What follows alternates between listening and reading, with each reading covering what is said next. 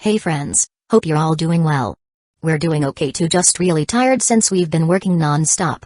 We wanted to answer a question many of you ask: how does our publishing process work? Most of our audiobooks are first posted on Patreon as paid content. They stay behind a paywall for a few months. After that, they become free to access on Patreon forever. Then, a few weeks later, we upload them to other platforms like YouTube, Facebook, and Twitter, X. Lately, our community hasn't been growing much, and we could really use your help. Please share our site in your Facebook groups, Discord servers, Reddit threads, Twitter, X, or with any friends who might be interested. Every little bit helps and we really appreciate it. Thanks a lot for being with us and supporting what we do. Special reminder, prepare a cream cake, it might make her more willing to listen to your suggestions. This is incredible. This wristband can summon Miyuki Kirishima to the real world. With a mental power requirement of 20, this isn't simple. Previously, to use the strange item Snake Eye Pearl, Lin Yi had raised his mental power from 15 to 18, and now he was about to add more points. You have used 2 free points, your current mental power is 20, you currently have 3 free points remaining. Just as Lin Yi was about to call for Miyuki Kirishima, he suddenly remembered the last special reminder. So he quickly got up, put on his coat, and left the apartment to head for the nearest convenience store. The convenience store nearby is open 24 hours. Cream cake, cream cake. This should be fine. Seeing the ordinary cream cake at the convenience store, Lin Yi thought it should be okay. At this time, all the cake shops are closed. I should have bought a small cake on my way back from Chiba Mall. After returning to his apartment, Lin Yi quickly tidied up the place, then held the wristband and silently said the invocation. 1 second. 2 seconds. Nothing happened. Did I get rejected? How embarrassing. Lin Yi had been looking forward to seeing Miyuki Kirishima again, but this was the result. I'm here. A cold voice came from behind. Lin Yi immediately turned around and saw Miyuki Kirishima, sitting on the edge of the bed. She was wearing the female uniform of Kyoto Private Elite High School. A beige top paired with a black gray-pleated skirt, her long legs wrapped in black stockings, looking both sexy and seductive. Miyuki Kirishima gave him a slight glance, her eyes radiating a cold, icy aura. Lin Yi suddenly didn't know what to say. I guess I've kept my promise. Though, you came here as a guest. Miyuki Kirishima stood up, her gaze sweeping across the apartment, seemingly understanding Lin Yi's situation. This is the world of the living? Yes, do you want to go outside and take a look? She glanced out at the pitch-black night and shook her head. Next time. Miyuki Kirishima refused. Why did you call me here? First, I wanted to see if I could summon you into the real world. Second, I wanted to see if I could touch you in reality. Lin Yi suddenly realized his phrasing was a bit off, so he quickly added, I just wanted to see if I could touch you in the purely strange state of reality. If you don't want to, it's fine, I won't force it. The next second, Lin Yi saw Miyuki Kirishima extend her hand, silently agreeing. He stepped forward and reached out to take her hand. But he passed right through it. It was like a phantom, unable to touch her at all. I can't touch you. Lin Yi withdrew his hand. I just don't know if others can see you, touch you, or sense your existence. I don't know. Miyuki Kirishima shook her head. Since I appeared in the real world, I'm not sure if people here can observe my presence. Too bad, I bought a cake specifically for you, but seeing your situation, it looks like you can't eat it. However, next time I go to school, I'll bring you a cake. What flavor do you want? Miyuki Kirishima noticed the small cake on the table, walked over to it, and picked it up, tasting it. Lin Yi? What's going on? He can't touch the girl, but she can touch the cake? I need to investigate this further. Could it be because I'm a living being, and the cake is a non-living object, so it can be touched? Lin Yi thought of several possible explanations, but in the end, he still couldn't reach a definitive conclusion. 5 minutes is a very short time, and only 30 seconds were left. Miyuki, I have one last favor to ask you for an experiment. She merely looked at Lin Yi's face without speaking, but her meaning was clear, and Lin Yi had gotten used to her style of communication. After the 5 minutes are up, I want you to try resisting any force that might try to send you back. I want to test if you can stay in this world longer by force. It's dangerous. Miyuki Kirishima said softly. How powerful must the mysterious force that brought her to reality be? If it feels wrong, don't resist. I mean, you might be in danger, as I came here relying on your existence. That made sense. Let's give it a try. Maybe you won't resist and will just return immediately. Lin Yi didn't want to give up. And he thought that if Miyuki Kirishima resisted returning and caused him lethal harm, it wouldn't make sense. She agreed. 5 seconds left until the 5-minute timer expired. 3 seconds. 1 second. Time's up. I heard the return prompt sound. If I don't return, I'll suffer a mental shock, and in the end, I'll fade away. As for you. Soon, Lin Yi felt an overwhelming mental exhaustion, rapidly growing stronger. Snap. He couldn't stay standing and fell into a sitting position, while Miyuki Kirishima's figure disappeared from the room. Lin Yi broke into a cold sweat. I'll try again after increasing my mental power. The strange game still had many rules waiting for him to discover and develop.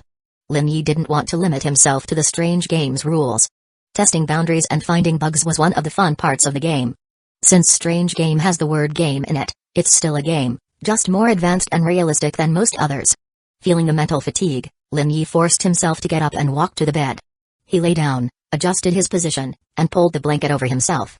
Sleep. Lin Yi turned off the light. Surviving in the strange teaching building had already consumed a lot of energy, and the final test brought an unprecedented mental shock. Lin Yi just wanted to sleep, a good long sleep. The apartment was dim, with only faint starlight coming through the window, casting a cold glow. Ho! Ho! His breathing was steady. Lin Yi quickly fell into a deep sleep. On Monday, the bell for class at Sobu High School rang right on time. Many students quickly took their seats. Shizuka Hiratsuka arrived at the second-year J class and immediately spotted the empty seat at the back of the classroom. Isn't Lin Yi absent today? Wasn't he the one who said he would study hard and improve every day? How come he's late on the first Monday of the new week? Teacher, I haven't seen Lin today. Maybe, like before, he decided not to come to class again. The class president answered. As an international student, Lin Yi still had some recognition in Class J, but unfortunately, his grades were average, and he had skipped class multiple times, which caused his reputation in the class to quickly decline. There were almost no students in the class who were close to him. I see. Let's begin the lesson. Shizuka Hiratsuka suppressed her thoughts and started the class. Alright, open your textbooks to page 20. Today, we will cover. Soon, the second-year J class entered into study mode. Sitting by the window in the last seat, the girl with long black hair stared at the figure on the podium, studying and memorizing seriously. After class, Shizuka Hiratsuka returned to her student guidance office with the textbooks. Thud. She threw the book onto the desk, immediately revealing a frustrated expression. The first class is over and he still hasn't shown up. That brat is definitely skipping school again. How does he expect to make it into the top 3 of the year? Even if I gave him Yukino's test papers, I'm sure he'd still mess it up. She was really angry. Shizuka Hiratsuka had genuinely thought that Lin Yi had improved, that his amnesia had turned him back into a studious student who loved learning. But now, after just one weekend, he was already skipping school again on Monday. Did he go chasing idols again this weekend? Boys. At this age, they should be striving, studying hard. If they don't study now, how are they going to find a good girlfriend in the future? Sigh. Being blinded by idols and celebrities, this is what happens when you indulge in distractions. Shizuka Hiratsuka sighed to herself. Shizuka-senpai. What's going on? Outside the office, a young female teacher in a black business suit appeared. It was Hina Takabana, her junior, and the new English teacher at Sobu High. Hina, I'm just sighing because Lin Yi hasn't come to class again. He's probably skipping school again today. Eh?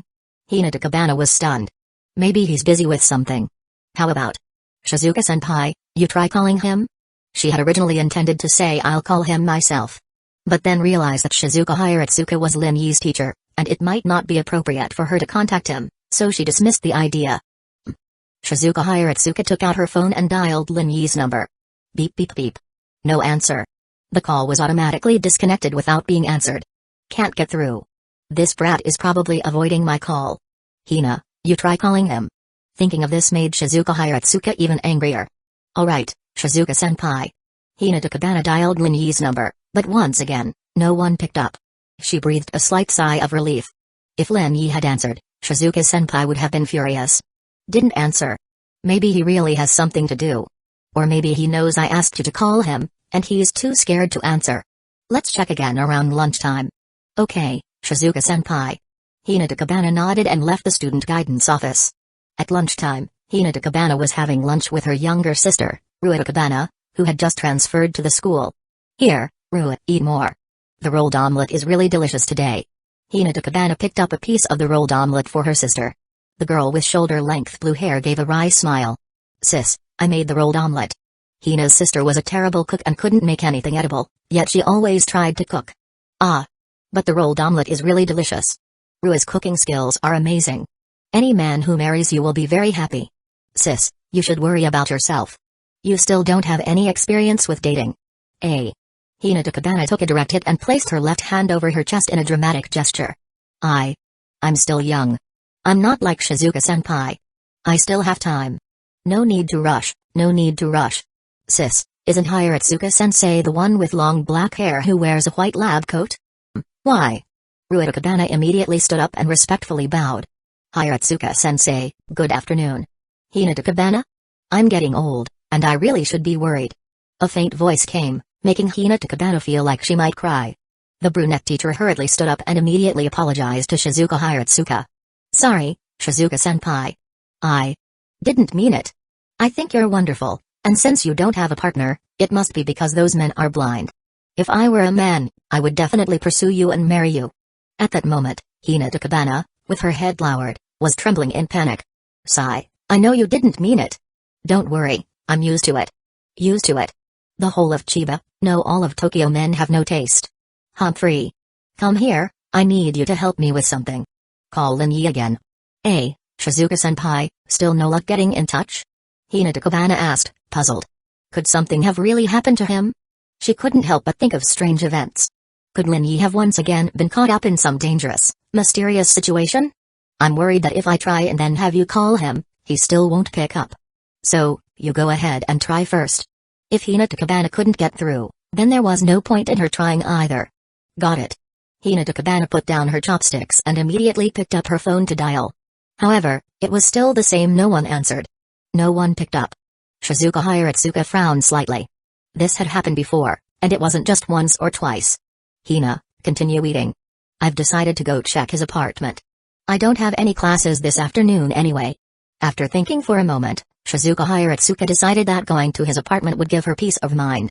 I'll go too. Hinata Kabana immediately said. I don't have any classes this afternoon either, Shizuka-senpai. I'll go with you. No need. I already bothered you enough last time. It's no trouble at all. I'm also his teacher, though not his subject teacher, ha ha ha. After smiling, Hinata Kabana immediately quickened her pace at eating lunch. 2 minutes later, she was done. Rua, could you take care of the dishes? You go home alone after school. I might have something to do. Okay, sis. While we're at school, call me sensei. Yes, Hina-sensei. Ruata Kabana said earnestly. Soon, Shizuka Hiratsuka and Hinata Kabana left the school building. Ruata Kabana thought about the name mentioned by the two teachers. Lin Yi. She was slightly puzzled, thinking about what her sister had told her during dinner last night. Rua, don't get interested in a boy named Lin Yi at school. Even if you like him, don't be the one to make the first move. Why did sis say that? Is he very handsome? Very popular with girls? Ruata Kabana considered asking her classmates for information about Lin Yi. But soon, she abandoned the idea. She had just transferred to Sobya High, and today was her first day. She didn't yet know anyone well enough to ask such a question. Ding dong. Ding dong. The doorbell rang repeatedly. But the door remained tightly shut. Teacher, what should we do? Open the door. But we don't have a key. I do. Hinata Kabana? She watched as Shizuka Hiratsuka took out a set of keys and selected one to insert into the apartment door. He asked for the keys before, just in case this situation came up. Hey. Click. The door opened. Standing at the doorway, Shizuka Hiratsuka immediately walked in. With the light from outside streaming through the window, the room looked bright. At first glance, Shizuka Hiratsuka immediately saw Lin Yi lying on the bed, resting with his eyes closed. A big question mark appeared in her mind. Still sleeping at this hour? What time did this guy stay up until last night? He shouldn't be so crazy about playing games. Shizuka Hiratsuka quickly walked over to the bed in 2 steps, placing her right hand on Lin Yi's shoulder and shaking him hard. Hey, wake up. Lin Yi, it's morning, wake up. If you don't wake up now, I'll have to give you the iron fist. Finally, after Shizuka Hiratsuka is shaking, Lin Yi groggily opened his eyes, feeling a headache and a little dizzy, like he had been drinking. He held his head and tried to sit up, but found his body a little uncontrollable. Don't pretend to be sick. Shizuka Hiratsuka was worried that Lin Yi might be faking illness, so she immediately placed her hand on his forehead. It wasn't hot, he wasn't running a fever. Humphrey, you're not sick. No, I just stayed up a little late last night. Lin Yi shook his head and slapped his face with both hands to wake himself up a bit more. Then, he looked at Shizuka Hiratsuka. Teacher. This isn't really appropriate, is it? He saw something. He saw that Shizuka Hiratsuka, in his apartment room, was only wearing underwear, with black lace panties fully exposed to the air. Her snow-white skin was even more apparent under the black lingerie. Damn, she's so sexy. Moreover, Shizuka Hiratsuka had a great figure, which made Lin Yi feel a little overwhelmed for a moment. What's inappropriate? You skipped school, and you don't want me to come here and find you? Because you didn't come to school and I couldn't reach you by phone, Hina came along with me. Lin Yi sat up and looked at the brunette teacher, Hina Takabana, standing behind Shizuka Hiratsuka. What the hell? Hina-sensei, why are you wearing only underwear too, like Hiratsuka-sensei? She looks more reserved than Hiratsuka-sensei, but her underwear is also sexy, and red, no less. It's even more stimulating than black lace. Hina-sensei has a nice body too. No way. Did they really put on sexy underwear just to come find me at school? This is inappropriate. Really inappropriate. I, Lin Yi, won't be swayed by this kind of temptation. Unless. PFFT. Cough cough cough. Lin Yi suddenly started coughing, immediately pounding his chest with his right hand to calm his shaking emotions. What did he just see? He saw that the red lace underwear on Hina Takabana disappeared, leaving only her delicate, snow-white body exposed. That beautiful figure was completely etched into his mind, and the image wouldn't fade for a while. What's wrong with you? Did you play games all night and get too tired? Lin Yi glanced at Shizuka Hiratsuka. Her large chest immediately jumped into his view. What the hell? So big. Such a beautiful shape. At this moment, Lin Yi realized it was his own problem, not Shizuka Hiratsuka or Hina Takaban's. Of course. How could Shizuka Hiratsuka and Hina Takabana, as teachers, come to his apartment in their underwear? It's all in my head. It must be X-ray vision. I must have gained a new superpower. Wait, what about my time stop ability? Time stop. Activate. In an instant, everything froze, falling into a static state. It was completely silent, not a single sound. Still here. Lin Yi poked Shizuka Hiratsuka. She didn't respond. He walked over to Hina Takabana and poked her again. Kid, what are you doing? Lin Yi? The next moment, he looked up at Hina Takabana and saw that her face was red, and she was holding her chest with both hands, looking shy. Watch my iron fist. Time stop. It didn't stop. What's going on? Why can't I use it now? The fist wind howled toward him. Hina Takabana instinctively pulled Lin Yi and shielded him behind her, facing Shizuka Hiratsuka. Hina, what are you doing? It's nothing, really. It was just an accident. Lincoln certainly didn't mean it. He's just confused from sleep. Shizuka-senpai, please don't take this seriously. I don't mind, really. So please, Shizuka-senpai, let's not dwell on this. Hina Takabana said seriously. Alright. Seeing that Hina Takabana said this, Shizuka Hiratsuka let Lin Yi go, but still gave him a stern look, reminding him not to think he could act recklessly. Sorry, Hina-sensei. Lin Yi apologized to Hina Takabana, and as he did, he controlled his X-ray vision, returning to his normal sight. At that moment, he confirmed his situation. Superpower, X-ray vision. A new superpower for a new week. Chapter 92, Yukino, did I gain X-ray vision? The sudden change caught Lin Yi completely off guard. In reality, when Lin Yi gained the time stop ability, he did consider the possibility that one day this superpower might disappear. However, after using it repeatedly, day after day, and seeing no sign of it failing or vanishing, Lin Yi gradually began to believe that the time stop would never disappear, that he would always have it. But now, it seemed he had been overthinking it. This superpower only lasts for 1 week. Lin Yi suddenly saw some text appear in his vision, just like when he first traveled to this world and saw that string of words. Your time stop ability from last week has ended, defect unlocked. The defect is, the female closest to you when you first use the time stop will not be affected by the time stop during its use, Lin Yi? So this is the defect? Who was the closest female to him at that time? It was Hoshino Ai. In other words, when he used the time stop while interacting with Hoshino Ai, she had been able to see everything. Including all the inappropriate things he did to her. He was shocked. Hoshino Ai didn't show any reaction at all. Lin Yi marveled at her acting skills. Your superpower for this week has been updated, superpower, X-ray vision, but the defect is, at this moment, Lin Yi was completely certain about his situation. The superpower experience period lasts for 1 week, and this week's superpower is X-ray vision. Last week's time stop experience had already ended. Such a huge loss. Compared to X-ray vision, time stop was far more useful. Everything X-ray vision could do, time stop could do as well. But there were many things Time Stop could do that X-ray vision simply couldn't. Lin Yi suddenly felt the pressure. The strange game had just switched from easy mode to hard mode in an instant. I don't want X-ray vision, I want Time Stop. Replacing Time Stop with X-ray vision was a huge loss. He felt completely demoralized, looking lifeless. The images of Shizuka Hiratsuka and Hinata Kabana in their beautiful forms, which had once excited him, were now pushed into a corner of his mind, unable to stir any emotions. In his frustration, Lin Yi suddenly thought of another problem. Just now, he had used X-ray vision to see Shizuka Hiratsuka and Hinata Kabana in their underwear, but he also used the Time Stop afterward. Although it was only for a few seconds, it was indeed the Time Stop ability. Who else understood the feeling of using Time Stop better than him? No one. He had definitely used the Time Stop. Otherwise, how could this teacher, who had a violent tendency, not react at all when he poked Shizuka Hiratsuka? This was absolutely impossible. So, what's going on? Could it be that the Time Stop ability wasn't fully reset? Did it leave a little bit behind? No way. Lin Yi pondered repeatedly but couldn't come up with a reasonable explanation. Hey, what are you thinking about? Are you trying to come up with an excuse to get out of this? Let me tell you, I won't let you off easily for skipping class today. Shizuka Hiratsuka said, crossing her arms and looking at Lin Yi with slight dissatisfaction. No matter what, she never expected that in the blink of an eye, Lin Yi would actually go and touch Hinata Kabana, taking advantage of her. If Hinata Kabana pursued legal action, Lin Yi would definitely be taken to the police station, and if things got serious, he might even be deported. Shizuka Hiratsuka was so angry just now and even resorted to a fist to punish him, hoping that this would calm Hinata Kabana down and prevent her from holding Lin Yi accountable.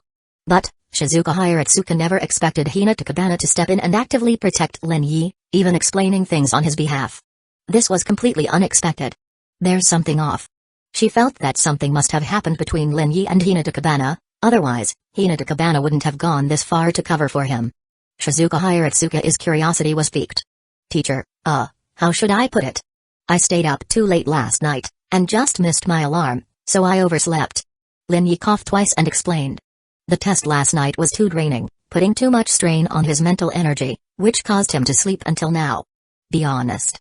The tall, black-haired beauty came to my apartment last night, and I couldn't sleep all night. Lin Yi admitted. The small apartment was silent, and Shizuka Hiratsuka's eyelid twitched, turning into helplessness. Who would believe that? Beep beep beep. The sound of horns from passing cars outside broke the silence. It's really not good to keep skipping class like this. If the school holds you accountable and even asks for your expulsion, I won't be able to do much as your teacher. I really don't want to see the day you get expelled. Shizuka Hiratsuka said, speaking sincerely. This wasn't because she cared particularly about Lin Yi. She always tried to treat all students equally and would do her best to guide and change any problem students, helping them get back on the right track. Sorry, I've caused trouble for you, Hiratsuka-sensei. Lin Yi said. But this made Shizuka Hiratsuka even more frustrated. If Lin Yi had argued a little or even stubbornly said he didn't want to go to class, she could have used some more forceful methods to change his attitude. But this guy's polite and sincere attitude made it difficult for her to push further. Shizuka-senpai, I'm sure Lin-san didn't do it on purpose. He'll definitely be more careful next time, right, Lin-san? Hinata Kabana smiled and gave a subtle glance. Yes, teacher, there was an unexpected situation last night. I won't be late again, won't leave early, and I won't cause you trouble anymore. I'll try my best. Lin Yi said, though his last words made Shizuka Hiratsuka almost believe him once again. Go wash up and change into your school uniform, I'll wait for you. Huh? What are you staring at? Hurry up. She urged. It's almost 2 o'clock. We still have to go to school? Lin Yi immediately headed to the bathroom to wash up as he saw Shizuka Hiratsuka's expression. Splash, splash. The sound of running water filled the apartment. Shizuka Hiratsuka now had the leisure to observe the state of the apartment. The room is quite clean. She noted. It was much tidier than her own apartment. For a high school boy's apartment, the hygiene was remarkable. She thought that Lin Yi must have strong self-control. But why didn't he like studying? Shizuka Hiratsuka sighed. Meanwhile, Hinata Kabana opened the window, letting in a cool breeze that tousled her chestnut-colored hair. Fresh air filled the apartment. 10 minutes later, Lin Yi finished washing up quickly and came out dressed in his high school uniform. The black, well-fitted uniform of Sobuhai perfectly accentuated Lin Yi's tall and athletic frame. Teacher, I'm done. Shizuka Hiratsuka glanced at him. To be honest, she thought that if Lin Yi were a bit more proactive and pursued other girls from Sobuhai, his chances would probably be high. But unfortunately, the person he once pursued was Yukino Shida. She knew exactly what kind of girl Yukino Shida was like. Trying to date Yukino? Sigh, it would be more reliable to just focus on getting into the University of Tokyo. Let's go. Shizuka Hiratsuka turned and walked toward the door of the apartment. At that moment, Hinata Kabata flashed a smile at Lin Yi, signaling him not to worry, and patted her chest with her right hand, indicating she would help. Good teachers are always helpful. Lin Yi followed them downstairs to the street. However, when Hinata Kabata reached the dangerous road they had walked down the night before, she subconsciously felt tense and glanced around, worried that something strange might appear again. She had deliberately avoided this road on the way here, but she had forgotten on the way back. Sigh. Teacher, I didn't have breakfast or lunch. Lin Yi suddenly said, drawing the attention of both Shizuka Hiratsuka and Hinata Kabata. You're not thinking of finding an opportunity to escape, are you? Shizuka Hiratsuka asked. No, I'm really hungry. If I don't eat something, I won't even have the strength to walk. If you, Shizuka-sensei, give me a piggyback ride to Sobuhai, we can continue. Lin Yi said, stepping toward her and dramatically extending his arms as if trying to jump on her. The female teacher quickly sidestepped, avoiding him. Let's see if there's anything to eat around here. There's a ramen shop over there, the taste is quite good. Teacher, if you haven't eaten lunch, you should join us. No need, both Hina and I have already eaten. Shizuka Hiratsuka replied. A few minutes later, under Lin Yi's guidance, the trio arrived at the ramen shop. Lin Yi ordered a bowl of tomato egg noodles. 5 minutes later, the steaming bowl of tomato egg noodles was served, with golden eggs paired with red tomatoes, and green onions sprinkled on top. The noodles were submerged in a rich broth, and the whole bowl emitted a tempting fragrance. Lin Yi started eating. The moment the noodles and broth entered his stomach, his previously empty belly felt satisfied, and his weak body regained some energy. At this time, the ramen shop only had Lin Yi as a customer, Shizuka Hiratsuka and Hinata Kabata were just accompanying him. The owner and the waitstaff didn't say much, but couldn't help but glance a few more times since both Shizuka Hiratsuka and Hinata Kabata were beautiful women. Shizuka Hiratsuka stared at Lin Yi while Hinata Kabata started scrolling on her phone and sent a message to her sister, Ruita Kabata. Soon, she got a reply. This made Hinata Kabata hum and immediately sent another message. No playing with your phone during class. Focus on studying. She knew that this time was precisely during class hours. Meanwhile, Lin Yi, while eating noodles and savoring the broth, subconsciously began to think. Now that he had lost time stop, his bold approach in the past would have to change. If he was going to continue with the strange game, he had to be more cautious and thoughtful. Currently, his game level was level 1, and to level up to level 2, he needed 50 experience points, which meant he just needed to complete one real-life regular task to level up. As for the items he currently possessed, they included the initial card obtained from the box, a gas mask, and various weapons like guns, ammunition, and grenades taken from the Atlantic Federation military base. Lin Yi was glad he had acted quickly and taken multiple trips to collect a good amount of weapons. Otherwise, without his time-stop ability, he wouldn't be able to obtain military supplies. The strange items he had were the Snake Eye Gem, Girl's Bracelet, and Movie Ticket. As for skills, he had Persuasion level 3 inches and... Wait. Looking at the golden skill listed in his skill bar, Lin Yi was stunned. Time stop level 1, what? How did this time stop skill suddenly appear? Name, time stop level 1, category, skill, quality, gold, ability. After using this skill, the world, except for the user, will fall into a relative state of stillness for 3 seconds. Cool down, 1 hour, usage requirements, none, usage method, whisper time stop activate. Note 1, you were definitely blessed by the goddess of luck in your previous life. Was her name Aqua? Note 2, 3 seconds, plenty of time to do a lot of things, right? You know exactly what I'm talking about, special reminder, use with caution and keep it secret. If this skill is exposed, you will immediately become a target, and players will try to steal it from you and kill you to prevent future threats. Lin Yi finally understood. The time stop ability was still there. He hadn't completely lost it.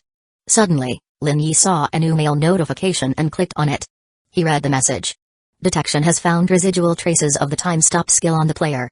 The game has collected and reassembled it, granting the player this skill. Congratulations, you've gained a new skill time stop level 1. Thank you for discovering the new skill and enriching the Weird Game database. We look forward to your future performance in the game. It continues to monitor your activity. Good game, good game. The superpower time stop indeed disappeared after being refreshed, and the new superpower, X-ray vision, replaced it. However, the weird game detected residual traces of the time stop ability and recollected it, granting him this skill. The time stop skill is naturally much weaker than his experience version of the superpower time stop, but it's better than nothing.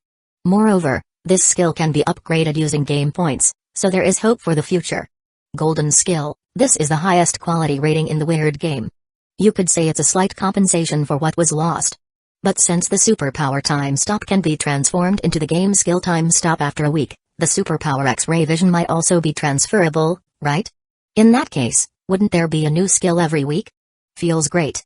Lin Yi couldn't help but smile, his lips curving into a grin. Clearing the weird game is just a matter of time. There's not much pressure, this game can still be played casually. Lin Yi took a bite of his noodles and suddenly noticed the strange gazes from the two beautiful female teachers sitting across from him, especially Shizuka Hiratsuka's smile, which sent an involuntary chill down his spine. Teacher, this. What's so good? Tell me, let's share the happiness. I was thinking, if I suddenly awaken X-ray vision, how should I make money? Shizuka Hiratsuka sighed. Study well, stop fantasizing. And if you had X-ray vision, I'm sure the first thing you'd do isn't making money. Ah. Then what would it be? Peeping at beautiful girls. I bet the first person you'd look at would be Yukino. If that happens, let me know, I'll call the police. I have a friend at the police station who could get some more cases. Shizuka Hiratsuka patted Lin Yi's shoulder and said seriously. Teacher, how could I be that kind of person? I'd be using the X-ray vision to see you first, teacher. You have an amazing figure, better than most 20-year-olds, and you dress so sexy. You definitely know how to show off, and men would love it. After Lin Yi calmed down, a nameless fire began to burn within him. He consciously restrained himself to avoid reacting. I hope so. As your homeroom teacher, I wouldn't want my students to go down a path of crime.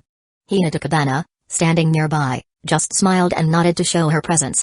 5 minutes later, Lin Yi finished his last spoonful of soup, and the three of them set off for the tram station. At the tram station, Lin Yi began experimenting with his X-ray vision. He focused on the briefcase of the man sitting across from him. Concentrating his gaze, the first layer of the black briefcase disappeared. He continued.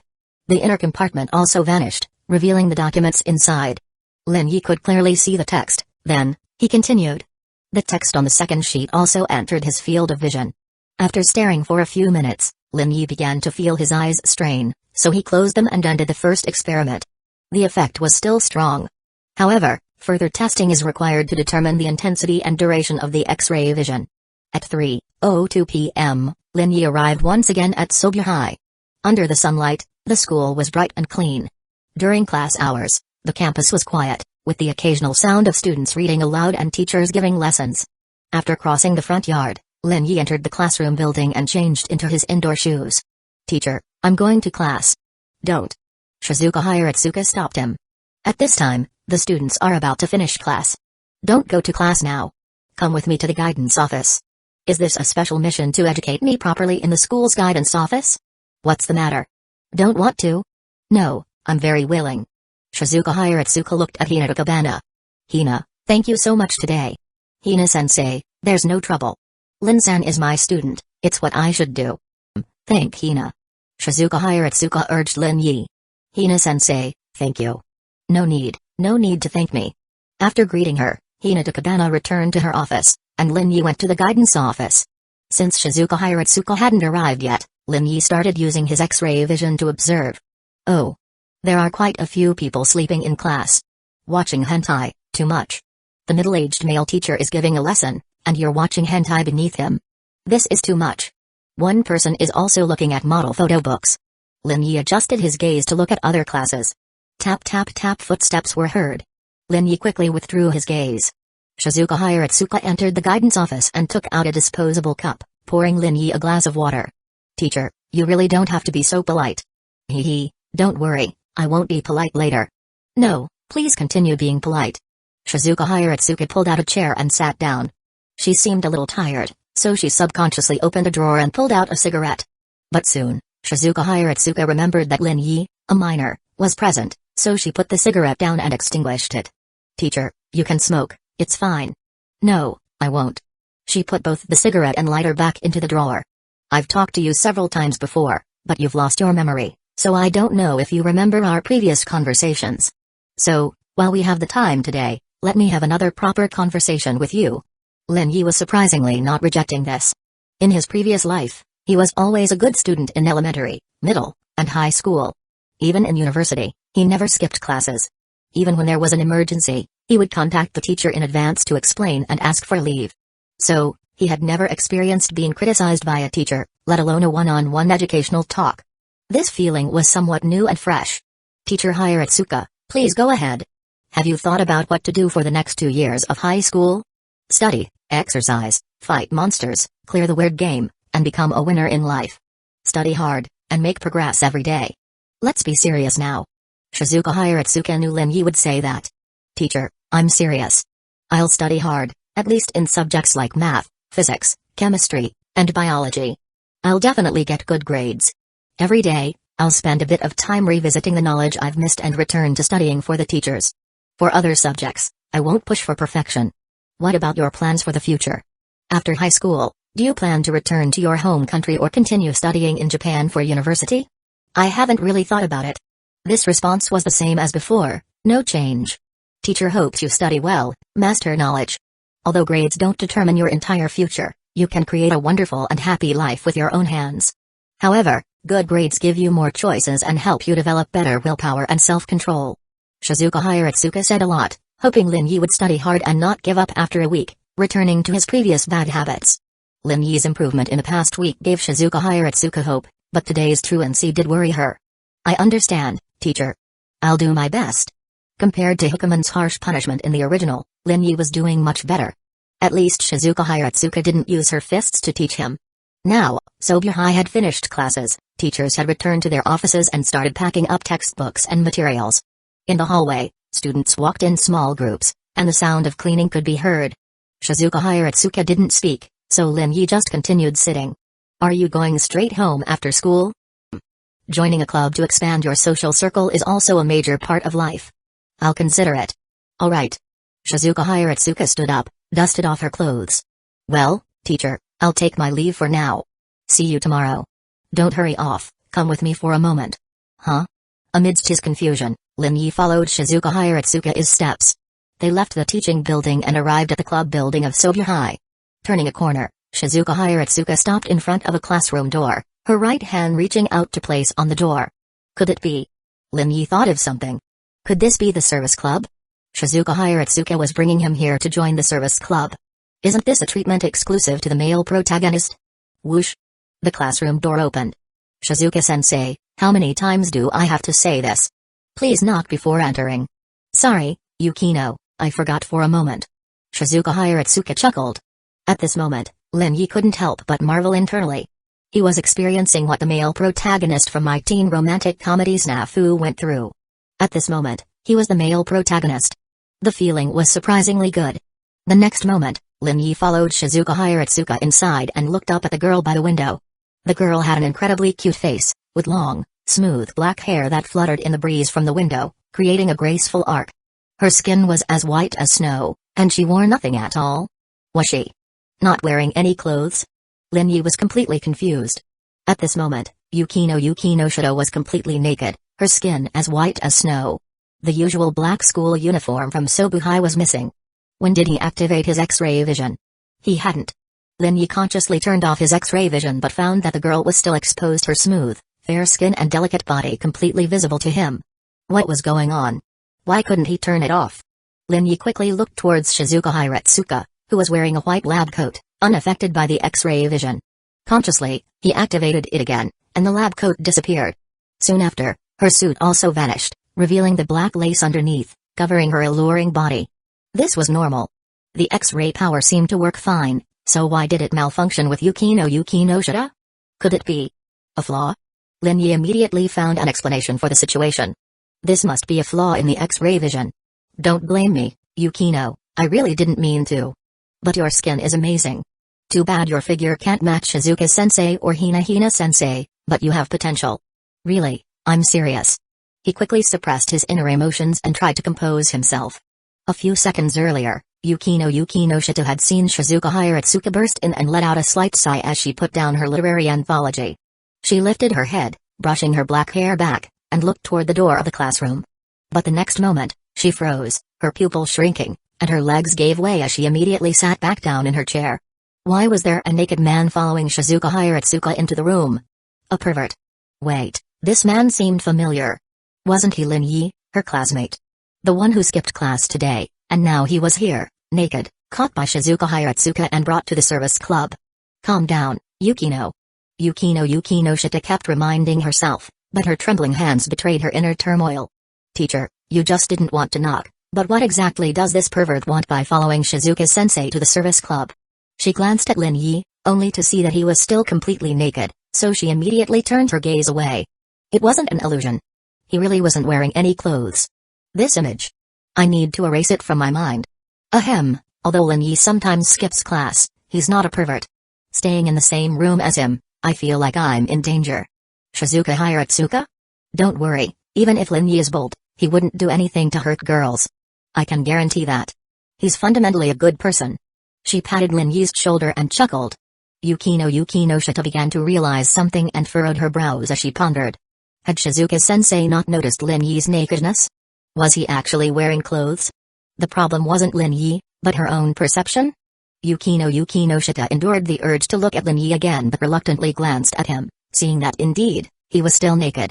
Could it be that she had developed an X-ray vision ability? So, teacher, what brings you here? Suppressing her inner turmoil, Yukino Shita remained calm and spoke slowly.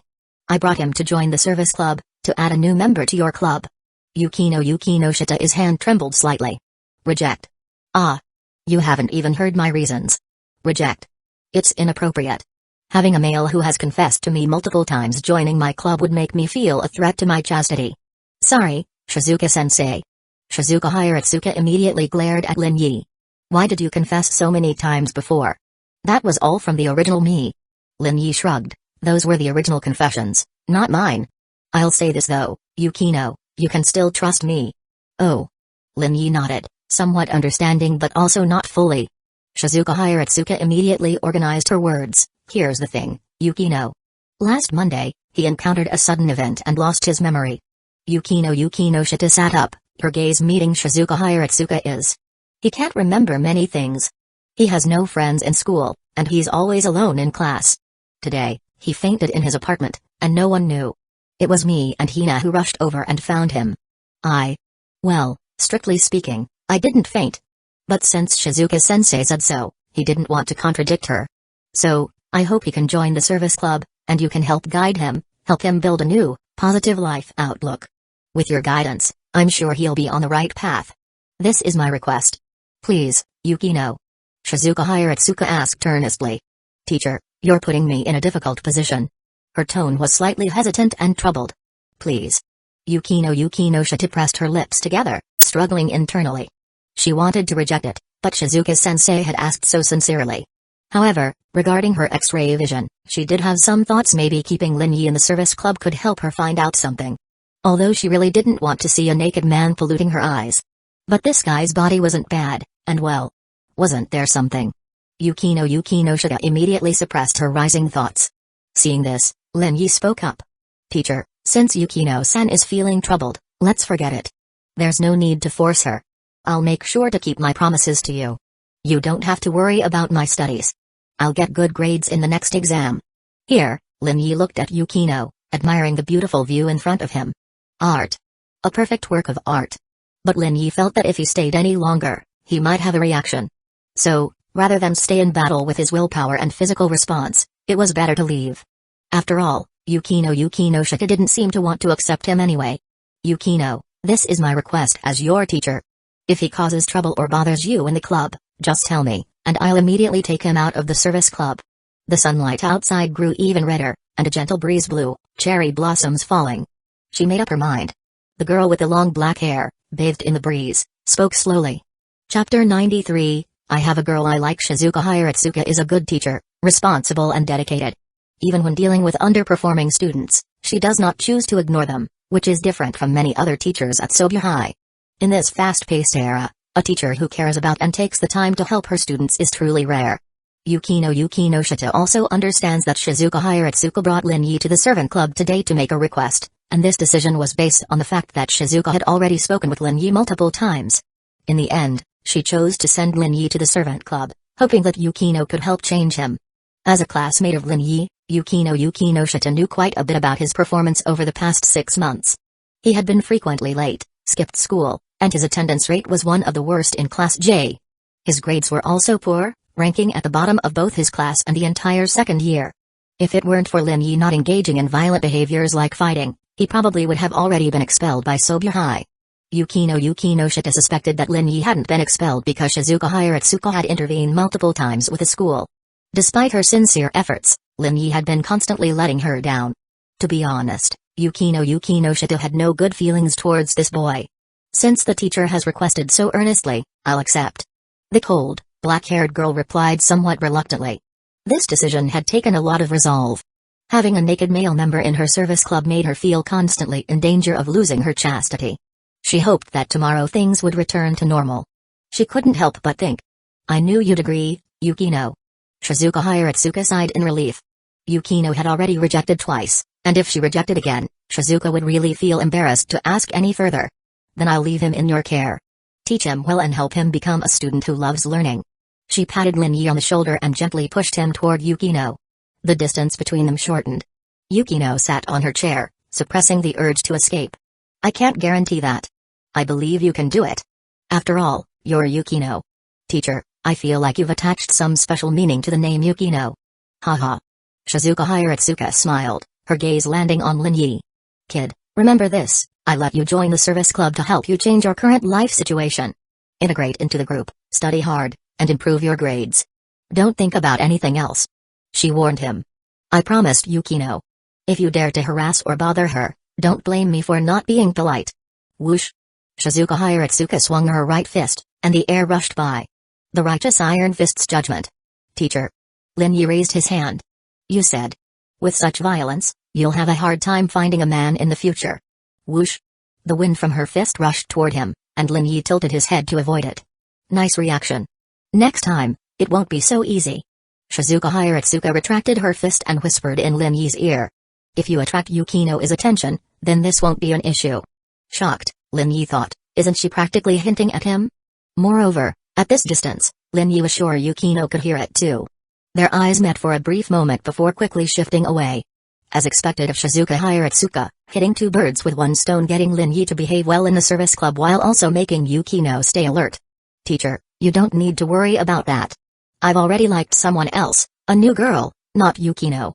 Shizuka Hiratsuka's memory was triggered. My Sakurajima, or I Hoshino? Can it be both? Hee. Hearing this from Lin Yi did indeed put Shizuka Hiratsuka at ease. If he could openly say in front of Yukino that he liked my Sakurajima and I Hoshino, it meant Lin Yi had truly let go of Yukino. Otherwise, who would mention liking other girls in front of the one they liked? Good luck. The teacher will be waiting for your good news. With that, Shizuka Hiratsuka waved and left, turning her back as she walked away. I'm leaving. Yukino, I'm leaving him in your hands. Click. The door to the service club closed. The large room was now left with only Lin Yi and Yukino. At this moment, unaware of each other's thoughts, the two saw through each other's bodies. After Shizuka Hiratsuka left, Lin Yi felt the stillness of the atmosphere, especially since the black-haired girl's situation made him think more. Calm down, don't overthink it. Sit down first. The cold voice broke the silence in the service club. The girl turned and picked up a literary anthology from the desk, continuing to read. Lin Yi walked over to a large table made from 6 desks and pulled over a wooden chair to sit down. Yukino sat upright, her expression calm, her eyes focused on the book in her hands. Her slender fingers occasionally turned the pages, which made a soft rustling sound. Lin Yi glanced at her, then took out his phone and pretended to casually browse. This week's superpower was X-ray vision. The superpower lasted for 7 days and would be replaced with another ability next Monday. If we analyze this from the perspective of the time stop ability, his game character panel would also show X-ray vision.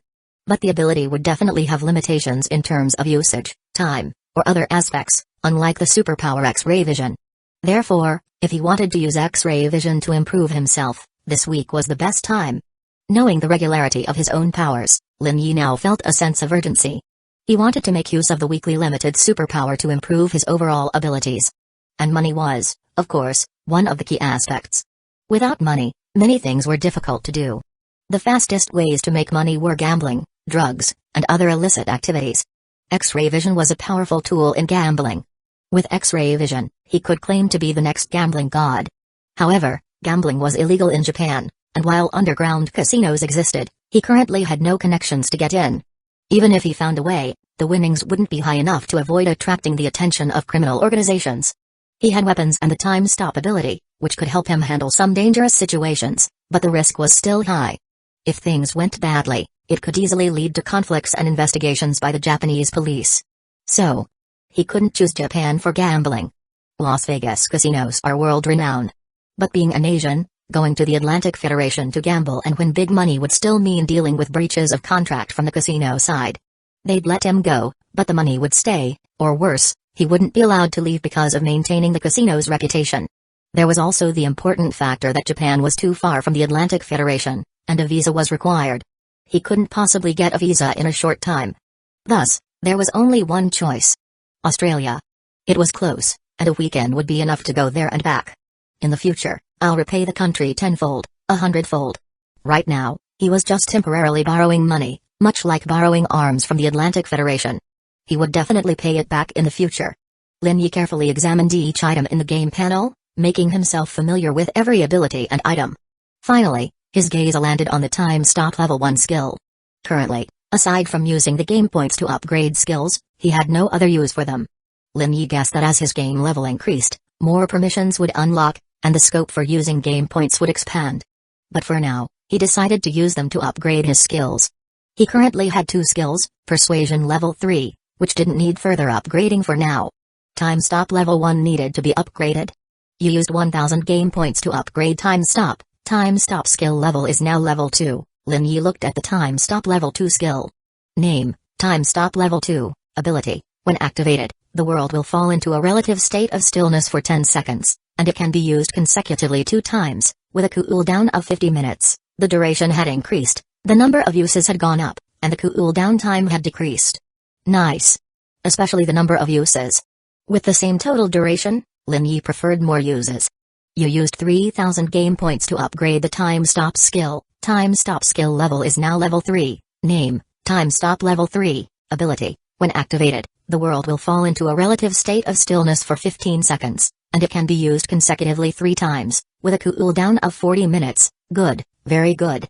Now the margin for error was much higher. With his current strength, Lin Yi was confident that he could board the number 18 bus again and still pass the entrance exam for Kyoto Private Elite High School. Skills were just an aid, a help. The most important thing was his own strength. The Time Stop superpower wasn't invincible, especially with his current skill level. Outside the window, the sunset painted the sky in gold and red. The sounds of bustling students from Sobuhai reached his ears.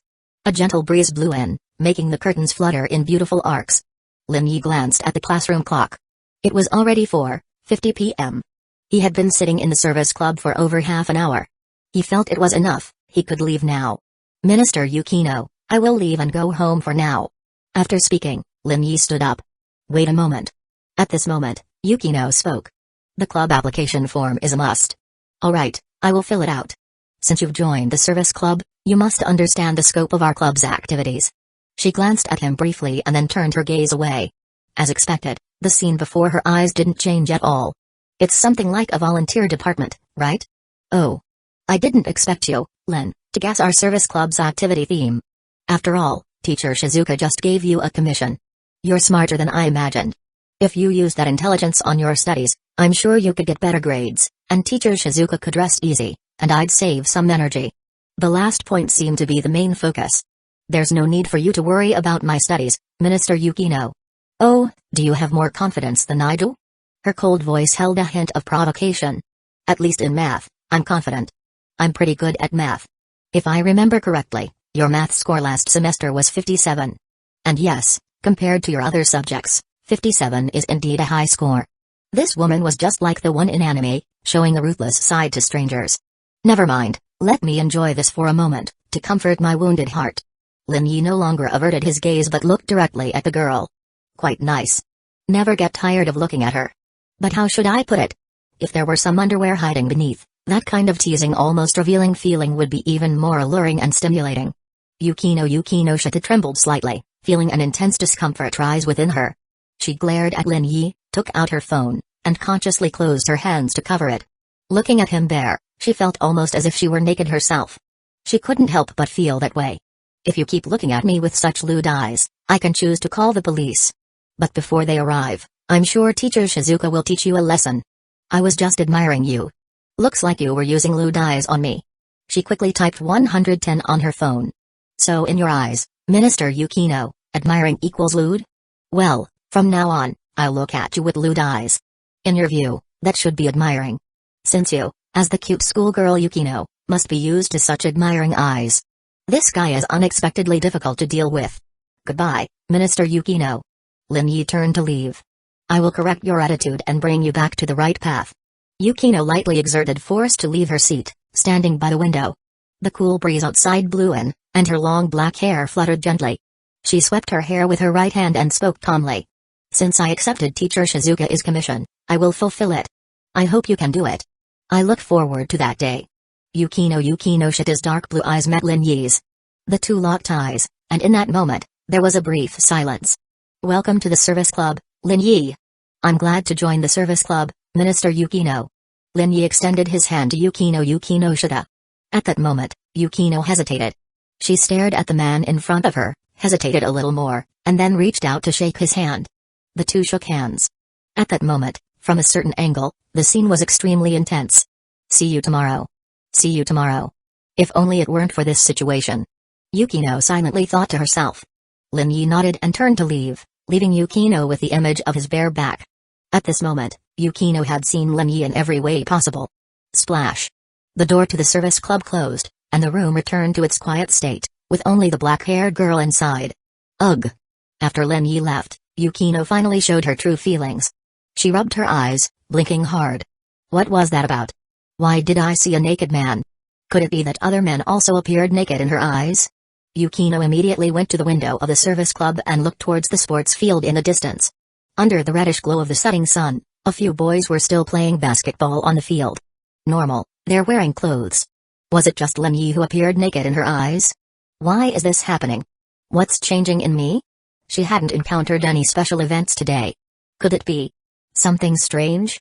There were rumors circulating online and among students. Many people knew about it, but it was unclear whether they were true or false. Why was she thinking about it now? It was because Yukino had once heard that people who experienced strange events gained some special abilities. She was now experiencing what could be considered a special ability, right? Yukino wanted to ask someone, but after thinking for a while, she realized she had no one to ask. Maybe I should ask Teacher Shizuka. If Teacher Shizuka didn't give an answer, she'd have to ask that other woman. Strange? Yukino, you don't look like the kind of person who would believe in these mysterious rumors. Teacher Shizuka laughed. I don't believe in them, but there's been a lot of talk about it, so I came to ask you, teacher. Haha, there's nothing strange. It's just students with too much time on their hands passing rumors. Don't believe it. Yukino calmly accepted the answer and left. After she left, Shizuka's expression returned to its calm state. I'm doing this for your own good. Belief increases probability, that's a situation where belief helps. According to the information Shizuka had, those who were more likely to believe in the existence of the strange were more likely to be chosen by the strange game. Now, various governments worldwide were actively suppressing the spread of related information, controlling public opinion to reduce the number of strange occurrences and slow their spread, to avoid social chaos. It was said that the Atlantic Federation had once conducted an experiment on a remote island with 500 people, intentionally increasing their belief in strange phenomena to increase their chances of being selected by the strange game. But the result was a disaster. Powerful strange beings appeared. The island became a hell, and of the 500 people, fewer than 5 survived. Since then, countries had been more cautious about related information, mixing true and false rumors. For example, a country once spread a rumor about an immortal practitioner slaying demons with a sword, accompanied by a video that briefly went viral, only to be debunked soon after. And in Europe, there were many rumors about vampires attacking women at night, angels descending to Earth, and various other stories that appeared on the internet to influence public perception and prevent the widespread belief in strange phenomena. This was information Shizuka had learned from her family. If anyone is going to tell you about these matters, it should be someone from the Yukino Shita family, not me. Although Shizuka didn't believe that telling Yukino about these things would involve her in a strange incident, as a teacher, she hoped her students would have a carefree high school life. The farther away from the strange, the better. On her way out of Sobya High, Yukino Shita kept thinking about the moment when she asked the question and the brief look of shock that appeared on Shizuka's face. Was she surprised by me asking such a ridiculous question? Or was she shocked that I knew about strange occurrences? Both were possible, but for now, she couldn't make a judgment. I'll have to ask my sister when I get home. Aside from her, Yukino Shita couldn't think of anyone else to ask.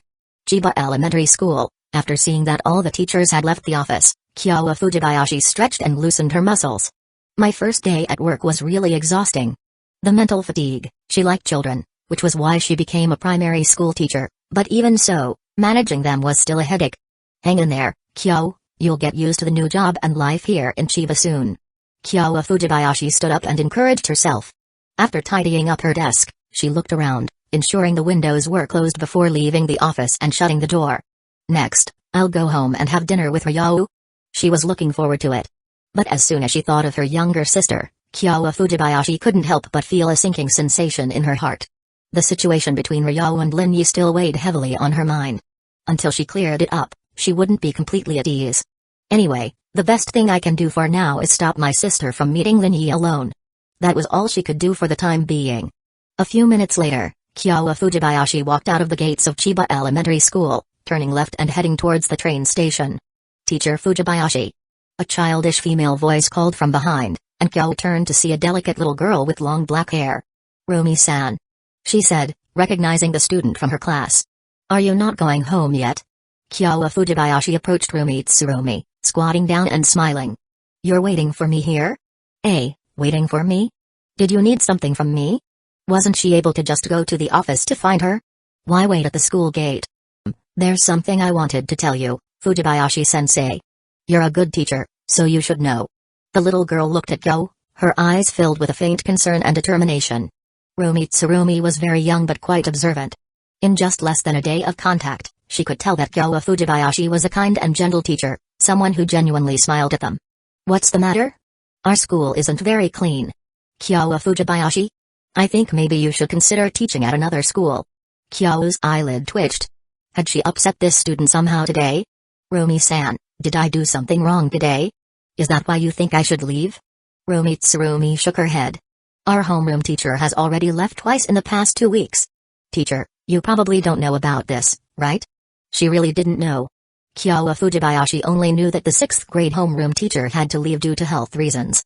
To her, that seemed like a normal situation, but 2 homeroom teachers leaving in 2 weeks? Something didn't add up. Did you all bully the teachers together? Rumi Tsurumi rolled her eyes. Do you think that's possible? Then. You're a good teacher, I don't want to see you shocked. At this point, Rumi Tsurumi bowed to Kyo and left, leaving only her retreating figure. Kyo was left confused, wondering what just happened. What is going on? Her gaze fell on the small, sunlit school. Everything seemed normal. There was nothing dirty or suspicious here. Shaking her head to clear her confused thoughts, she murmured, maybe it's just a joke. I won't back down because of this. She clenched her right fist. In fact, she felt that Rumi Tsurumi didn't want to say this herself, but was probably pressured by her friends. Elementary school students still had many things going on. The phenomenon of kids teaming up to bully someone still existed. More than half an hour later, Kyo returned to her apartment. About 10 minutes later, the door to the house opened. Ryo, welcome home. Sis, you're home so early. It should be me asking you that. Aren't nurses busy? Her sister had gone for an interview today and had sent a message midway she had successfully gotten a job at Chiba City Hospital, the same hospital as her friend, Ren Nana's. I just started today, mainly to get familiar with the hospital layout and the staff, but yes, the hospital was very busy today, especially with the car accident that happened yesterday. It exhausted all the medical staff, so quite a few people were missing today. With such a situation, how did you come home so early? Sis, are you hoping I came back, or are you not happy that I came back? Ryowa Fujibayashi looked at her sister. Ah, of course, I'm happy you're back early, haha. If you came back late, that would worry me. There will be night shifts from now on. With that, their opportunities to talk would become even fewer. Just night shifts, then.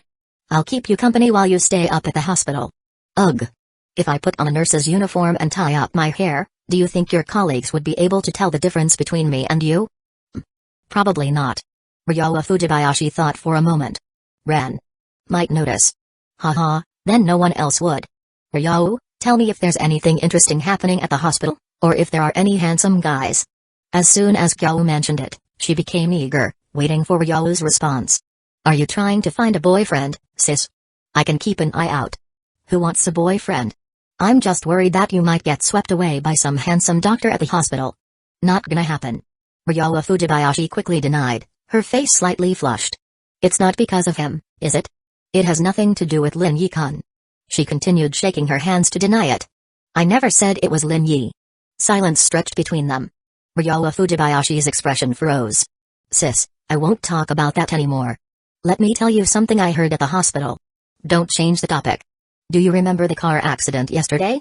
The one where Ren was urgently contacted to return to the hospital to assist with that series of car accidents.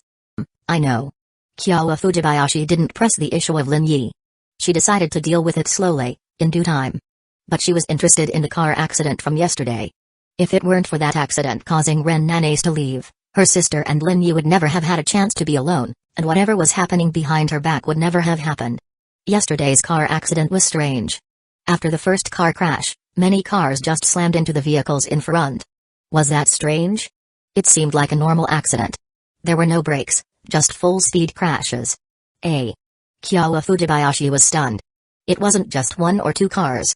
According to the surveillance footage, at least 7 cars crashed into the vehicles in front without braking. 1 or 2 might be a coincidence, but 7? That didn't seem like a coincidence. It really feels like something's wrong. Yeah, some nurses were saying they might have been possessed. Ugh. Some nurses were even wondering if that stretch of road was cursed, like there were evil spirits. Unlike others, Ryo Fujibayashi had experienced eerie incidents firsthand. Her instinct told her that this might be connected to something supernatural. Could the people who died in the accident have perished because they didn't pass some strange game? She decided she would contact Lin Yi and tell him about this matter. Sis, just don't ride your motorcycle down that road in the future. What? Ryo, you're just trying to scare me. No, I'm serious. I just want you to avoid dangerous places and stay safe for the rest of your life. Eerie events should be kept away from her sister forever. So, she subtly expressed her desire for her sister to stay away from dangerous places. Got it.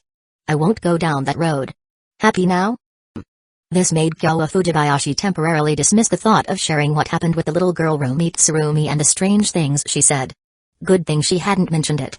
If she had, her sister might have really suggested she leave the school and find another job. She couldn't just quit after one day. Besides, she was Kyo Fujibayashi, fearless and strong-willed. Tomorrow, when she went to class, she'd stay for a couple of extra hours with 2 dictionaries in hand.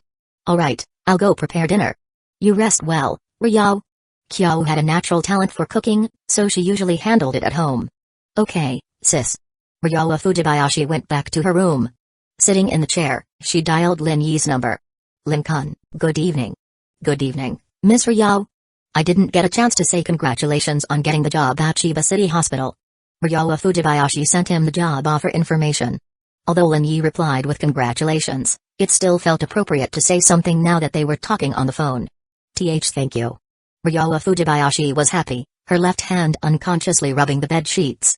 Today, aside from telling Lin Yi about the car accident, she also wanted to ask Lin Yi out, but she wasn't sure if he would agree. At the same time, a sense of guilt emerged.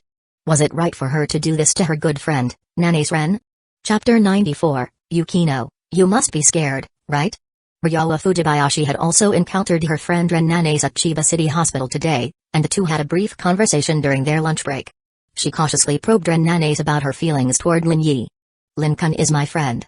He once helped me with a big problem, and I'm very grateful to him. Going to the mall with Lin-kun over the weekend was just because he wasn't familiar with Chiba and needed a guide. Ryo, don't overthink it. That was Ren Nanace's response to Ryo Fujibayashi. Ryo Fujibayashi didn't believe it. As a girl, she was very sensitive when it came to matters of affection. A girl willing to accompany a man alone to the mall, have dinner, shop, and even watch a movie together, how could that be just a normal friendship? It's just. Her purple short hair swayed gently with her slight movements as she took a deep breath and made a decision. She decided to trust Ren Nanace.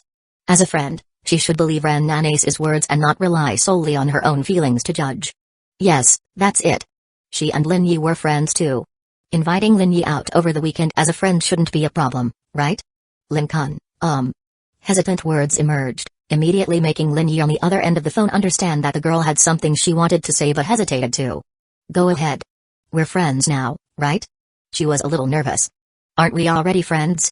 Yes, of course, we're friends. So? From now on, just call me Ryo. Miss Ryo feels too formal. It doesn't sound like something friends would say. At the end, Ryo Fujibayashi suddenly changed her mind. Inviting him out, how hard it was to say, how embarrassing. Her face was flushed with heat at that moment.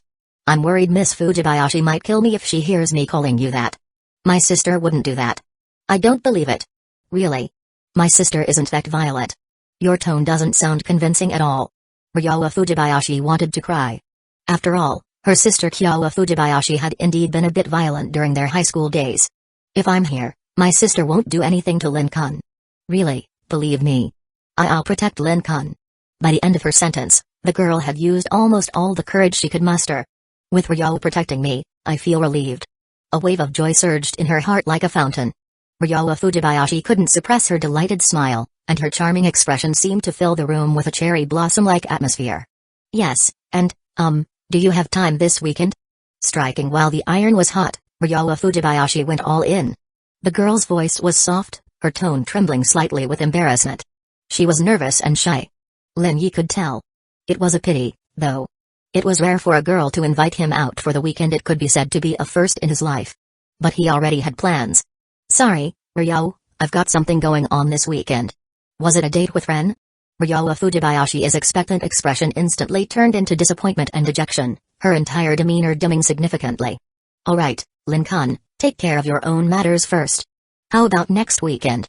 I don't have plans for next weekend for now. But Ryo, you just started as a nurse. I remember nursing is a shift-based job, and your break times aren't fixed. It's okay, I can adjust my schedule. Ryo Fujibayashi blurted out quickly, afraid that Lin Yi would refuse. Let's go with your schedule. I can take leave more flexibly. The purple short-haired girl's heart warmed. Lin Yi was being so considerate, it was so gentle of him. Alright, and there's one more thing I need to tell you. What is it? Ryo Fujibayashi recounted yesterday's chain car accident in Chiba. Amid the pile-up at the front, at least 7 vehicles in the rear had failed to brake or slow down, crashing into the ones ahead. Lin Yi sensed something strange.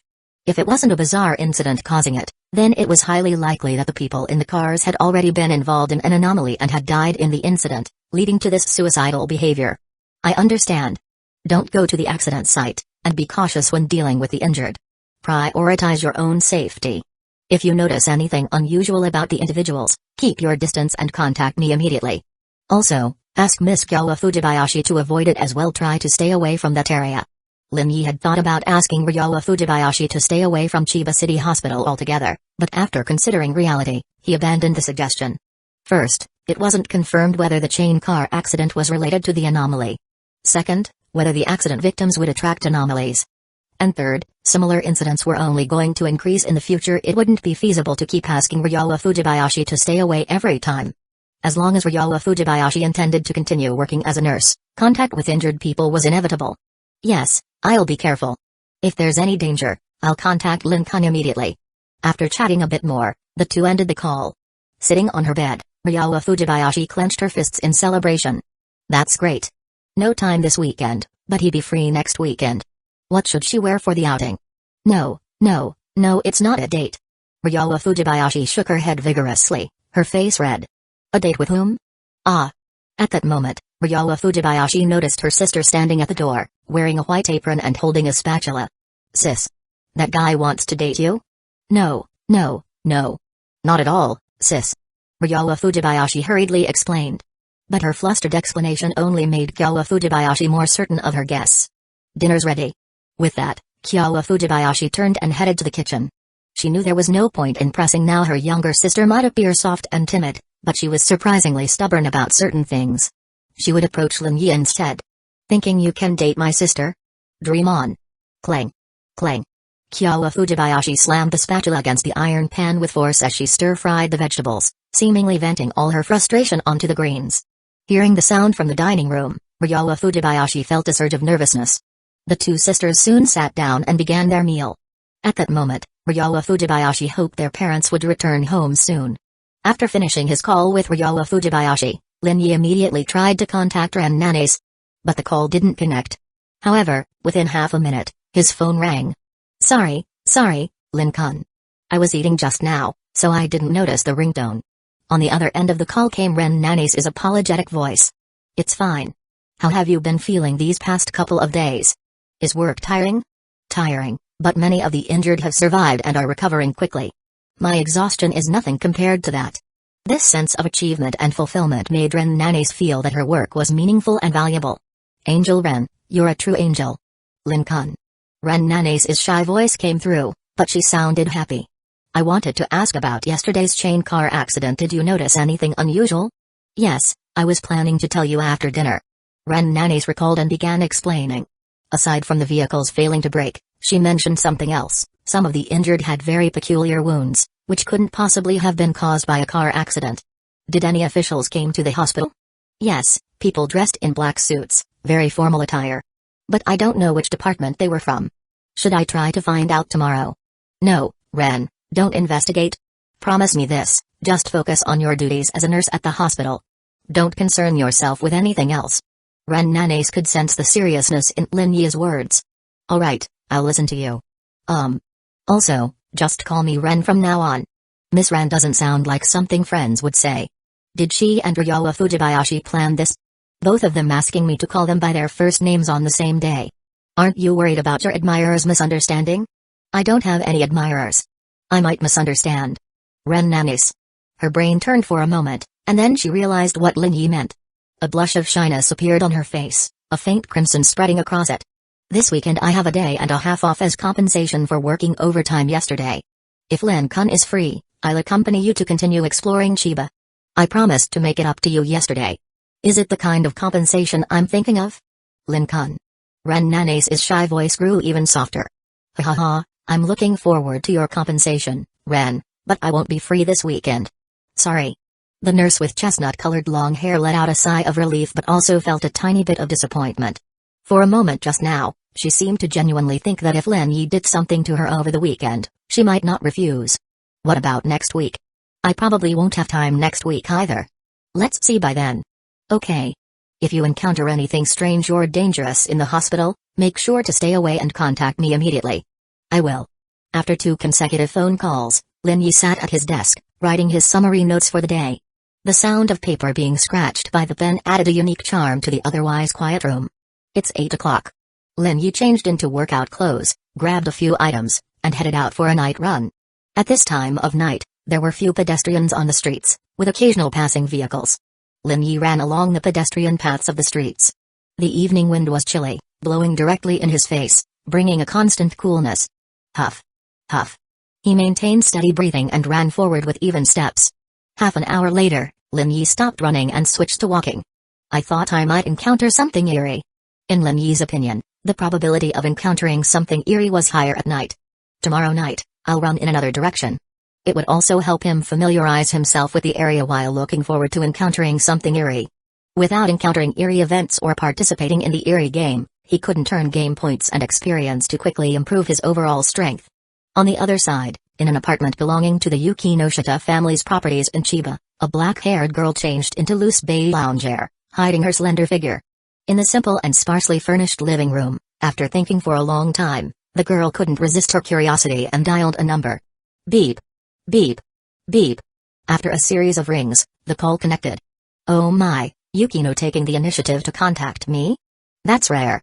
On the other end of the call came a cheerful female voice tinged with a playful smile. Haruno Yukinoshita, the eldest daughter of the Yukinoshita family, currently a sophomore at Chiba University, also a graduate of Sobya High, and well acquainted with Shizuka Hayatsuka. You must have missed your sister. You definitely missed me. I'll drive over to see you right away, Yukino. I miss you so much too. The barrage of words overwhelmed Yukinoshita. She slightly distanced the phone from her ear, and after sensing that her sister's emotions had stabilized, she brought it back to her ear. Alright. Since you probably don't want to hear your sister's heartfelt words about how much she misses you, tell me, what's the reason for contacting me? If there wasn't a reason, Haruno didn't believe her sister would reach out. After a few seconds of hesitation, Yukino spoke. Do eerie things really exist? Haruno fell silent, and the phone call plunged into silence. The next moment, ha ha ha ha ha. Ha ha ha ha ha, this is killing me. Yukino actually believes in such rumors. Ha ha ha ha. She held her stomach and burst into laughter. The joyful and melodic laughter instantly darkened Yukino's expression. Though she had mentally prepared herself to be ridiculed by her sister, she still felt very upset when it actually happened. After a while, big sister. Sorry, it's just too funny. The ever scared of ghosts Yukino actually believes eerie things exist now. Haha, one sentence couldn't hide Haruno's uncontrollable laughter. This isn't something to laugh about. It is. It's absolutely hilarious. How about this? Yukino, let's visit Chiba Shrine. Why should we go to Chiba Shrine? To pray for blessings and ward off evil? Because recently, I overheard some classmates chatting, mentioning that the deity statue at Chiba Shrine smiles at night, walks around, and even caused a shrine maiden to faint. Yukino Shita's heart began to feel unsettled. She wasn't good at dealing with matters related to gods, ghosts, or eerie things. Perfect. I also happen to have free time tonight and really want to see Yukino. I'll come over now, and we can have a nighttime visit to Chiba Shrine as sisters. The shrine would already be closed at night. Don't worry, we're Yukino Shitas. Or is Yukino scared? Sister. Yukino must be scared. Of course, late at night, how could Yukino dare to visit Chiba Shrine with me? Sister, I'll wait for you to come over. We'll go to Chiba Shrine together. Holding her phone tightly, Yukino spoke seriously. Okay. I'll come over right away. But immediately, Haruno covered the microphone and spoke to someone on the other side. Alright, I understand. I'm coming. She then said to Yukino, Sorry, Yukino, something came up. I can't make it to you tonight. Such a shame, I was really looking forward to seeing you cry from fear. I won't cry. Back when I told ghost stories as a kid, who was it that cried and hid under the blanket? Yukino bit her lip. I'm hanging up. Wait. Good night, sister. Not waiting for Haruno to respond, Yukino hung up the phone. Sister's reaction is normal, she probably wasn't lying. Maybe I'm overthinking this. However, in the end, Yukino Shida pulled out her laptop and began searching online. In addition to looking up information related to eerie occurrences, she also searched for clairvoyance. Suddenly discovering you've awakened the superpower of clairvoyance. Clairvoyance only works on one man. What should I do? How do I get rid of this superpower? In front of the red laptop screen, the liquid crystal light illuminated Yukino Shita's face. Now wearing red-rimmed protective glasses, Yukino Shita was staring at a piece of text on the screen. Conscious training of superpowers can increase their strength and control. Which meant that conscious practice could further enhance the control and power of her clairvoyance. Could she turn it on and off at will? But how should she train? Yukino Shita couldn't help but wonder. Was it through conscious observation? But. She hesitated. Her pale face couldn't help but flush again. The scene of the naked man from earlier emerged in her mind once more. That was a man's body. Let's see tomorrow. Maybe the strange condition will disappear by then. If it persisted, she might as well give it a try. Yukino Shita couldn't help but think. Meanwhile, Haruno, who was quietly sitting in her seat, had maintained the same posture for a while. Just now, in reality, no one had called her. It was all her own act. Something strange is happening around Yukino? It shouldn't be, right? But it wasn't entirely impossible. I need to pay attention to what has been happening around my sister lately. Haruno nodded to herself, making a decision. This eerie world is still too much for her. Even if she finds out, what can she do? Being targeted by something eerie? Being summoned to participate in an eerie game? No matter which option it was, for her younger sister, it was a matter of life and death. Becoming a player was a fortunate thing, but only if one could survive the first game, and more importantly, continue to face the dangers of subsequent game scenarios. Let alone Yukino, even she did not have the courage to face it head-on. Let's call Shizuka and ask about the situation. A few minutes later, Haruno ended the call and put down her phone. Yukino even asked Shizuka, it seems she is genuinely suspicious now. Let's see what mother thinks about this first. As a natural sister complex, Haruno sincerely wished for her younger sister to stay away from the bazaar and continue her current peaceful daily life. What the future held, no one knew, but Haruno was acutely aware that the mundane and ordinary daily life of the present would become increasingly rare in the future. She stood up and walked towards the bed. Rustle. Haruno slipped under the blanket. Good night, Yukino. April 16th, Tuesday, Tokyo Narumi University. A male university student, with slightly trembling fingers, was editing a message and sending it to an email address. Dead. Zawano is really dead. Otaku had already received the news directly from Zawano's father.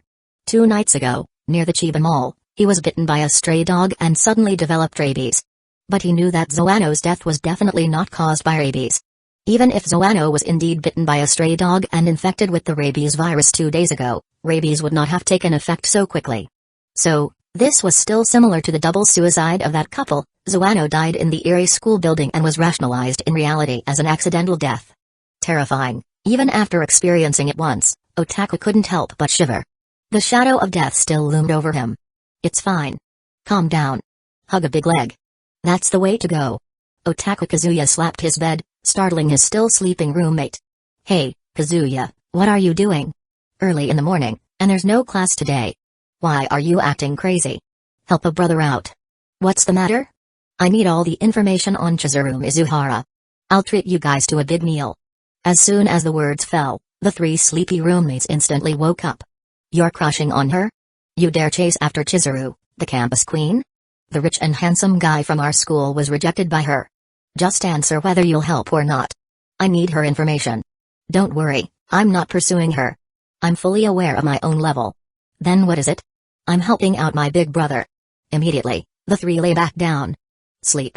Good luck on your own. We're not in the mood for this. It's me who wants to pursue her. Help me, brothers. If you don't help me, I'm going to die. It might really be possible to die. Otaku Kazuya thought. On the train heading to Sobuhai, Lin Yi received an email from Otaku at Tokyo Narama University. Died of rabies. The Erie game caused participants who died in the game to die in reality through different means.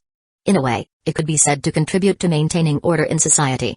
Otherwise, if a large number of people suddenly and mysteriously disappeared or died unnaturally in a short time, such as a mass suicide by jumping, this phenomenon would inevitably arouse suspicion and panic, destabilizing social order.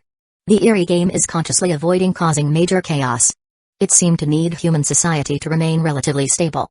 Was it to ensure a steady influx of players? Lin Yi speculated. The next station is approaching. With the broadcast announcement, Lin Yi left the train station.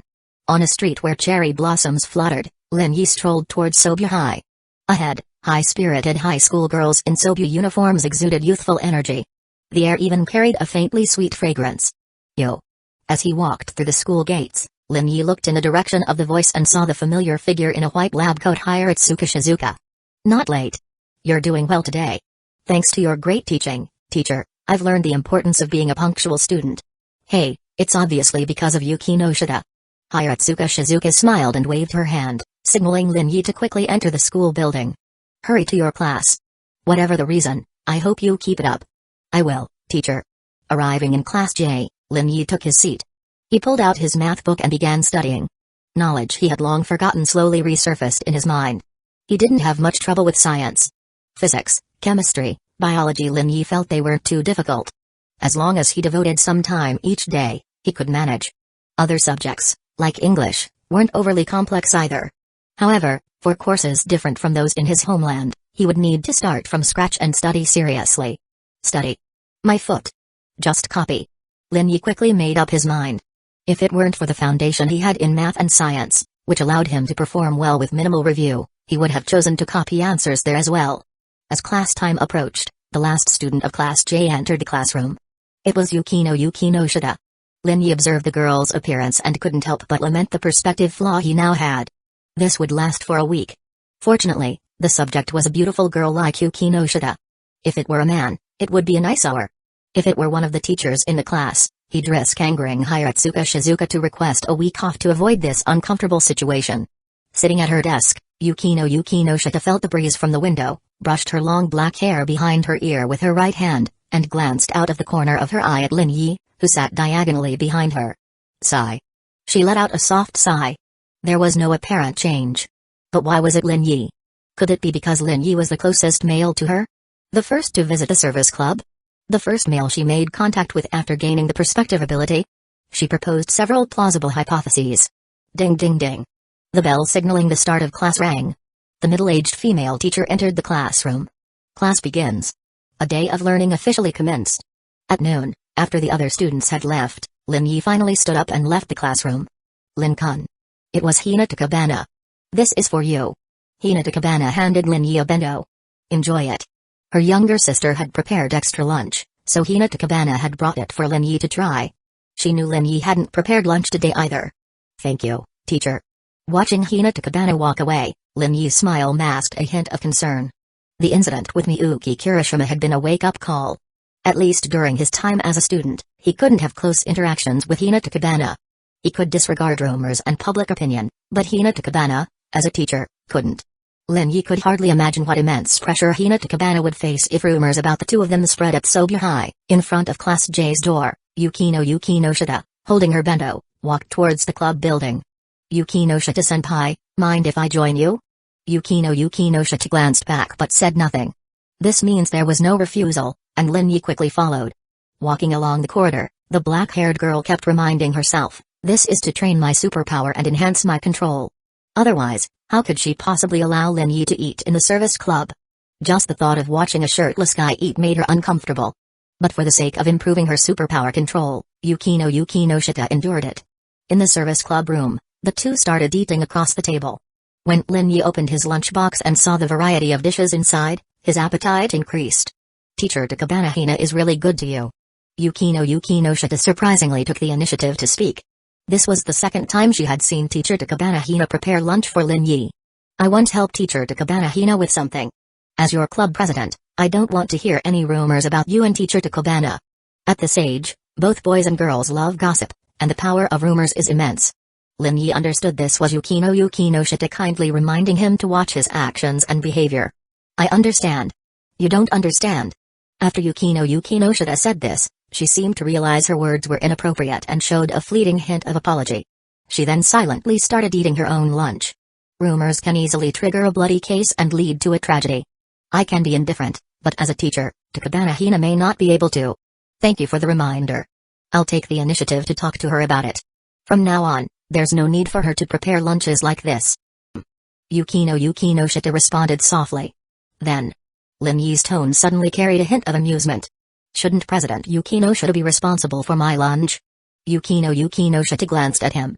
Give me a reason to be responsible for your lunch. Isn't being your first club member enough? Not enough. How about being the first member to confess to you multiple times and express their feelings?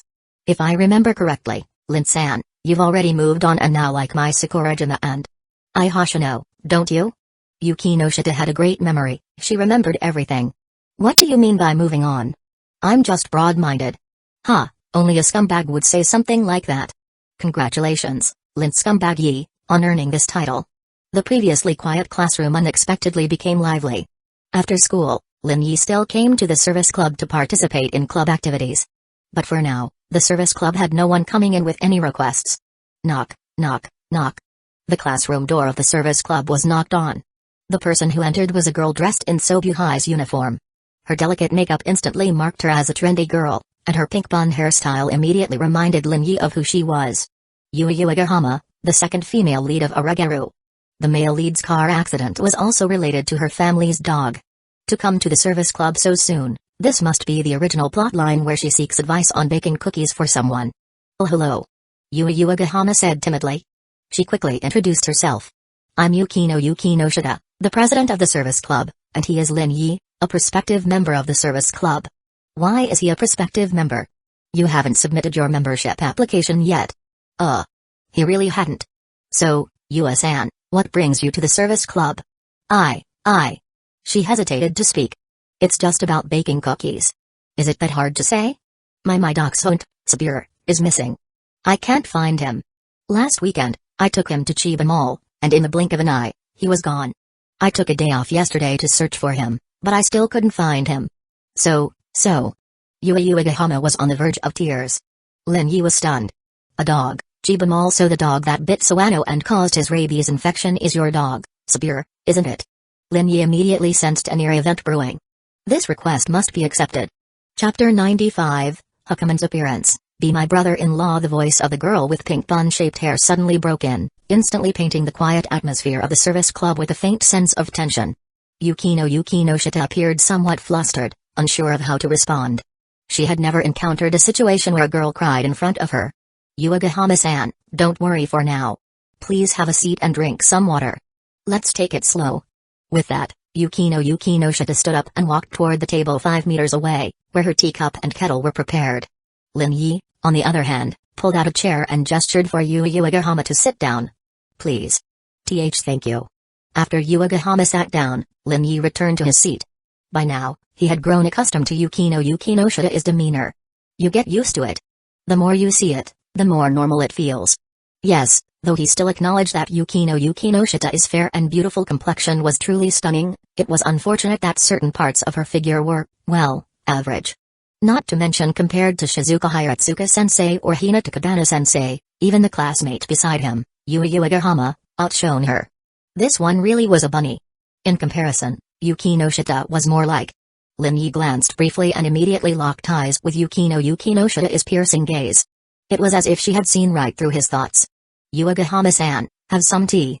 Yuki no Shita placed a cup of tea in front of Yui Uegahama. A faint white mist wafted from the teacup, carrying the refreshing fragrance of tea leaves. Thank you. Holding the teacup, Yui Uegahama calmed her sorrowful emotion somewhat. President, where's my tea? Lin Yi glanced at Yuki no Shita, who had returned to her seat, and felt that the empty table in front of him was missing something. There is none. Why? Probationary members don't get tea. I'll fill out the club application form right away. However, Yuki no Shita did not take kindly to his next statement. President, if you wanted me to officially join the club sooner, you could have just said so. No need to use such methods. If it weren't for Shizuka Hiratsuka-sensei's repeated requests, I wouldn't have allowed you to join the club at all. Hiratsuka-sensei gets blamed again. Yui Uegahama blankly watched the exchange between the two, feeling that Lin Yi and Yuki no Shita had a seemingly good relationship. She wasn't familiar with Lin Yi, but she knew Yuki no Shita to some extent. A second-year beauty in the international J class, known for her cold personality, excellent grades, always ranking first in her year, from an affluent family, a prestigious household in Chiba. She was very popular in Sobu High and the dream girl of many male students. However, no man could get close to her. But now, it seemed like there was one exception. The pink-haired girl stared blankly at the two, her thoughts running wild. Uegahama-san, have you calmed down? Yuki no Shita decided to ignore Lin Yi. Yes, much better now. Thank you. Yui Uegahama blew on the tea and took a small sip before slowly beginning to speak. Sabir has been missing for 2 days. My mother and I searched all day yesterday and also posted lost dog notices, but we haven't heard anything. Thinking of her dachshund, she became sad and worried again. Today, Shizuka Hiratsuka-sensei noticed something was wrong with me and asked what had happened.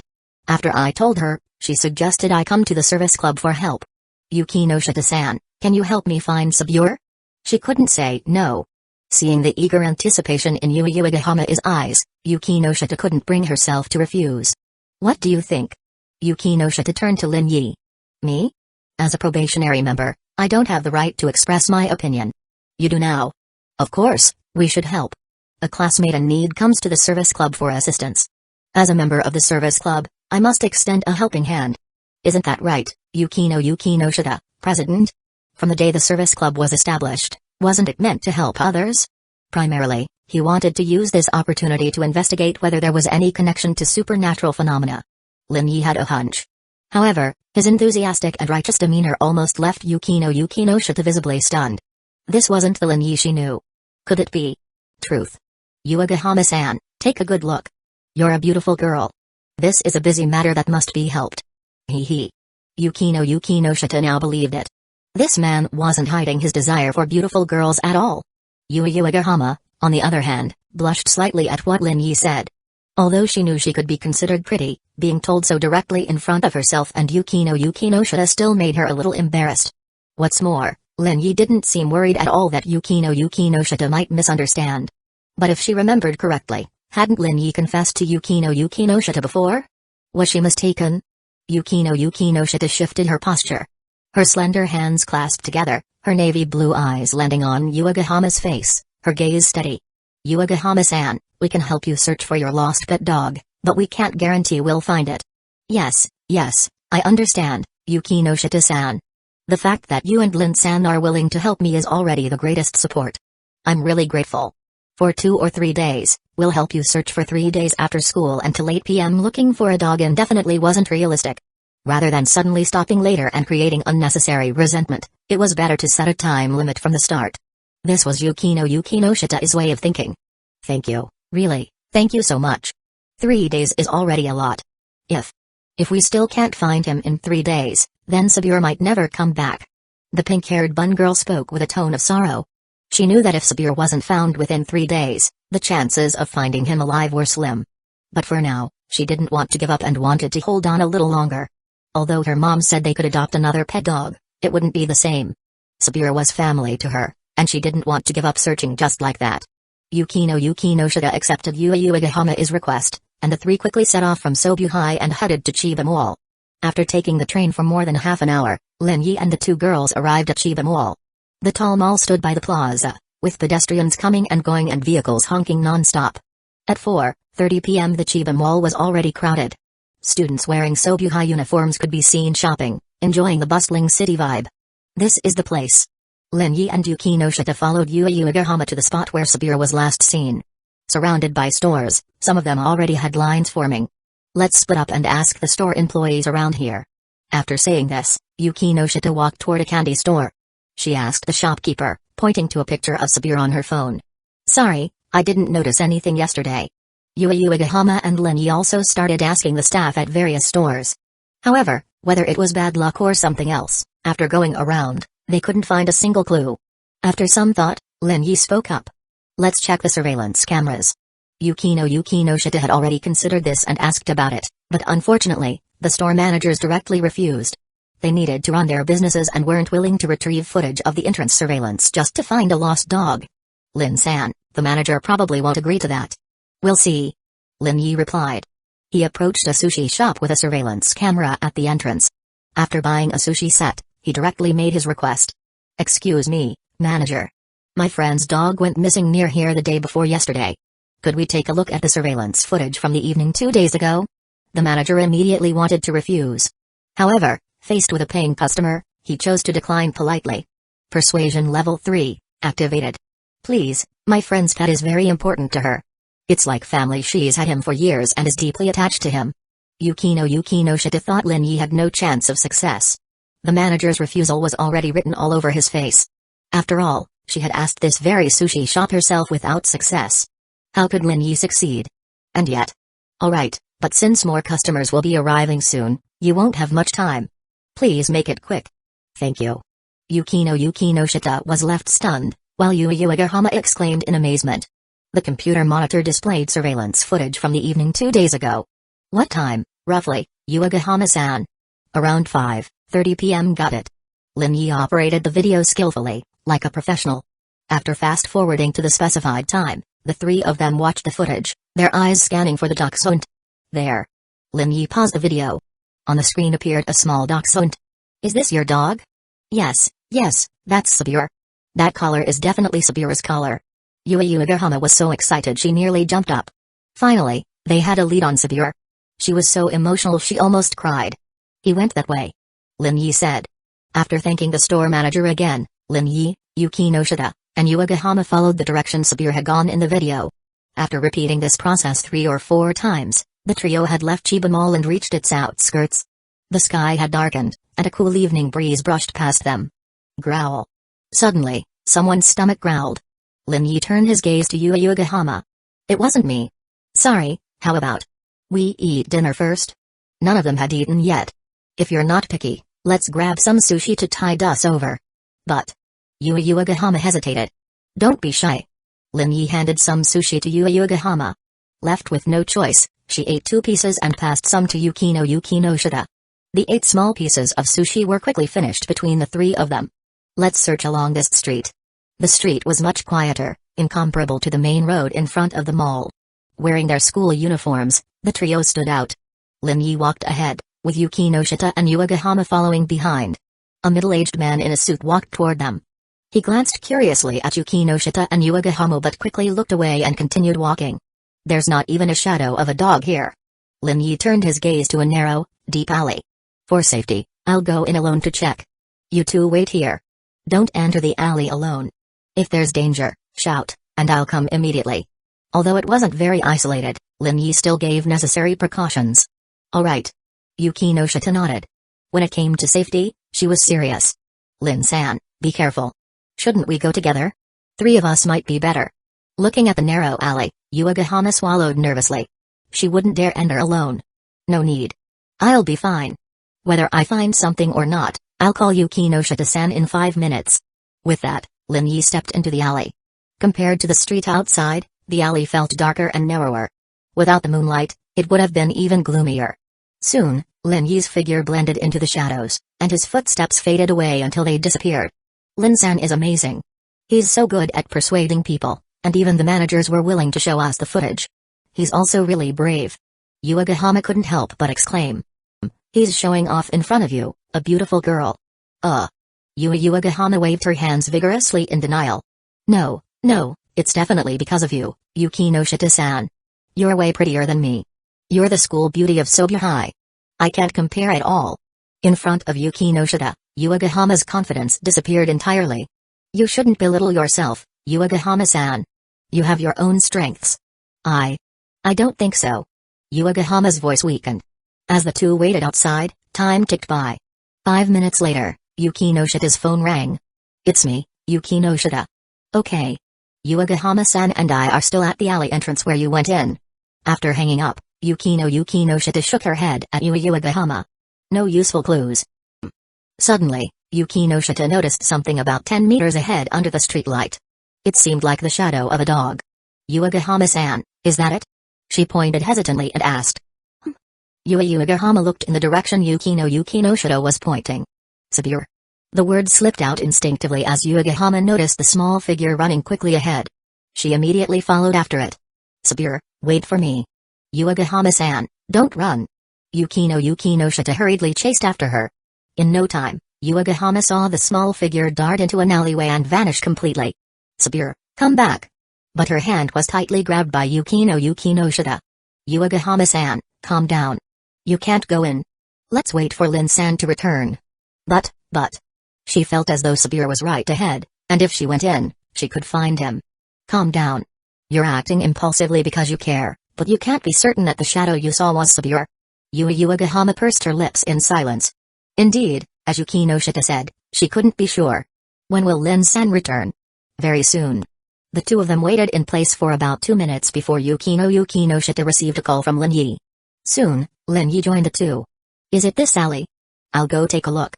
Unlike the alley he had walked through the earlier, this was a completely different one. Lin Yi walked in while using his ability to scan his surroundings. However, even after reaching the end, he found no trace of anything. But this feeling. It does bear slight resemblance to something strange. Yet the eerie game had not provided any prompts. Was it just his imagination, or was it that this strangeness was not recognized by the eerie game as a real-world routine task? As he pondered, Lin Yi returned once again to the two girls. Sorry, I didn't find anything. Sabir. Yuagahama looked disappointed. She gazed toward the deep alleyway as if she still wanted to investigate further. I'll search the area again. No, it's fine, Lin-san. Let's call it a day for now. But Lin Yi had already stepped back into the alley, circling it thoroughly, though he still found nothing. Yuagahama had no choice but to accept this reality with disappointment. We can come back and check again tomorrow. All right. At that moment, a sharp cry came from another direction, a middle-aged man's voice. What happened? Yukinoshita and Yuagahama both turned their gazes toward the source of the sound. I'll go check it out. You two stay here and don't wander off. Lin Yi dashed toward the sound. Within moments, Lin Yi saw a man slumped against the wall, clutching his right leg with his hand, hissing in pain. Hey, what happened to you? I got bitten by a stray dog. Damn it, there are stray dogs around here. All stray dogs should be caught and put down. The middle-aged man grumbled angrily. Go to the hospital quickly to get a rabies shot. I know, but damn it, it's going to cost me. The thought of the vaccine expense made the man grimace in pain. By the way, do you remember what the dog looked like and which direction it ran? It was pretty small, dirt yellow, looked like a dachshund or maybe a Shiba Inu. I didn't get a clear look, and I don't know its breed. It ran that way. The middle-aged man pointed in a direction. Lin Yi jogged a few steps in that direction to check the surroundings, using his ability to scan, but he still found no sign of the dog. Where did it hide? After pondering for a moment, he decided not to keep searching and returned to the two girls. It can't be Sabir. Sabir is very obedient and would never bite anyone. Yuagahama immediately explained. I didn't say it was Sabir. It's getting late. I suggest we end it here for now and come back to search the area after school tomorrow. Yukinoshita naturally had no objections, but the decision ultimately depended on Yuagahama, who was the one who had asked for their help. Would she be okay with ending things for today? Alright. Yuagahama sighed. That was all they could do for now. However, The three didn't part ways just yet. Instead, they went to a burger joint near Chiba Mall to have dinner. Although they had eaten sushi earlier, by this time, they were all hungry again. Yukino Shita suggested splitting the bill, but Yuigahama firmly insisted on treating them this time. Alright, then I won't hold back. One beef burger and a cola, please. And you, Yukino Shita-san? A pork cutlet burger and an orange juice. Okay. Yuigahama went to the counter to place the order. Meanwhile, Lin Yi and Yukino Shita sat by the window, waiting. The silence between them was palpable, with no conversation exchanged. Ding dong. The bell chimed as a new customer entered. A surprised female voice sounded. Isn't that Yukino? Out so late at the mall? A woman dressed in beige casual wear quickly approached. She had shoulder-length black hair, a faint smile, and a delicate face that bore a striking resemblance to Yukino Shita. Before long, Haruno Yukino Shita was standing by the table, her gaze filled with an even deeper smile. Yukino, who is this? Having dinner so late with someone, it must be your boyfriend, right? It must be. I never thought Yukino would have a boyfriend in high school. I'm so jealous. I haven't even had a relationship yet. She spoke as she casually sat down next to Lin Yi, prompting him to shift inward slightly. Sister, please don't say misleading things. He's just a classmate. Oh, a classmate. Yukino having dinner with a male classmate. I don't believe it. I know you too well, Yukino. You must be shy and trying to hide it. Don't worry. I won't tell Mom. Yukino Shita trembled slightly. To her, their mother was an insurmountable figure. Sister, I'm serious. He's not. Really? Haruno turned to look at Lin Yi, who had remained silent until now, her expression filled with curiosity. Lin-kun, right? If I'm not mistaken, you've confessed to Yukino several times before, haven't you? So you already know everything but are pretending not to? Indeed, just as in the original story, she loved teasing her younger sister, Yukino Shita, a classic case of a sister complex. Yes, I did, but Yukino Shita-san has rejected me every time. You still have a chance. Yukino went out to eat with you. If you confess again, I'm sure it'll work out this time. No, I won't. Why not? Are you shy? Afraid of failure? No. Lin Yi turned to Haruno and said seriously. Yukino Shita-san, who rejected me, has become a girl I liked in the past. People need to look forward, face the future. There will always be better girls waiting for me. Haruno was momentarily stunned before bursting into laughter. That's so interesting. You're really interesting, Lin-kun. Saying something like that while looking at me, are you hinting that I'm the better girl you're referring to? Could it be? Haruno-san doesn't have confidence in herself? In response to his question, Haruno's smile grew even brighter. For the first time, she found a boy around her sister who was this amusing. Why hadn't she noticed him before? If you say that, Yukino will be hurt.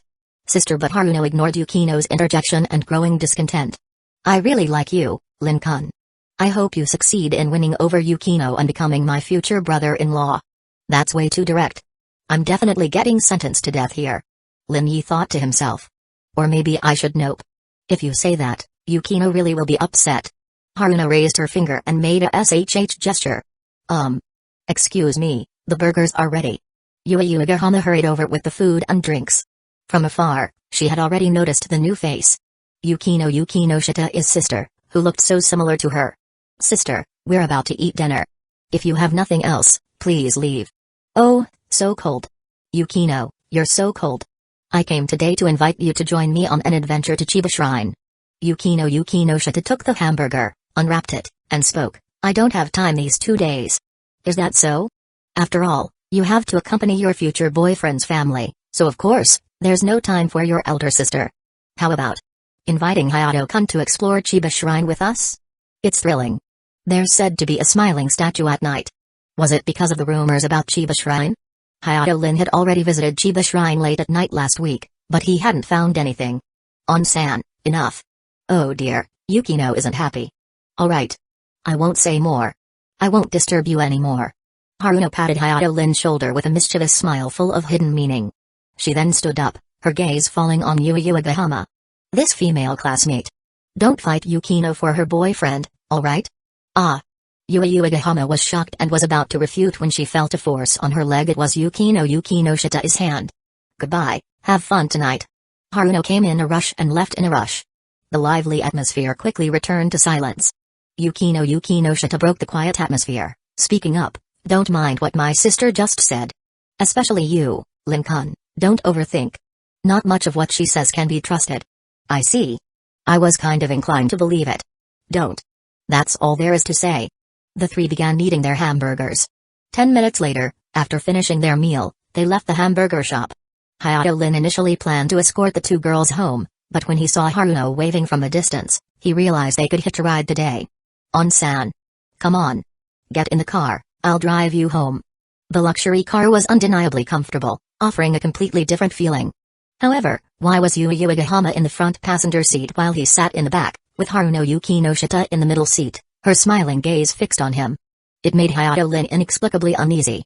It seemed he'd really been targeted by Haruno. Thinking carefully, it made sense. Ever since Shizuka Hiratsuko had placed him in the service club, he had likely entered Haruno Yukinoshita's sights as a sister-obsessed figure. If not today, then maybe tomorrow they'd meet again. April 17th. Early in the morning, Hayato Lin received a short message from Ren Nanes.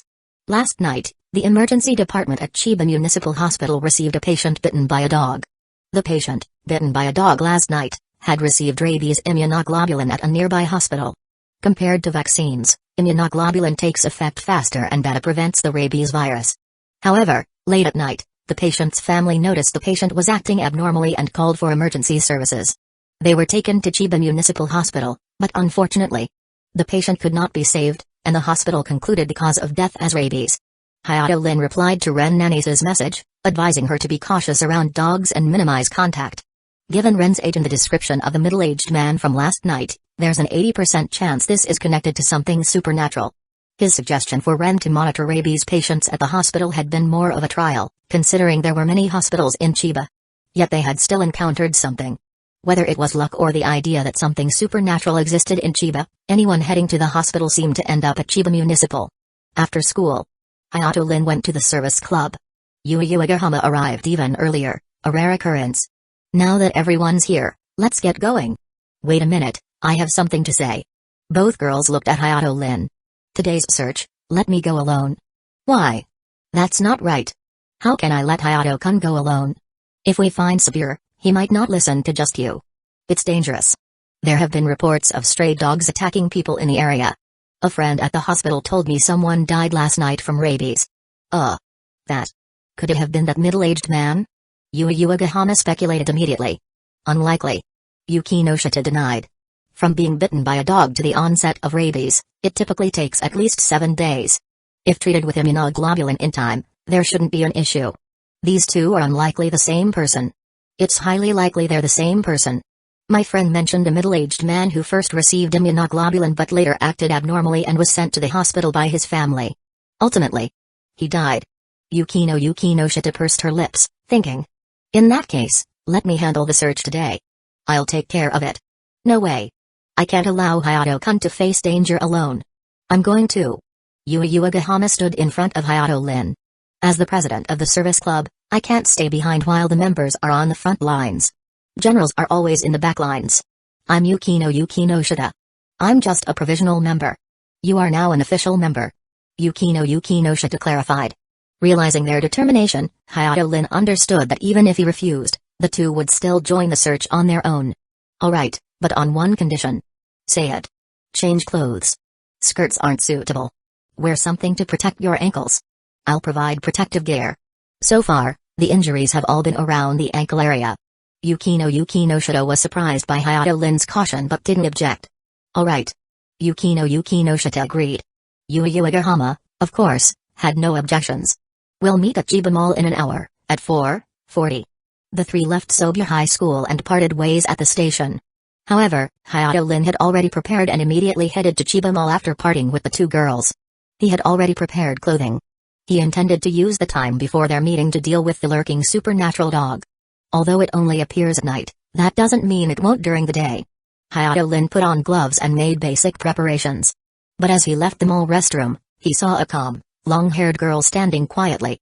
Her gaze landed on him, as serene as a still lake, yet with a hint of faint emotion. Yukinoshita President, you changed so quickly? Change quickly? She hadn't even changed. Were you planning to sneak off alone, Hayato-kun? Do you think that's appropriate? I'm just trying to make use of the time instead of waiting around. Together. The single word expressed Yukino Shita is determination. Knowing refusal was pointless, Hayato Lin figured protecting one person was easier than two. If both were present, saving them might be difficult in case of danger. Alright, let's go. Take this. Hayato Lin handed her ankle guards from his backpack. These included metal reinforcements for added protection. Whether they'd hold against a supernatural dog's bite remained uncertain. Better than nothing. Let me buy some clothes. Rich girls were different. Hayato Lin realized Yukino Shita hadn't even changed. After all, in his eyes, Yukino Shita was always the same. 10 minutes later, Yukino Shita finished swiping her card and changed into a black tracksuit. Looking at her reflection in the store's mirror, she noticed her new appearance. The black tracksuit was loose, her long hair tied into a single ponytail. The overall look exuded a sense of coolness mixed with a lively energy. Let's go. Alright. The two quickly started searching nearby. After 2 rounds of searching without results, let's rest over there for a bit. Alright. Shush. A shadow swiftly darted into the alley ahead. Hayato Lin and Yukino Shita exchanged glances and quickly followed. Around the corner, a dark yellow dog ran to the end and turned toward another side. It's a dachshund. I didn't catch the color of its collar. Let's go closer. They hadn't gone far before stopping. Ahead, a large dog appeared. A Tosa dog, its eyes fierce, mouth growling, drooling slightly tinged with dark red. Hayato Lin shielded Yukino Shita. You leave first. He pulled out the stick he'd prepared from his backpack. Tonight, he'd use this dog-beating stick to teach this supernatural dog a lesson. Without hesitation, Yukino Shita left. She couldn't handle dogs touching them was out of the question, let alone facing a ferocious one like this. It could likely already be a rabid dog. Just as she turned to leave the alley, she found that 2 more dogs appeared behind her Akitas. Not very big, but their bare teeth and fixed stares emitted an unending aura of menace. Yukino Shita took a step back and bumped into Lin Yi. Why haven't you left yet? There are dogs. Yukino Shita's voice sounded slightly trembling, a genuine emotion of fear. Lin Yi glanced behind with his peripheral vision and immediately noticed the 2 Akitas. Caught in a trap. Even dogs are playing tricks now, this world is really unkind. Please be serious, Lin Yi.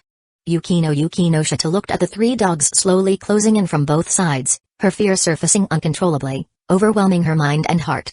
Don't worry. As long as I stand, nothing will happen to you. Save the jokes for later. So hurtful. I'm actually being serious here. He guarded the girl with one arm as they slowly backed away from the Tosa Inu. Compared to the 2 Akitas, the Tosa Inu posed the greater threat. Listen carefully, Yukino Shita. In a moment, you'll run out of here. Don't worry about the Akitas. I'll handle them. Nothing will happen to you. All you need to do is run as fast as you can. Yukino Shita pressed her lips together in silence. At least trust me this once. Worst case, I'll just get bitten a couple of times. I won't die. But what came to her mind was the case Lin Yi had mentioned after school. I'll count to 3. Don't let me down. 3. Yukino Shita froze as Lin Yi dashed straight toward the 2 Akitas. What? By the time she realized what was happening and began sprinting with all her might, all she heard was the pitiful howls of the 2 Akitas ahead. The 2 Akitas collapsed to the ground, trembling uncontrollably as they howled. She didn't have time to think further, so she quickened her pace and ran faster. Meanwhile, Lin Yi turned to face the charging Tosa Inu. Roar. The Tosa Inu roared furiously, opening its blood-stained mouth, its strong body bursting forth with unprecedented power. The next moment, it felt a heavy blow to its head, followed by intense pain radiating from all over its body. 15 seconds. For 12 of those seconds, Lin Yi repeatedly swung a solid iron rod, striking the Tosa Inu's head, body, and other critical areas with relentless force. In the last 3 seconds, he pulled back to maintain a safe distance, avoiding the Tosa Inu's desperate final struggle. Roar. Roar. The Tosa Inu lay on the ground, howling incessantly, completely confused about what had happened. Why was it suddenly subjected to such heavy blows, with its head and body beaten mercilessly? Why? Why was this happening? Roar. The Tosa Inu went berserk, its body creaking with crisp sounds. As a medium-large breed, its body suddenly expanded in size, and its bleeding wounds healed rapidly. Roar. Roar. It howled toward the sky, its voice carrying waves of resonance. At this moment, it seemed like the king of all dogs. This was definitely a monstrous dog. Lin Yi observed the now twice as large Tosa Inu. But why hadn't the strange game issued any prompts? Could it be too weak, unworthy of being designated as an official real-world mission target? Or was there some other reason? In any case, he had to act. Beating it to death was the only solution. Chapter 96 Exposure. Yukino, you can see through things, woof woof woof. The roaring sound continued incessantly. The Tosa Inu felt the immense power contained within its swollen, robust muscles and glared fiercely at the man in front of it. To it, the pain and confusion from moments ago had completely vanished. Killing intent and appetite occupied its entire mind. Bite him to death, tear him apart, and devour him to become a part of itself. In the next moment, the Tosa Inu sprang up and opened its bloodthirsty maw. Lin Yi had already anticipated a sidestep, and the solid iron rod suddenly struck the Tosa Inu's head with a dong. Immediately after, he swung the iron rod repeatedly, hitting 3 times in succession, but the injuring effect was minimal. The Tosa Inu only retreated 2 steps, showing no fear at all. Woof woof woof. After a howl, it glared angrily, extended its strong and powerful claws, and fixed its dead eyes on Lin Yi. At this moment, Lin Yi had already grasped the strange object he was carrying, the snake-eye orb. In an instant, at the moment their gazes met, the Tosa Inu's frenzied, bloodthirsty expression quickly changed. Its sharp, fierce eyes gradually softened, soon turning into fear. Ow! A fearful whimper suddenly sounded. It recalled the days of being beaten and screaming in its youth. The Tosa Inu retreated. Lin Yi took a step forward, seized the opportunity, and lifted the iron rod to strike hard. Dong! Dong! With full force, each strike solid and powerful, the Tosa Inu lay on the ground with blood and flesh smeared on its forehead. However, compared to the physical injuries, the Tosa Inu was more wailing in the fear-induced illusion. Ow! Suddenly, the Tosa Inu's voice changed, and its gaze returned to normal. Lin Yi immediately realized that the Tosa Inu had successfully withdrawn from the fear. Continuing to use the strange object, the fear illusion reappeared once again. However, compared to the previous effect, this time the Tosa Inu's fear and dread were significantly reduced. It was no longer timid and instead roared once more, angrily launching another attack. However, it still seemed somewhat affected by the fear illusion, causing the Tosa Inu to have a bit of trepidation. Its reactions and attacks were no longer as fierce and agile as before. Meanwhile, the 2 Akita dogs had already stood up. Under the Tosa Inu's call, they dragged their injured bodies and continuously approached Lin Yi. 1 big and 2 small, continuously advancing. Lin Yi considered whether to call on Miyuki Kirishima for help. Dealing with the strange phenomenon by having Miyuki assist was actually a good choice. He still had 1 use of time stop left and needed to determine how to seize the right moment to use it correctly. Ow! The Tosa Inu pounded the ground fiercely, ready to strike.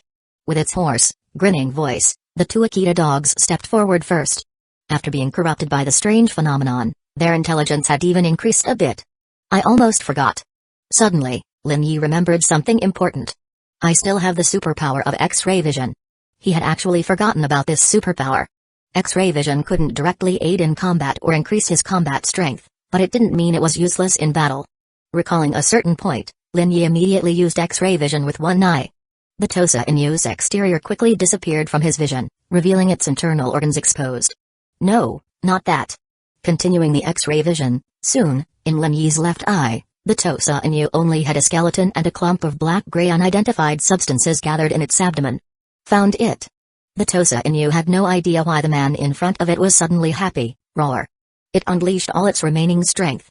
As the 2 Akita dogs launched their attack, it leaped up, its sharp claws and sharp teeth with a bloodthirsty maw open wide, charging forward. Pa. Time stop activated again at this moment. For 15 seconds, Lin Yi swung the iron rod with all his might at the Tosa Inu's abdomen, striking repeatedly until the clumped black-gray substance began to crack and quickly spread. In the last second before ending, Lin Yi hit the 2 Akita dogs, one with his head and the other with the rod. Time stop ended, time resumed its flow. The fierce and ferocious Tosa Inu felt intense pain in its abdomen as the powerful force dissipated like a broken balloon. Ow! Ow! Its massive body crashed to the ground with a clang. While the other 2 Akita dogs were already lying on the side, whining. Lin Yi immediately moved forward, swinging the iron rod and continuously striking the Tosa Inu harshly. Dong dong dong. Blood splattered, and the black-gray liquid kept flowing out. The Tosa Inu had no ability to resist anymore, struggling and twitching until death. Before dying, it was puzzled and confused about why it was suddenly defeated and killed. Ding! Player successfully killed and eliminated the strange evil dog. White, Level 2, completed reality side quest, eliminate the strange, Reward 1, 300 game points. Blessing point split in effect, Reward 2, 50 experience points, Reward 3, random white quality item X1. Note, you are now on the path of hunting the strange in the real world. Please continue to hunt the strange and contribute to world peace and stability. Your current experience is 300 out of 300. Do you want to spend experience to level up your game character? Level up. Congratulations, your game level has been upgraded to level 2. You have gained 1 free attribute point. Looking forward to your future game performance. Open the random item. Soon, the rewarded white quality item was opened. Congratulations, you have obtained a bitch collar X1, quality, white, name, bitch collar, category, single-use item, quality, white, ability. Using this collar on a living organism, including the strange, has a very small chance of taming it. Establishing a master-servant contract. Usage conditions, none. Usage method, place this item around the target's neck. Note 1, the weaker the target, the higher the chance of taming. If the target is female, the effect doubles. Note 2, this item is ineffective on game players. Do not waste it on game players. Special reminder, have you had any bad thoughts?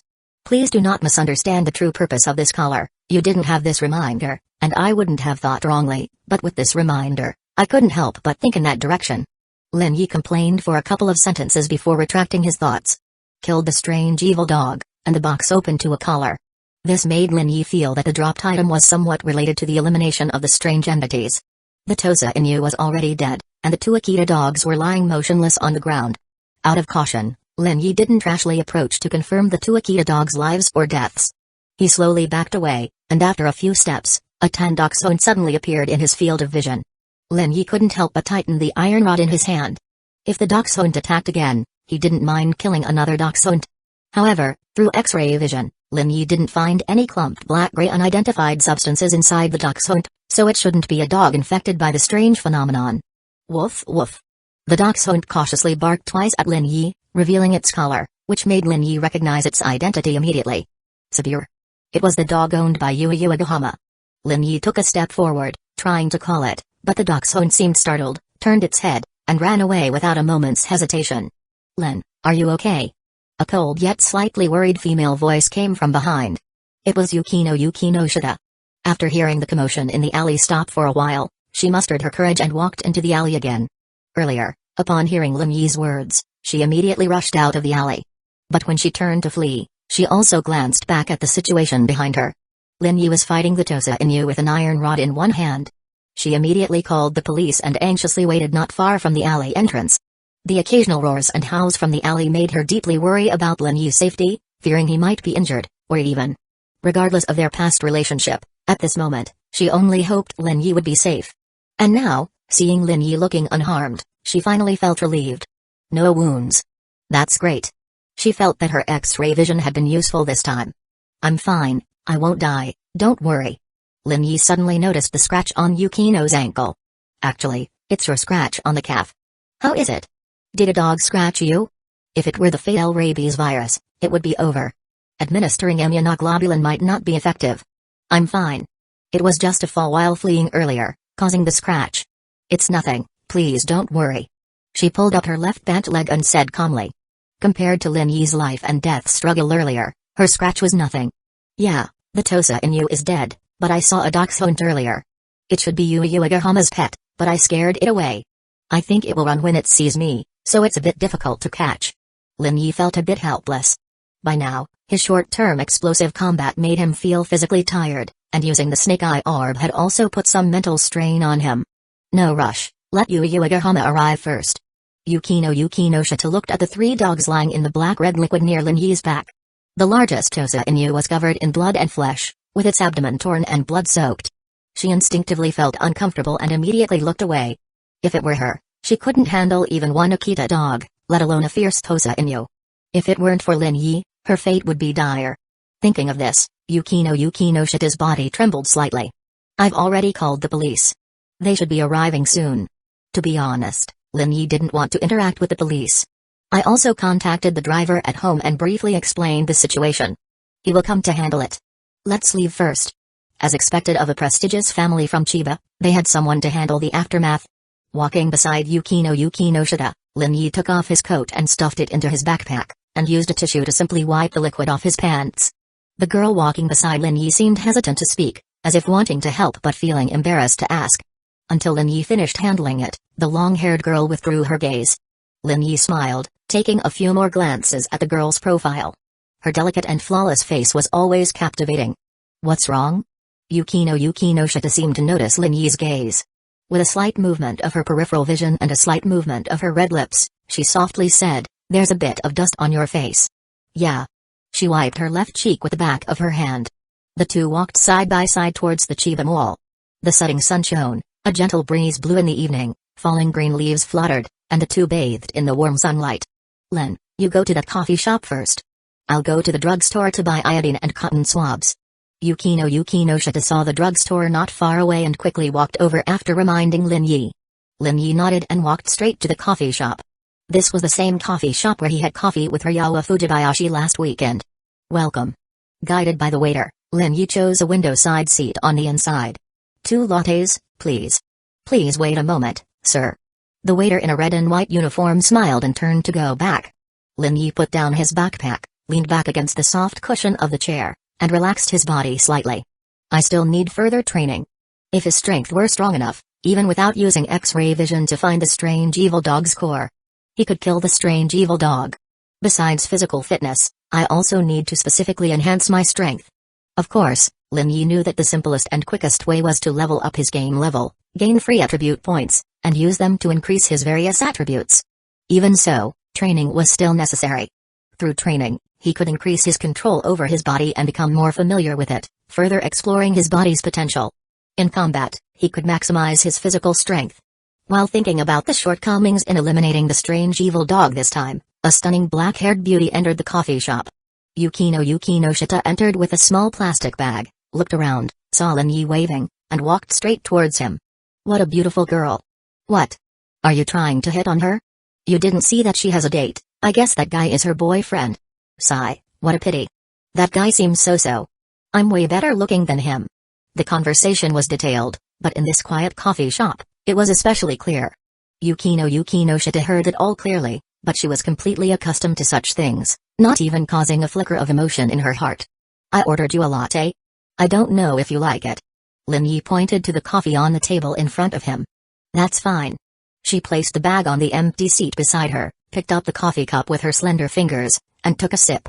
Sweet with a hint of bitterness. Compared to black coffee without sugar or milk, Yukino preferred latte more, but most of the time, she drank more tea than coffee. Unless she really needed a boost for something important and urgent, she wouldn't choose to drink coffee. "Have you paid?" "No. I pay." "Is this a thank you gift for your help earlier?" "If you think inviting you for coffee is enough as a thank you gift, I have no problem." "That's fine. Having the school flower from Sobu High School invite me for coffee as a thank you gift is already great." Lin Yi took a sip and smiled. But his response surprised Yukino Shita.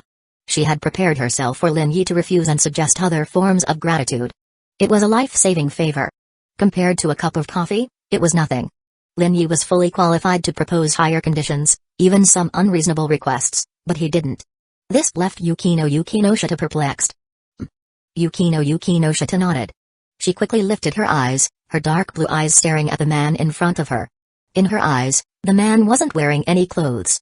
From the beginning until now, it had been 3 days. She had already gotten used to it, seeing Lin Yi's body without much shame or embarrassment. She had even grown accustomed to it. "Do me a favor." She took cotton swabs and iodine from the plastic bag and handed them to Lin Yi. "Help me treat the wound on my left calf." After saying that, she placed her left leg on the side of the corridor, pulled up her pants, and the rustling sound of fabric arose. Lin Yi had no reason to refuse. He stood up, took a step forward, squatted down, opened the iodine bottle, soaked the cotton swab in it, and then approached Yukino's left leg wound with his right hand holding the swab. Soon, the cotton swab touched the fabric of her clothes. Lin Yi was stunned, puzzled. Why was there fabric? But in an instant, he understood something and was filled with astonishment. At this moment, the hand Lin Yi held in the air froze and couldn't move. He swallowed, completely daring not to lift his eyes to look at Yukino Shita. His X-ray vision had exposed everything. Yukino sat still in her seat, her hands tightly clenched, trying to suppress the emotions surging inside, but her body began to tremble slowly. A cruel fact was laid before her eyes, a harsh reality she had to face. When you gaze into the abyss gazes back at you. She finally confirmed it. Lin Yi had seen through her. Yukino Shita slowly closed her eyes. Scenes appeared in her mind one after another. From Lin Yi questioning why change clothes so quickly at Chiba Mall, to later noticing her leg wound. And now not realizing that there were pants covering the wound. Everything made sense. In Lin Yi's eyes, she was also seen as unclothed. Her body had been completely seen through by Lin Yi. Thinking of these 3 days, her body had been seen countless times by Lin Yi. Yukino Shita couldn't help but feel furious, but at the moment of eruption, the scene of Lin Yi protecting her and helping her escape from danger flashed in her mind. The burning anger quickly subsided. The complex emotions left Yukino Shita completely unsure of how to handle the situation. So difficult, what to do? She bottled up her anger and frustration inside. Yukino. Finally, Lin Yi nervously looked up and met her pair of cold, dark blue eyes. His heart felt as if it were hit by a blizzard, freezing 3 feet deep, chilling him to the bone. He was definitely discovered. Lin Yi could only say, truly, as expected of the top student of Sobu High School, his intelligence was no joke. What to do? What should he do next? Apologize directly? Lin Yi lowered his head, his gaze involuntarily falling on the girl's left leg scratch. Gritting his teeth and being resolute, Lin Yi used both hands, one pulling up her pants leg and the other using the iodine-soaked cotton swab to treat the wound. Yukino Shita instinctively tried to pull her leg back but failed, eventually giving up and letting Lin Yi apply the iodine. The slight coldness and rough texture stirred her heart. Yukino Shita was in turmoil. Her body had been exposed, and now she was being touched. She was no longer pure. 1 minute later, after Lin Yi finished handling the cotton swab and iodine, he sat back in his seat. Just as he looked up, Yukino Shita knocked on the table and immediately said, "Watch your gaze." This time, Lin Yi's gaze, which she called a lewd gaze, was completely fine. Thinking about her body being exposed by the man in front of her, Yukino Shita instinctively clenched her fists, even feeling murderous intent. She even wanted to kill Lin Yi and then commit suicide to end this shame and humiliation. When did it start? Finally, Yukino asked. Monday. At the same time as her, indeed. Yukino Shita exhaled softly. Lin Yi slightly lowered his gaze to avoid seeing the girl's body sitting opposite him. Because the table covered it, the area below her chest was not visible, but her upper body alone was already stunning and alluring. He had considered trying to cover it up, but based on Yukino's current reaction, the matter was already confirmed. Arguing made no sense. It was better to admit it gracefully. Good, at least you didn't deny it. It seemed like a compliment to Lin Yi, but Lin Yi only felt a cold winter breeze blowing towards him. Why didn't you tell me then? She seemed a bit angry, even furious. If Lin Yi had said so then, she would have definitely taken a leave immediately. How was I supposed to say?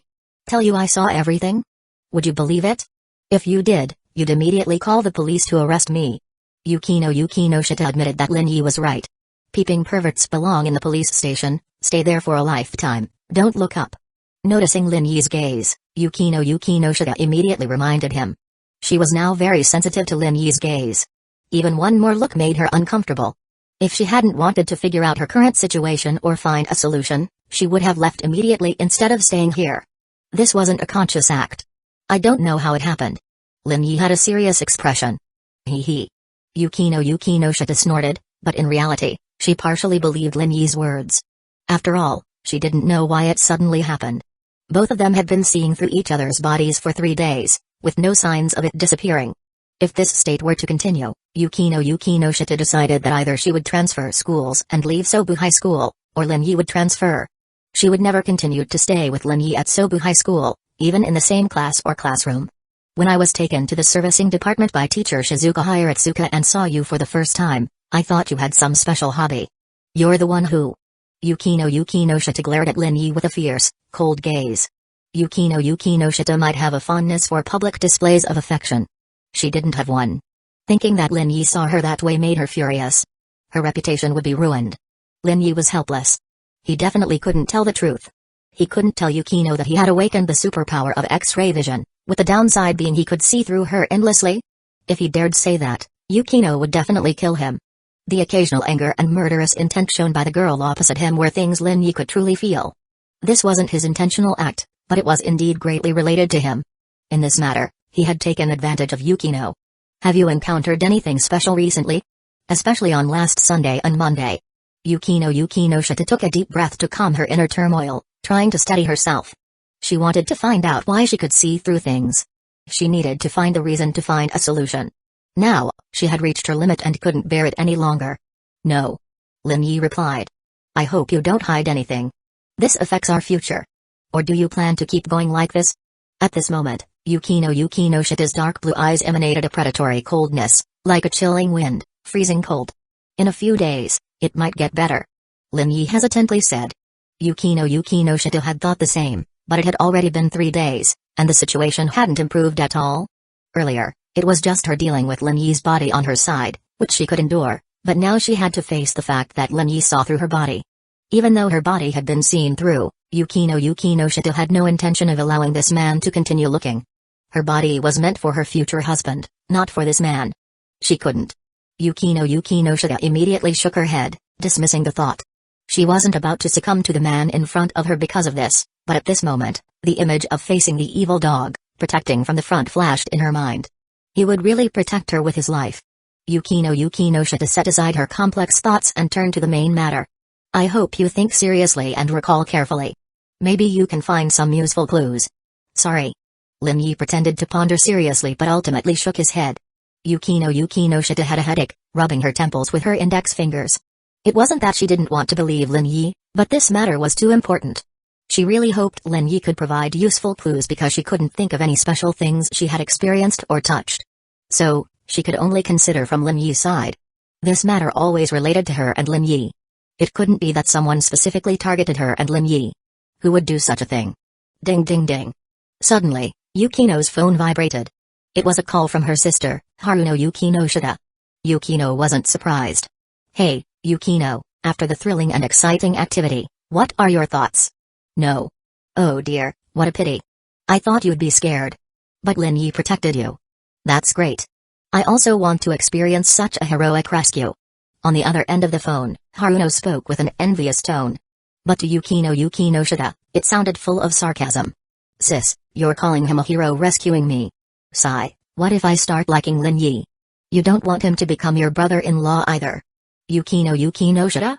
With this sister, she felt more helpless. At least in teasing, she had almost never won against her sister Haruno. Alright, I'm currently near the Chiba Mall. Where are you? I'll pick you up and take you home. Just came to my apartment. Alright, by the way, I told the driver to keep it secret from Mom. Sigh, sad. Yukino didn't even say thank you. If Mom finds out, you can imagine the consequences. She would likely have to go home and couldn't continue living alone outside. Thank you. You're not sincere, unhappy, and not accompanying me back to the apartment. Yukino Shita paid the bill and left the coffee shop. She looked around and saw her sister Yona waving from afar.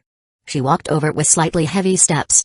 Meanwhile, not far behind her, pink-haired Hyuga spotted Yukino Shita, was about to call out but held back, finally watching Yukino disappear at the end of her vision. Len, were you having coffee with Yukino? When Lin Yi first met up with Hyuga, he mentioned having coffee. Yeah, Yukino hurt her leg. Ah. Is it serious? Just scratches. It's not a big deal, but it's not suitable for us to search for your Sabir together. Health comes first. Let's set off. The two walked together, and police had already set up a perimeter at the incident site. Many people were curious and gathered to watch. All 3 dogs were killed. What a pity. What's there to pity? It's said these 3 dogs attacked people and were killed. They deserved it. Don't know who was so hateful. They killed the Tosa Inu, and what were the other 2 dogs again? Dachshund or Shiba Inu? Upon hearing this, Hyuga immediately became excited. Hello. Are those 3 dogs really dachshunds? Aye. Amid the confused onlookers, Lin Yi pulled Hyuga away. They're not dachshunds. Don't worry, I already checked. They are 2 Akita dogs. Great. Hyuga immediately breathed a sigh of relief. But another doubt arose. Did Lin Yi arrive that early? Half an hour later, in a pit near the incident site, Lin Yi found the hiding dachshund, Sabir. Sabir, it's me. Come out quickly. Hyuga leaned in and saw her familiar dog. Woof, woof. Upon seeing Hyuga, Sabir immediately ran into her arms, whining. Its eyes moved upon seeing Lin Yi, and it emitted a panicked whimper, its already small body trembling even more. So scary, it was that man. It's okay now, it's okay. Hyuga petted Sabir's head to comfort it, but Sabir's trembling didn't stop. Thank you, Lin. Without your help, I definitely couldn't have found Sabir. Since you found it, go back soon and watch over it. Don't let it run again. I will. Hyuga was about to bid farewell to Lin Yi and go home. Come on, Sabir, quickly say goodbye to Lin Yi. She held Sabira's front paws, and Sabira trembled even more violently. Sorry, Lin Yi, Sabira wasn't shy before. Haha, I understand. It was scared. Once Sabira recovers, I'll take it to thank you properly. No need. This dog seemed on the verge of crying. Goodbye, thank you for your help. Yeah, take care on the way. Lin Yi didn't escort Hyuga home. It was only 5:30, the sun hadn't set yet, and the time was still early. No need to worry too much about safety. After seeing the girl disappear at the end of her vision, Lin Yi withdrew his gaze and prepared to head back to his apartment. But at this moment, he heard a voice from his right side. A female voice, familiar. Lin Yi turned around and looked in the direction the voice came from, seeing a beautiful woman with shoulder-length black hair. Haruno Yukino Shida. Why didn't she come back with Yukino Shida? Did she stay on purpose? Lin Yi immediately realized that the other party's intention was him. She meant trouble. Chapter 97, Haruno, Humiliation. Lin Yi's eyes reflected the image of a black-haired woman with shoulder-length hair waving at him. As he gazed at her smiling cheeks, he couldn't help but wonder about Haruno's intentions. She chose to stay here instead of going home with her sister, which must mean that her purpose for staying was more important than staying by her sister Yukino's side. What could it be? Lin Yi had a guess. The strange and vicious dog, the Tosa Inu, although its body didn't show obvious signs of mutation or unnatural features, the sudden swelling and bulging of its body before it died, even after deflating significantly post-death, still made it vastly different from a normal Tosa Inu. Moreover, official institutions have detection methods. As long as professionals use the relevant equipment to investigate, they can basically confirm that the Tosa Inu had mutated. And could an ordinary person deal with a mutated Tosa Inu and kill it? Yes, but the possibility is extremely slim. Compared to ordinary people, it's more likely that the killer is a player. Therefore, it wouldn't be too difficult to trace this clue back to him by investigating Yukino's emergency call. And it's highly likely that Yukino Shita Haruno has already thought of this, which is why she chose to stay and wait for this moment when he was alone. Lin Yi quickly made a decision, stopped, turned around, and immediately started walking away, leaving only a retreating figure. Under the neon lights of the Chiba Mall, Lin Yi's figure gradually faded into the distance. Tap tap tap. A series of hurried footsteps sounded. Wait. Lin-kun, wait. Haruno started running, calling out for Lin Yi to stop. But Lin Yi ignored her, walking on his own as if he hadn't heard Haruno's calls at all. Tap tap tap. Haruno ran faster, the short-haired woman with shoulder-length black hair, now panting, quickly caught up to Lin Yi. She placed her hands on her knees, raised her eyes, and looked at him with a hint of resentment. Lin-kun. Didn't you hear your beautiful sister calling you? Yukino Shita-san. Lin Yi feigned surprise. I'm sorry, I was lost in thought just now and didn't hear you. Believe it? Definitely not. Haruno was certain that Lin Yi had seen her. Really, Lin-kun, if you can't even hear your sister calling you, girls will dislike you. So Yukino Shita-san dislikes me now, what a pity. I won't stay here any longer to affect Yukino Shita-san's mood. After saying that, Lin Yi made as if to leave, but Haruno moved a step to block his path again. She realized that Lin Yi was a bit difficult to deal with, completely different from the men she usually encountered who fawned over her because of her looks and status. How could your sister dislike Lin-kun? I like you too much. You like me? Yes, I like you. How surprising, there are girls who like me too, but Yukino Shita-san, you're a good person. I already have someone I like, we're not suitable, goodbye. Haruno was stunned, it seemed she had been rejected, handed a good person card. Kamashi, Yukino Shita Haruno, since childhood, had countless suitors. It was always her rejecting men's advances and confessions, handing out good person cards to men. But now, she had been rejected by a man she had known for less than 2 days. You are indeed interesting, Lin Yi-kun. Lin Yi-kun, why are you in such a hurry to leave? I'm not a devil who will eat you. Of course, if you're going on a date with a girl to enjoy a wonderful nightlife, I certainly won't stop you. Haruno grabbed Lin Yi's wrist, saying with a smile. You guessed right, as expected of Yukino Shita-san. She chuckled inwardly, her smile on her face even brighter. She had already looked into Lin Yi. At Subiu High, Lin Yi had always been alone, without any close classmates, let alone female friends.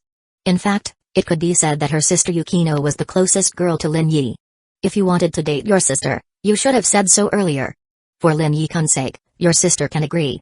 Haruno, with a beaming smile, her navy blue eyes filled with satisfaction, took a natural step to Lin Yi's side, smoothly linking arms with him, as intimate as a girlfriend, without a trace of unfamiliarity or coldness.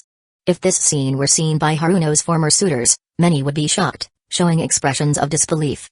Lin Yi glanced at the woman smiling faintly beside him, feeling the soft touch of her delicate body. The enveloping sensation was indeed different. Compared to Yuki no Shita's meager figure, it was a completely different feeling. They're sisters, how can the difference be so big? Let's start our date. Your sister will treat you to something delicious. Lin Yi took another look. Is the dessert you, Yuki no Shita-san? Ahahaha, Lin Yi-kun is so direct. If Yukino knew, she would be angry. You might not be able to pursue Yukino in the future. Haruno didn't show any sign of disgust. Instead, she hugged even tighter. She knew Lin Yi wanted her to back off, but how could Yuki no Shita Haruno possibly retreat because of Lin Yi's few teasing words? Facing difficulties head-on was her style. The more Lin Yi resisted, the more interested she became. She's already a woman I liked in the past. Yukino would really be heartbroken. I don't think I've ever seen her heartbroken. Haruno was speechless. This guy was impervious to all approaches. Could it be that because Yukino rejected his confessions a few times, he really let go of his feelings for Yukino? Arm in arm with Lin Yi, Haruno led him into the Chiba Mall, entering the nearest elevator. Ding dong. The elevator stopped at the top floor. This was the most high-end restaurant in the Chiba Mall, with prices so high that ordinary people wouldn't choose to dine here. Let's go. At this point, Lin Yi had no intention of leaving anymore. Feeling the soft touch of the beautiful girl, Lin Yi, led by Haruno, headed towards the luxuriously decorated Wagyu restaurant. Hello. Yuki no Shita-san. The waitress outside immediately recognized Yuki no Shita Haruno, although she was also very curious about the relationship between Lin Yi beside her and Yuki no Shita Haruno. Having worked here for so long, it was the first time she had seen Yuki no Shita Haruno come here for a meal with a man, arm in arm. Could he be her boyfriend? The waitress couldn't help but think. Same as before. This way, please. The waitress politely led the way. Soon, Lin Yi and Haruno entered a very private room. The small room, with its dark golden tones, was understatedly luxurious. The decorative lights emitted a soft yellow glow, rendering the room with a sense of tranquility and elegance. The waitress respectfully handed over the menu, and after Haruno's indication, the menu was passed to Lin Yi. Lin Yi unceremoniously took the menu. The waitress bowed and left the room, leaving only the sound of paper rubbing as Lin Yi flipped through the menu. Looking at the prices on the menu, compared to the high-end Wagyu cuisine Nanisren had treated him to, the prices here were at least 5 times higher. This is the life of the rich. So unpretentious. Lin-kun, how about it? Do you need my recommendation? Then I'll leave it to Yuki no Shita-san. Haruno proactively got up and sat next to Lin Yi, her slender fingers pointing at the menu. How about this steak? A5 grade Wagyu, I can guarantee the Kobe beef here is absolutely authentic. Sure. Haruno ordered 2 servings of Kobe Wagyu, 1 sushi, 1 sukiyaki, and a bottle of sake. Well, your sister will drink the sake, Lin-kun can have juice. I'd rather have milk. But this made Haruno immediately notice Lin Yi's gaze quickly sweeping over her body, his desire undisguised. He's pretending, trying to scare her off. No problem, your sister will order a bottle of fresh milk for you. Haruno called the waitress waiting outside, confirmed the order, and then returned to her seat. She faced Lin Yi, one hand propping up her chin, her cheeks still wearing a gentle smile. Actually, Lin-kun, you don't need to be so wary of me. This time, treating you to a meal is just my way of expressing my gratitude. Expressing gratitude requires holding his hand, intimately coming to a high-end Wagyu restaurant? Lin Yi didn't believe it. If it were just to thank him for saving Yuki no Shita, Haruno wouldn't need to go this far, even if Yuki no Shita Yukino was the most important person to this sister Khan. Yuki no Shita-san's gratitude, I accept. I don't have many pursuits in life, good food is one of them. So Lin-kun likes good food. Yukino's cooking is quite good, the kind you wouldn't get tired of eating for a lifetime. Compared to Yuki no Shita-san's cooking, I'm more looking forward to yours. My cooking can't compare to Yukino's. If Yuki no Shita-san doesn't want to say it directly, that's fine, no need to hold back. I have a good mindset, having endured various blows before. If you reject me outright, I'd actually think you're a good person, at least you wouldn't intentionally lead me on. In his previous life, although Lin Yi remained single until the day he crossed over, during his 4 years of university and 3 years of high school, he had encountered girls he was attracted to. He had tried to take the initiative, but the result? His initiative was of no use. Not handsome, not rich, and not good at sweet talk, how could he possibly win the favor of the girls he liked? Yukino wouldn't lead people on either, she's always refused. Yeah, so I was rejected. Try again, you might succeed. After all, Lin-kun has now become a member of Yukino's club, something that would have been impossible before. Although there was an element of Hiratsuka-sensei's request involved, it also signified that Yukino had allowed Lin Yi to enter her private domain. Coupled with today's attack incident, Haruno was certain that her sister Yukino's attitude and perception of Lin Yi had significantly changed. Yukino Shita-senpai probably wants to kill me now. Haha, that's not a funny joke. Yukino is more than grateful to you, how could she possibly want to kill you? Haruno covered her mouth as she laughed. At that moment, the waitress arrived with the dishes. Sake, fresh milk, 6 pieces of sushi, and 4 pieces of tempura shrimp. The beef will be ready soon, please wait a moment. The waitress bowed and left again. Haruno picked up the milk, slightly stood up, and poured the white milk into Lin Yi's glass. Here, let your sister pour you some fresh milk. Not a single drop is to be left. Splash splash. The pure white milk gradually filled the glass. Lin Yi tasted it, the flavor was surprisingly good. Here, try the tempura, it's also quite good. Haruno proactively picked up a piece of tempura for Lin Yi, showcasing her initiative and enthusiasm. The feeling was completely different from when Nanisren proactively served him food. Nanisren's actions came from genuine feelings, without much interest or purpose, whereas Haruno, no matter how enthusiastic, Lin Yi knew her actions were driven by a certain goal. The taste is indeed good. Lin Yi started eating, using his chopsticks to pick up a piece of sushi and put it into his mouth. At this hour, he was indeed a bit hungry. Sitting across from him, Haruno smiled, using her chopsticks to pick up a piece of sushi and eat it in small bites, displaying the good upbringing of a young lady. However, when she tasted the sake, she slightly revealed a relaxed demeanor. Sizzle sizzle. The Kobe beef was served on the table. Lin Yi tasted a piece, the tender beef melted in his mouth, a faint milky aroma spreading on the tip of his tongue, the meat's texture continuously impacting his taste buds. This was even better than the beef Nanisren had treated him to before. Haruno's smiling gaze fell on Lin Yi, while her hand used a fork to place a piece of beef into her mouth. Lin-kun, what do you think of Hyuga Hama-san? Pretty. Compared to Yukino? Bigger. Haha. Haruno covered her mouth as she laughed, having to admire Lin Yi's directness. A normal man wouldn't say such things in front of her. But this made her find Lin Yi even more interesting. Compared to the dullness of other men, Lin Yi brought her a fresher and more curious experience, making her wish to continuously delve deeper into Lin Yi's deliberately disguised true heart. Yukino is very cute. Don't be fooled by her cold demeanor, she's actually very gentle with those she's close to. As long as Lin-kun enters Yukino's heart, you can taste the gentleness she opens up only for you. It's too hard. How about you, Yukino Shita-san? I think you're quite nice, more gentle, kind, beautiful, and understanding of men's hearts than Yukino Shita-san. Haha, I'm not gentle, not kind, I can't. I don't want to steal Yukino's boyfriend. If Yukino found out, she'd hate me to death. Haruno waved her hand in refusal. What a pity. Lin Yi shrugged, his tone not showing any disappointment, as if the answer had no effect on him. The small room returned to silence, the two eating wagyu, their gazes intersecting, but neither spoke. Soon, Haruno spoke again, almost forgot, there's something I forgot to tell Lin-kun. The owner of the Tosa Inu that Lin Yi killed also appeared at the scene.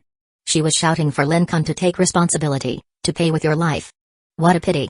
What's a pity? If she had been at the scene, I wouldn't have minded giving her a couple of whacks too. How interesting. If Yukino heard that, she'd be even happier, though she'd definitely say you shouldn't do that. At this moment, Yukino Shita Haruno felt a bit nervous, she was about to bring up the real purpose of inviting Lin Yi. Actually, the Chiba police said there's something off about that Tosa Inu. Its size is much larger than a normal Tosa Inu.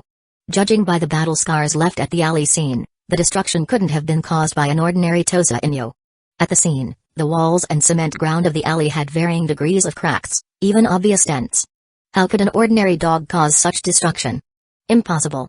Yukino hadn't realized this issue, but she had, and so had the Chiba police. Is that so?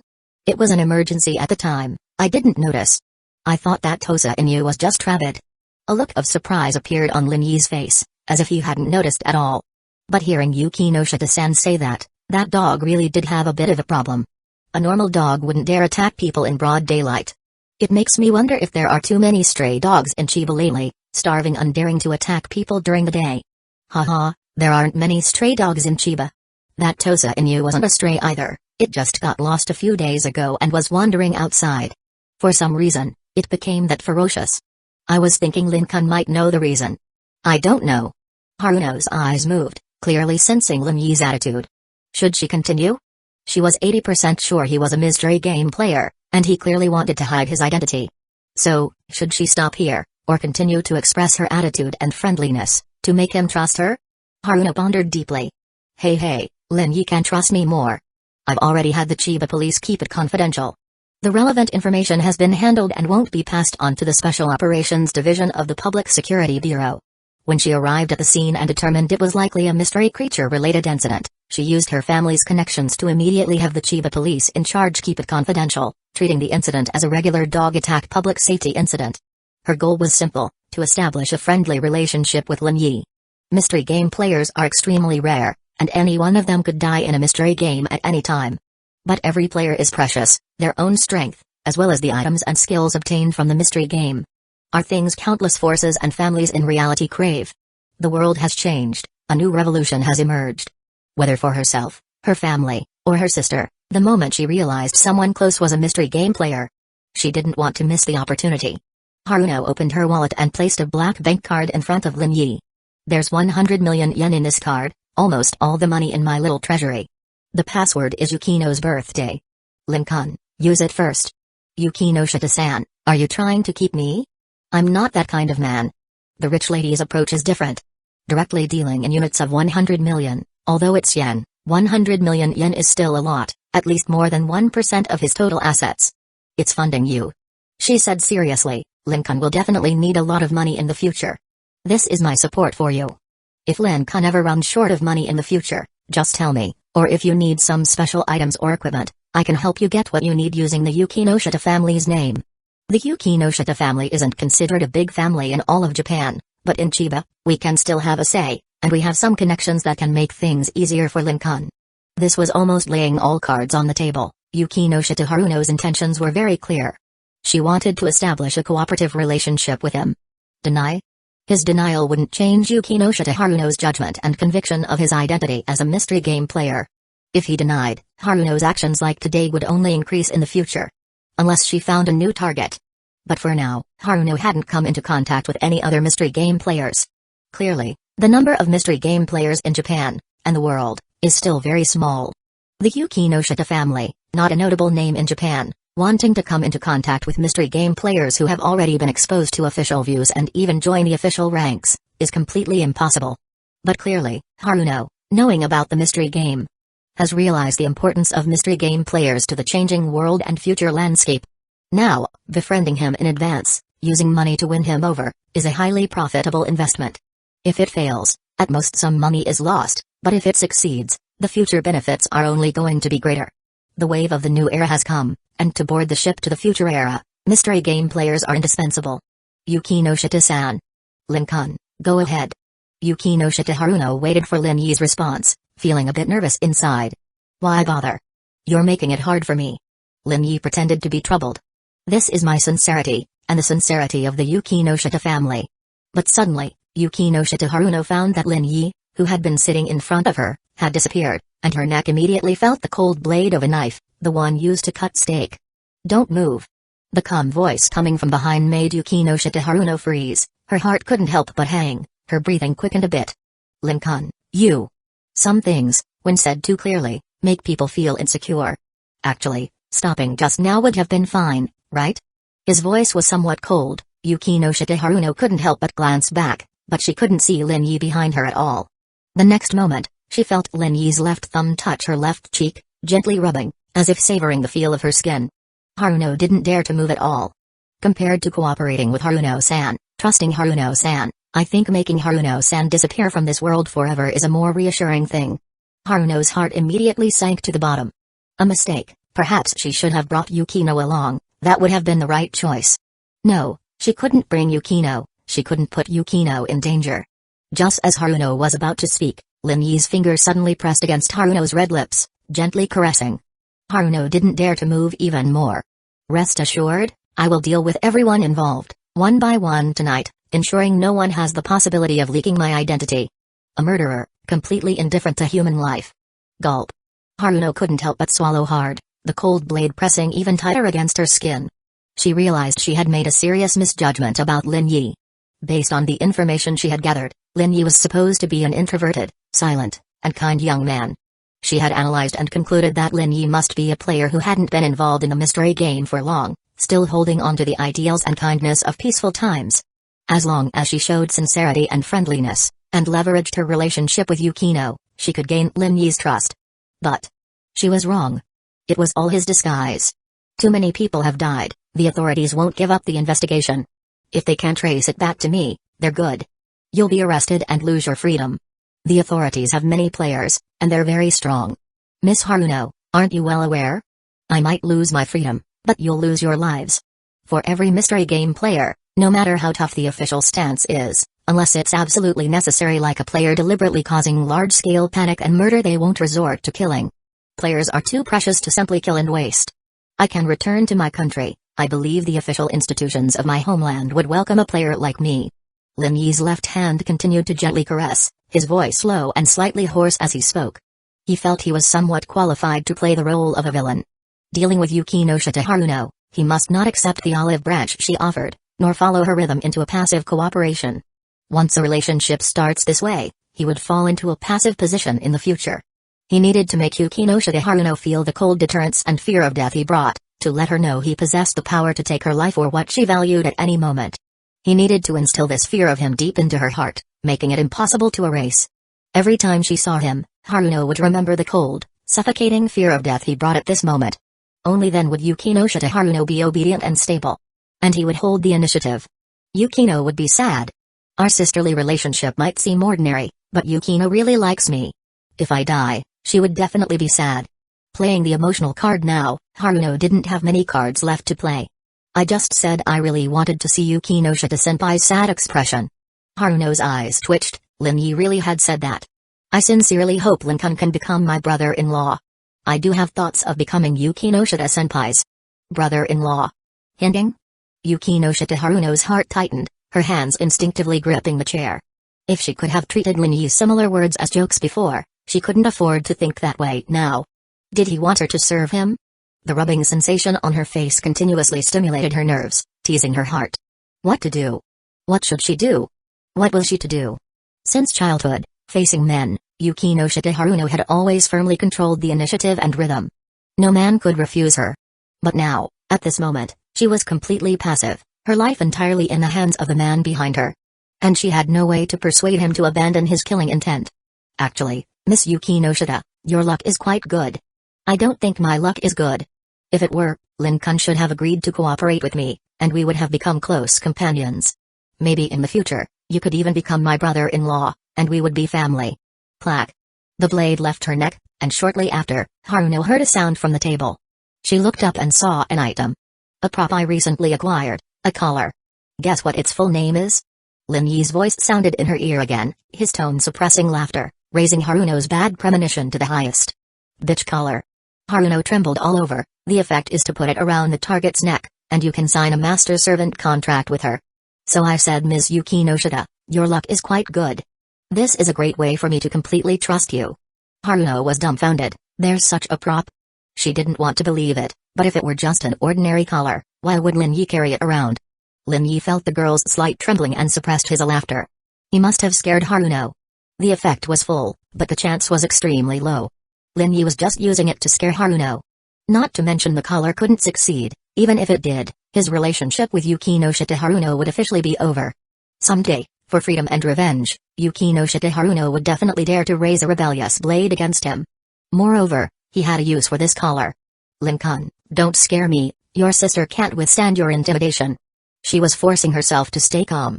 Really, truer than gold. If you don't believe me, why not try it on and see? Yukino Haruno's gaze fell on the black collar on the table. She swallowed hard, staring at it intently. Was she supposed to put that collar around her neck and become Lin Yi's servant?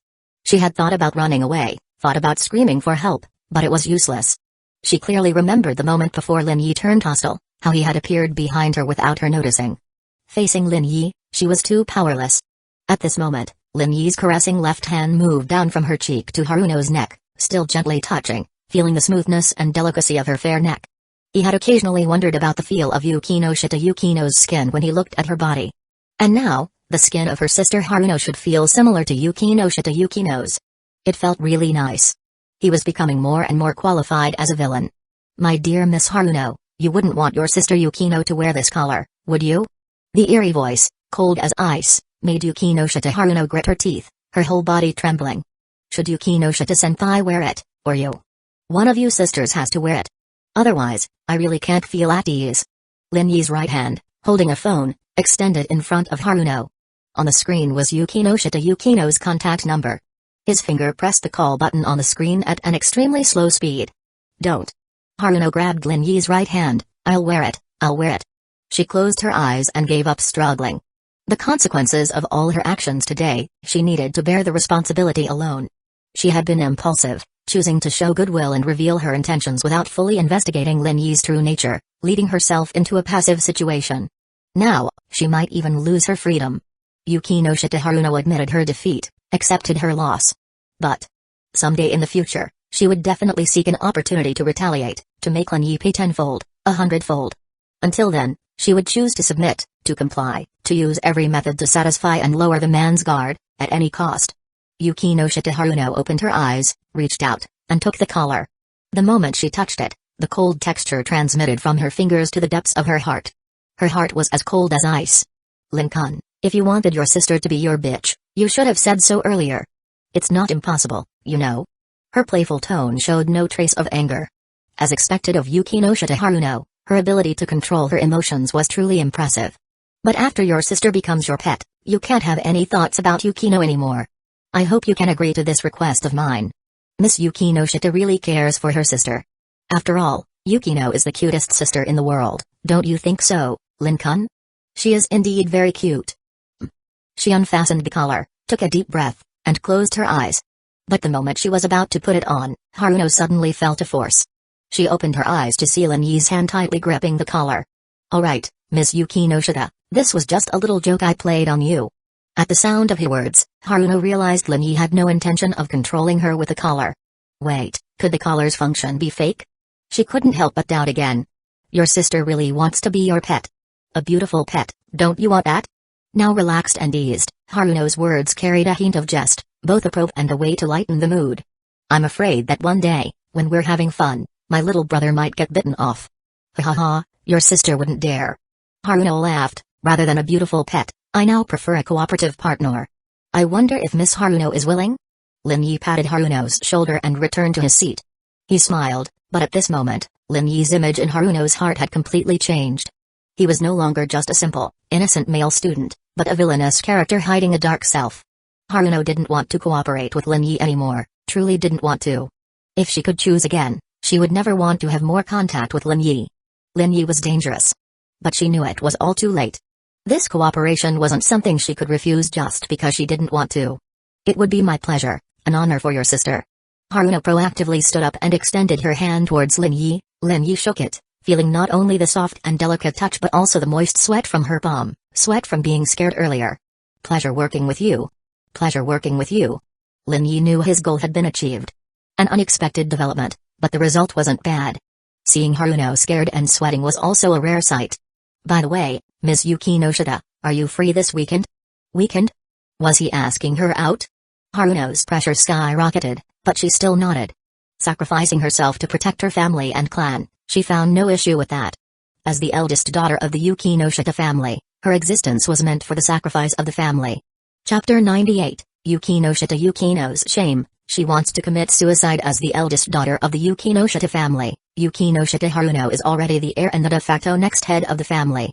After graduating from Subu High School and enrolling at Chiba University, she began to familiarize herself with the family's businesses, network, and related affairs under her parents' arrangements. Her future has already been set.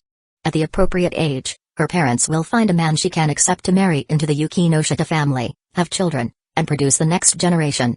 Her younger sister, Yukino-shita Yukino's life has also been predetermined. Since Haruno was confirmed as the heir, Yukino's role has been to secure greater benefits for the family through marriage. With her striking beauty, Yukino is the perfect tool for the family to use in forming alliances through marriage. Haruno has thought about resisting, about defying her parents' arrangements, about fighting for a better future for her sister. She even wished that Yukino could inherit the Yukino-shita family, while she herself could be the one used for a marital alliance, but facing reality, she knows this is impossible. The family's arrangements are not something she can change just because she wants to, especially now that her mother has made the decision. It's not something she can simply refuse by not wanting to inherit. Yukino finds it hard to face their mother, and so does Haruno. But now, an opportunity has arisen. Haruno's gaze falls on the face of the man smiling before her. Having sacrificed herself for the sake of the family, she is no longer qualified to inherit the Yukino-shita family, and Yukino will become the new heir. She never expected that today's impulsiveness would lead to this situation. A pleasant surprise? To be honest, Haruno would rather not have this kind of surprise. Mr. Lin wants to go on a date with me, so even if I don't have time, I'll make time. All my future time belongs to Mr. Lin. She puts on a smile, switching to her usual cheerful yet slightly mischievous expression. I'm not forcing you. Oh my, the assertive Mr. Lin says he's not forcing anyone. It makes me wonder if Mr. Lin's earlier dominance was just an illusion. Maybe it really was an illusion. I dare not take it as an illusion. What if Mr. Lin decides he wants me to be his pet again? Haruno glances at the collar on the table, a fleeting panic in her heart.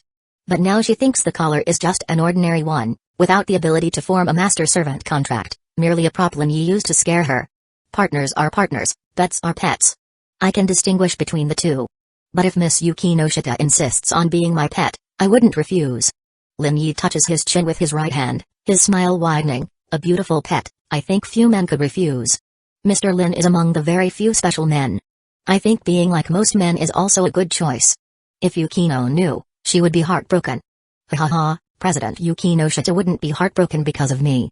After saying this, Lin Yi picks up his glass and drinks the milk. Haruno proactively refills it for him. The pure white milk emits a faint milky fragrance. So, where does Mr. Lin plan to go this weekend? I can make perfect arrangements for our first date. Let me tell you a secret, I've never been on a solo date with a boy before. Her face is only 10 centimeters away from Lin Yi's, her navy blue eyes smiling as they meet his. Lin Yi can smell the quiet, pleasant scent emanating from the girl, reminiscent of orchids. He even feels that if he just leaned forward a little, he could seize those tempting red lips. So, my first time will be taken by Mr. Lin. Mr. Lin must take good responsibility.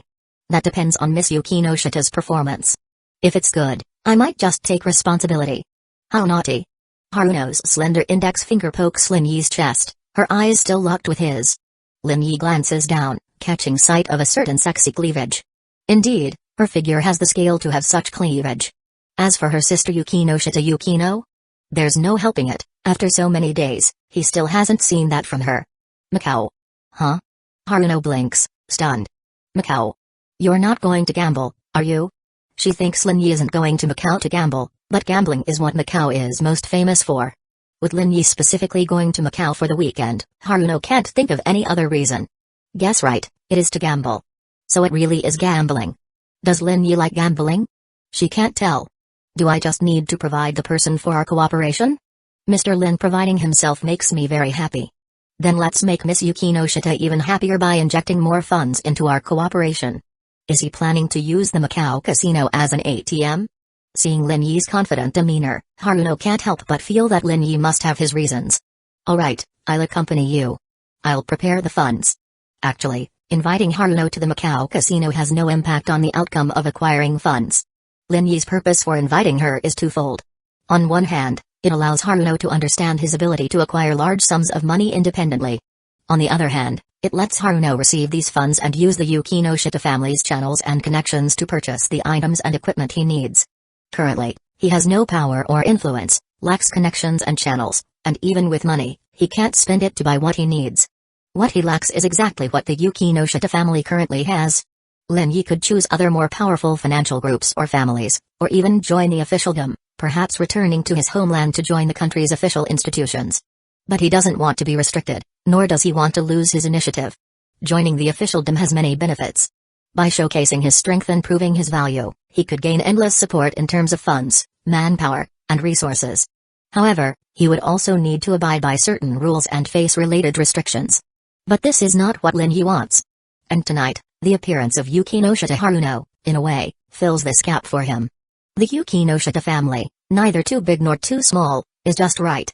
Most importantly, he knows Haruno's soft spot. Now, his cooperation with Yukino-shita Haruno is confirmed, with interest as the core connecting both parties. As long as this interest remains stable, the relationship between the two will become even closer. As for the possibility of Haruno's betrayal in the future, as long as he continues to grow stronger, becoming powerful enough to stand above this world, then Haruno will only become more obedient and loyal. A purely mutual interest relationship can make this partnership last longer. Miss Yukinoshita will be glad for today's decision. Then I look forward to it. I hope to make a big profit following Mr. Lin to Macau. Remember to treat me to a meal. Ha ha ha, anything you want. She leans on Lin Yi's shoulder, her seductive voice echoing in his ear. Lin Yi smiles and unceremoniously slaps Haruno's buttocks, feeling a wave of softness and elasticity. Naughty, always taking advantage of me. Haruno pouts shyly, using one hand to steady herself and the other to straighten her clothes. It's about time, let's go. Okay. After making sure nothing is left behind, Haruno heads towards the private room's door. Once the door opens, Haruno quickly steps out to settle the bill. After paying, she boldly links arms with Lin Yi again, and under the waiter's guidance, they enter the elevator. Welcome to come again next time.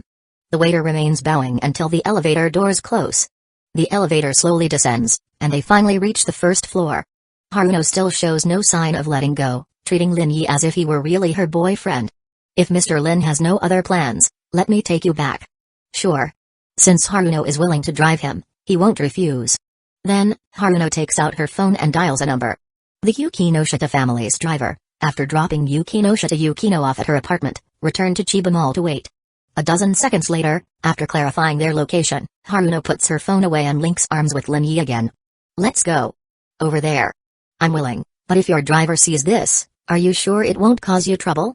Lin Yi glances at Haruno's current posture, not minding being linked arm in arm with a beauty, but he can't help but worry about attracting too much attention. As the eldest daughter of the prestigious Yukinoshita family in Chiba, Haruno's every move is still under scrutiny. No, Uncle Yamada won't talk. Haruno actually holds on tighter, showing her determination. Lin Yi says no more and follows the girl's steps towards the black car that has appeared in the distance. Meanwhile, not far behind them at the entrance of Chiba Mall, under the colorful lights, a blond man appears. He sees the figures ahead and instinctively wants to call out, but when he notices the familiar figure clinging closely to a man, he thinks he must be mistaken. I must be seeing things. There's no way Haruno would be so intimate with a man. The blond man laughs at the thought, but when he sees the two figures entering a black car, his expression changes. He recognizes that car. At this moment, his face turns pale, and he feels as if he's been dealt a heavy blow. Has Haruno already started dating someone? When did this happen? He hadn't heard anything about it. Goodbye, Mr. Lin. Haruno waved goodbye to Lin Yi. After Lin Yi disappeared from sight, Haruno retracted her gaze, her expression slowly calming. Take me to Yukino's place, Uncle Yamada. The black car drove off slowly. Haruno leaned back against the comfortable seat, crossing her arms and closing her eyes. The scene from the private room with the wagyu beef immediately surfaced in her mind. The cold touch of the blade against her neck, the sound of the man's breathing behind her, and the collar on the table reflecting a chilling light. She only felt colder. Now that she was away from the dangerous Lin Yi, Haruno's sense of security had only recovered slightly. The driver, focused on driving, pressed a button, dimming the car's interior lights. He was curious about the young lady's special attitude toward that man, but he had no intention of asking.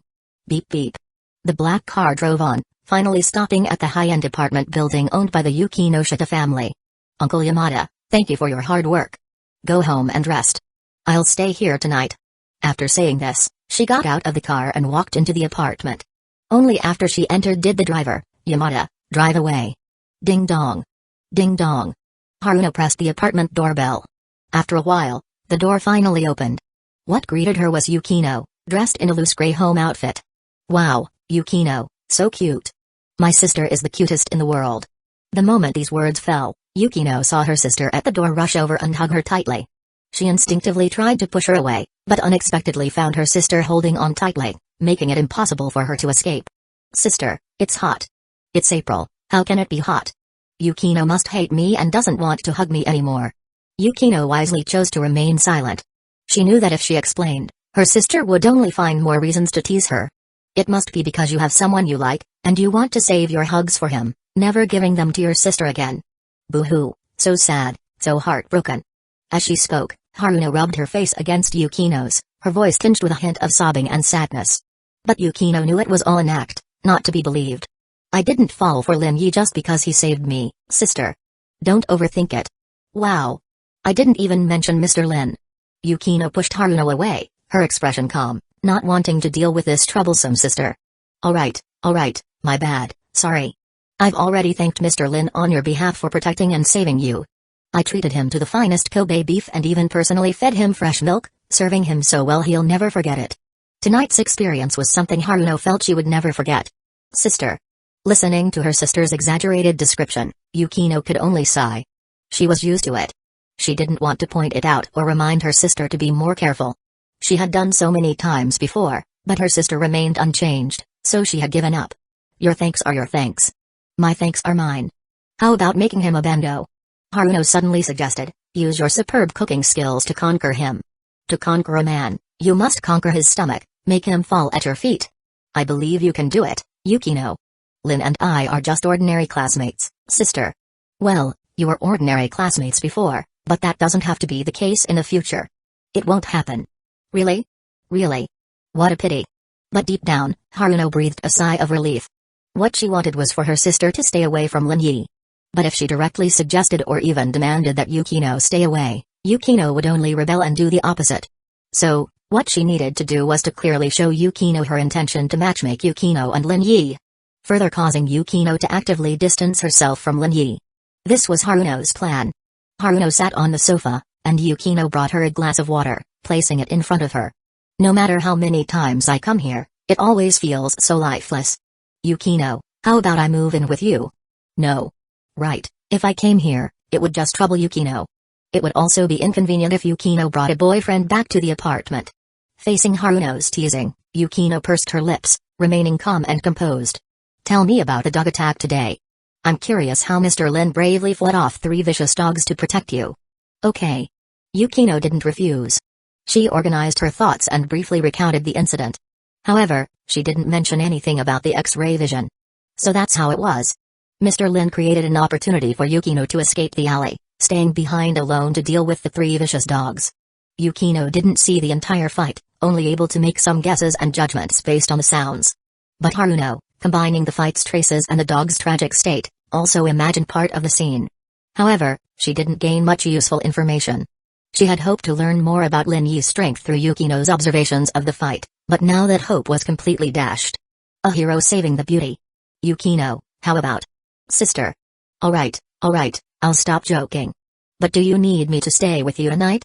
If you ask, I can reluctantly agree. No need. Really?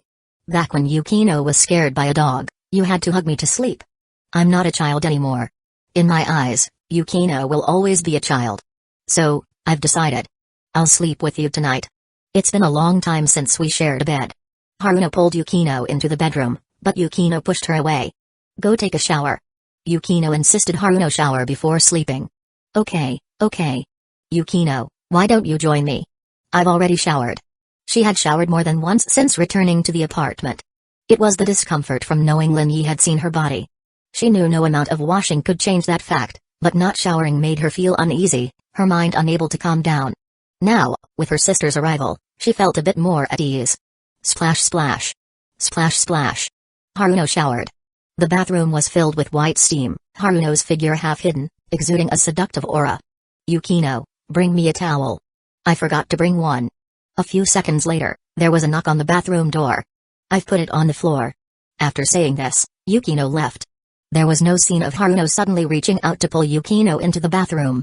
10 minutes later, Haruno, wrapped in a towel, arrived at Yukino's bedroom door. Click. The door wasn't locked. Haruno smiled slightly. Although her sister said she disliked her, she wouldn't actually refuse her. Otherwise, Yukino would have locked the door. Yukino, I'm here. Haruno pounced.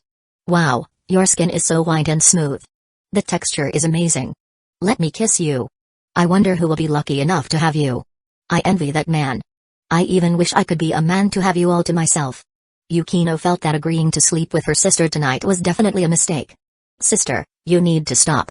She exploded, but it was no use. Haruno continued as she pleased, finally calming down but still holding Yukino tightly. The lights went out, the girl's bedroom fell into silence, the faint moonlight outside casting a serene glow over the room. Haruno hugged her sister, feeling the warmth of her body and the rhythmic thump-thump of her heartbeat, breathing slowly. Tonight, rather than her comforting her sister's fear of dogs, it was more like her sister was soothing her own fearful heart. Just for tonight, Just for this one night, she would allow herself to be a little weak. Starting tomorrow morning, she would once again be the perfect Yuki no Shita Haruno, working for her parents, her family, and her sister to create a better future, even if it meant dancing with the devil. And Yukino felt that her sister was a little different tonight. After her sister's steady, faint breathing sounded beside her, Yukino also emptied her mind, quickly falling into a deep sleep. Only then did Haruno open her eyes, gazing at her sister's blurred face. "I'll handle everything, sister. You just enjoy your high school life as peacefully as before. The only thing I hope is that you can keep your distance from Lin Yi, especially not to develop any emotional entanglement." Haruno suddenly wondered if Yukino had rejected Lin Yi's confessions multiple times because she sensed something. She didn't know whether to consider her sister lucky or unlucky. April 18th, Thursday, noon. After finishing his classes, Lin Yi headed to the service club. Today, Yukino Shita Yukino had taken a leave of absence and didn't come to school. The reason was simple: she didn't want him to continue admiring her body, which was like a work of art. Lin Yi could understand this. However, the only thing he couldn't figure out was why Yukino Shita Yukino would think of X-ray vision. He had spent the entire morning carefully recalling and searching for any loopholes in his conversation with Yukino Shita Yukino from the previous day. He found 2 points, but even with these 2 points, it shouldn't have led Yukino Shita Yukino to directly think of X-ray vision. Ordinary people wouldn't think of X-ray vision. Unless Yukino Shita Yukino herself had some special ability. Only someone who possessed or had been exposed to special abilities would immediately connect the loopholes in his words to X-ray vision. Whoosh! Lin Yi pushed open the door to the service club. The classroom was empty, and the black-haired girl was not sitting in her usual seat. Lin Yi went to his seat, and with a click, he opened the bento he had bought at a convenience store on his way to school. It was a beef bento, with salad and a small sausage as side dishes. The portion was a bit small for Lin Yi, but it was enough to get by. He decided to eat more tonight. Could it be that Haruno told Yukino Shita Yukino about something supernatural? If that were the case, it wouldn't be impossible for Yukino Shita Yukino to think of X-ray vision. Clang. The door to the service club suddenly opened. Lin Yi looked up and saw a black-haired female teacher in a white lab coat. Her striking figure showcased her charm as a woman, and even though she was nearly 30, she still had the allure of a young girl. "Miss Hiratsuka, please knock before entering." "Lin Yi, you've learned bad habits from Yukino Shita. Knocking is basic courtesy." Hiratsuka Shizuka walked over to Lin Yi. "Your lunch looks pretty good. Beef bento. Who made it for you today?" She knew that Takabana had brought Lin Yi lunch a few times. "Teacher, you can't tell this is a convenience store bento? I don't believe it." "Ah, ha ha ha." Hiratsuka Shizuka laughed and waved her hand, continuing, "Yukino Shita took a leave today. Do you know why? She told me she wasn't feeling well, but I don't really believe it. Teacher, do you trust my relationship with Yukino Shita too much? I'm wondering if you bullied her, making her too scared to came to school today." "Teacher, your intuition is spot on." Strictly speaking, his X-ray vision did count as bullying Yukino Shita Yukino. "No, yesterday we helped Hyuga Hama find her pet dog, Sabure. You know about that, right? Hyuga Hama was the one you introduced to the service club." "Did something happen?" "Yeah." Lin Yi nodded. "Yukino Shita and I were attacked by vicious dogs while searching." "Eh?" Hiratsuka Shizuka immediately showed concern. As the advisor for the service club, and since she had introduced the client, if a student got injured during a club activity, she, as the teacher, would be held responsible. "Then what? Is she okay? She couldn't have gotten hurt, right?" "I ran away." Lin Yi thought about the situation at the time. He had indeed run away first to deal with the 2 Akita dogs. "Hiratsuka Shizuka? Are you even a man? Don't you like Yukino Shita? How could you abandon her and run away?" The teacher in the white coat was shocked, almost losing her composure. She never expected her male student to be so cowardly. "I created a safe escape route for Yukino Shita." "Teacher, don't rush. Let me finish." Hiratsuka Shizuka immediately noticed the amusement in Lin Yi's eyes and realized he was teasing her. "Humphrey, learning to mess with your teacher now? Seems like you're itching for a lesson." Crack crack. Hiratsuka Shizuka cracked her knuckles, making a crisp sound. "Teacher, violence is prohibited at school. This is my loving iron fist." Seeing Lin Yi about to shout, Hiratsuka Shizuka smiled and withdrew her hand, straightening her lab coat. "Alright, since you protected Yukino Shita, I'll let you off today. Did you get hurt?" "No, just a few dogs. I handled them easily." "Good. In the future, if something like this happens, you must tell me. As the advisor for the service club, I need to know if you encounter any danger during club activities." Hiratsuka Shizuka was very serious. "I understand, teacher." I'll make sure to inform you in the future. Good. I won't disturb your lunch anymore. Make sure to get along with Yuki no Shita. I don't want to hear about you bullying her. Let me tell you something, she has an older sister. Hiratsuka Shizuka felt it was necessary to warn Lin Yi. Yeah. She was my student 2 years ago. She's a total sis-con. If she finds out you're bullying her sister, she won't let you off easily. Teacher, that sister you're talking about was trembling in front of me last night. This is a friendly reminder from your teacher. Remember it. If her sister comes looking for you, don't say I didn't warn you. Under Lin Yi's slightly helpless but amused gaze, Hiratsuka Shizuka left the service club and closed the door. The small clubroom was now empty except for Lin Yi. He started eating his lunch. Meanwhile, back in the staff room, Hiratsuka Shizuka contacted Yuki no Shita again. I already heard about your situation from Lin Yi. Yuki no Shita? Did that jerk tell Miss Hiratsuka about his X-ray vision and seeing her body? Yuki no Shita Yukino felt a chill run through her body, her face pale, and she almost dropped her phone. She couldn't face anyone anymore. She couldn't go back to Subuhai. Her mind went blank, filled only with deep-seated fear. In the future, if you encounter something like a wild dog attack, you must tell me. I'm the advisor for the service club. How could you keep such an important thing from me? If Yuki no Shita or Lin Yi had gotten hurt, she would have felt even more guilty. Her conscience wouldn't allow her to ignore the wild dog attack from last night. She needed her students to understand that they could rely on her, their teacher, in times of trouble. Teacher, I'm fine. In the future, if something unexpected happens, I'll contact you immediately.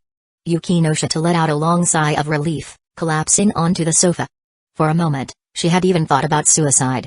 If she couldn't face anyone, it would be better to end her life. At least she wouldn't have to endure the shameful stares. Good. Rest well today and recover. Come back to school tomorrow. But faced with Hiratsuka Shizuka's request, Yuki no Shita hesitated. Teacher, I'll see how I feel tomorrow. I might need to take another day off. If Lin Yi continued to use his X-ray vision on her at school, how could she face him? After all, Lin Yi sat just to her right and slightly behind her. He could easily see her profile. Instantly, the shame she had gradually put aside came rushing back, overwhelming her. The thought of being completely seen by him for 3 whole days, from top to bottom, front to back, made her angry, furious, but mostly helpless. Because Lin Yi, the person who had done it, had also saved her and helped her. Alright. If you need to take a leave, let me know in advance. This was the privilege of being the top student in her grade. Moreover, Yuki no Shita Yukino had always been a model student who adhered to the rules. Taking 2 days off was no problem at all. I understand, teacher. I'll hang up now. Hiratsuka Shizuka sat back in her chair and stretched. As long as no one was hurt, it was fine. Dog bites and rabies were dangerous. She had heard that several people in Shiba had recently died from rabies. Who would have thought that looking for a dog would lead to a wild dog attack? What? Who got attacked by wild dogs? At the entrance of the staff room, a chestnut-haired female teacher with a faint smile walked up to Hiratsuka Shizuka. Takabana, who else?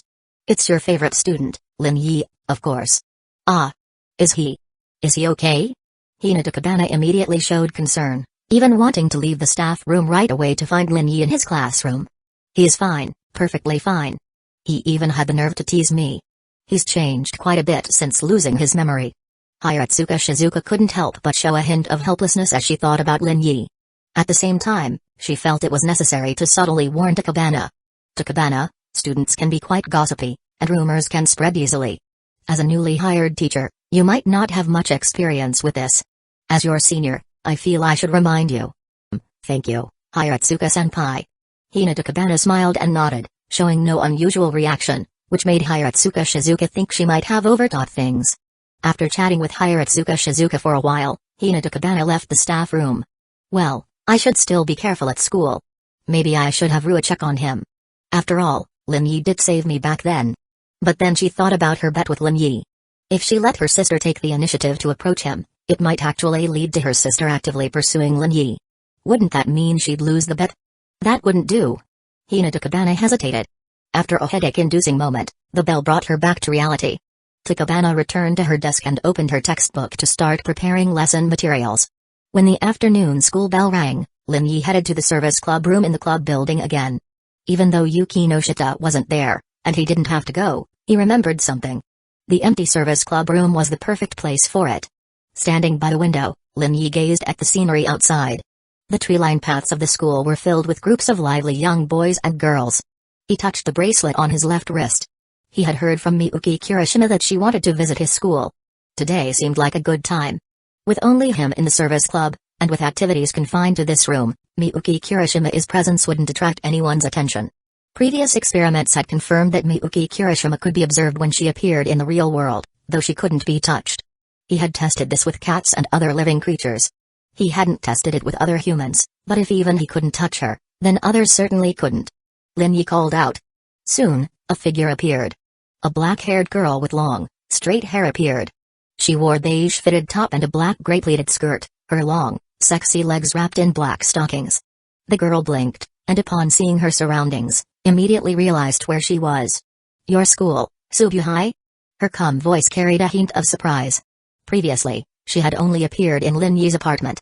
She had always wanted to visit a real school. Nice. She looked around, then walked over to stand beside Lin Yi, gazing at the scenery outside. Compared to her current school, Icco High, the youth and vitality here made her even feel a bit envious. Some things are only cherished after they're lost. Is that girl not here? Fujibayashi Ryo is a nurse. She works at a hospital. She's not a high school student. Miyuki Kirishima was taken aback. She had thought the two were the same age. So that girl is actually older than Lin Yi? She didn't look it at all. Lin Yi noticed the expectant look in Miyuki Kirishima's eyes as she gazed out the window, so he spoke up, "Want to go for a walk?" Miyuki Kirishima hesitated, not answering. "Let's go. We'll just walk around the club building. We'll come back a minute early." Now that Lin Yi had made the decision, Miyuki Kirishima didn't object.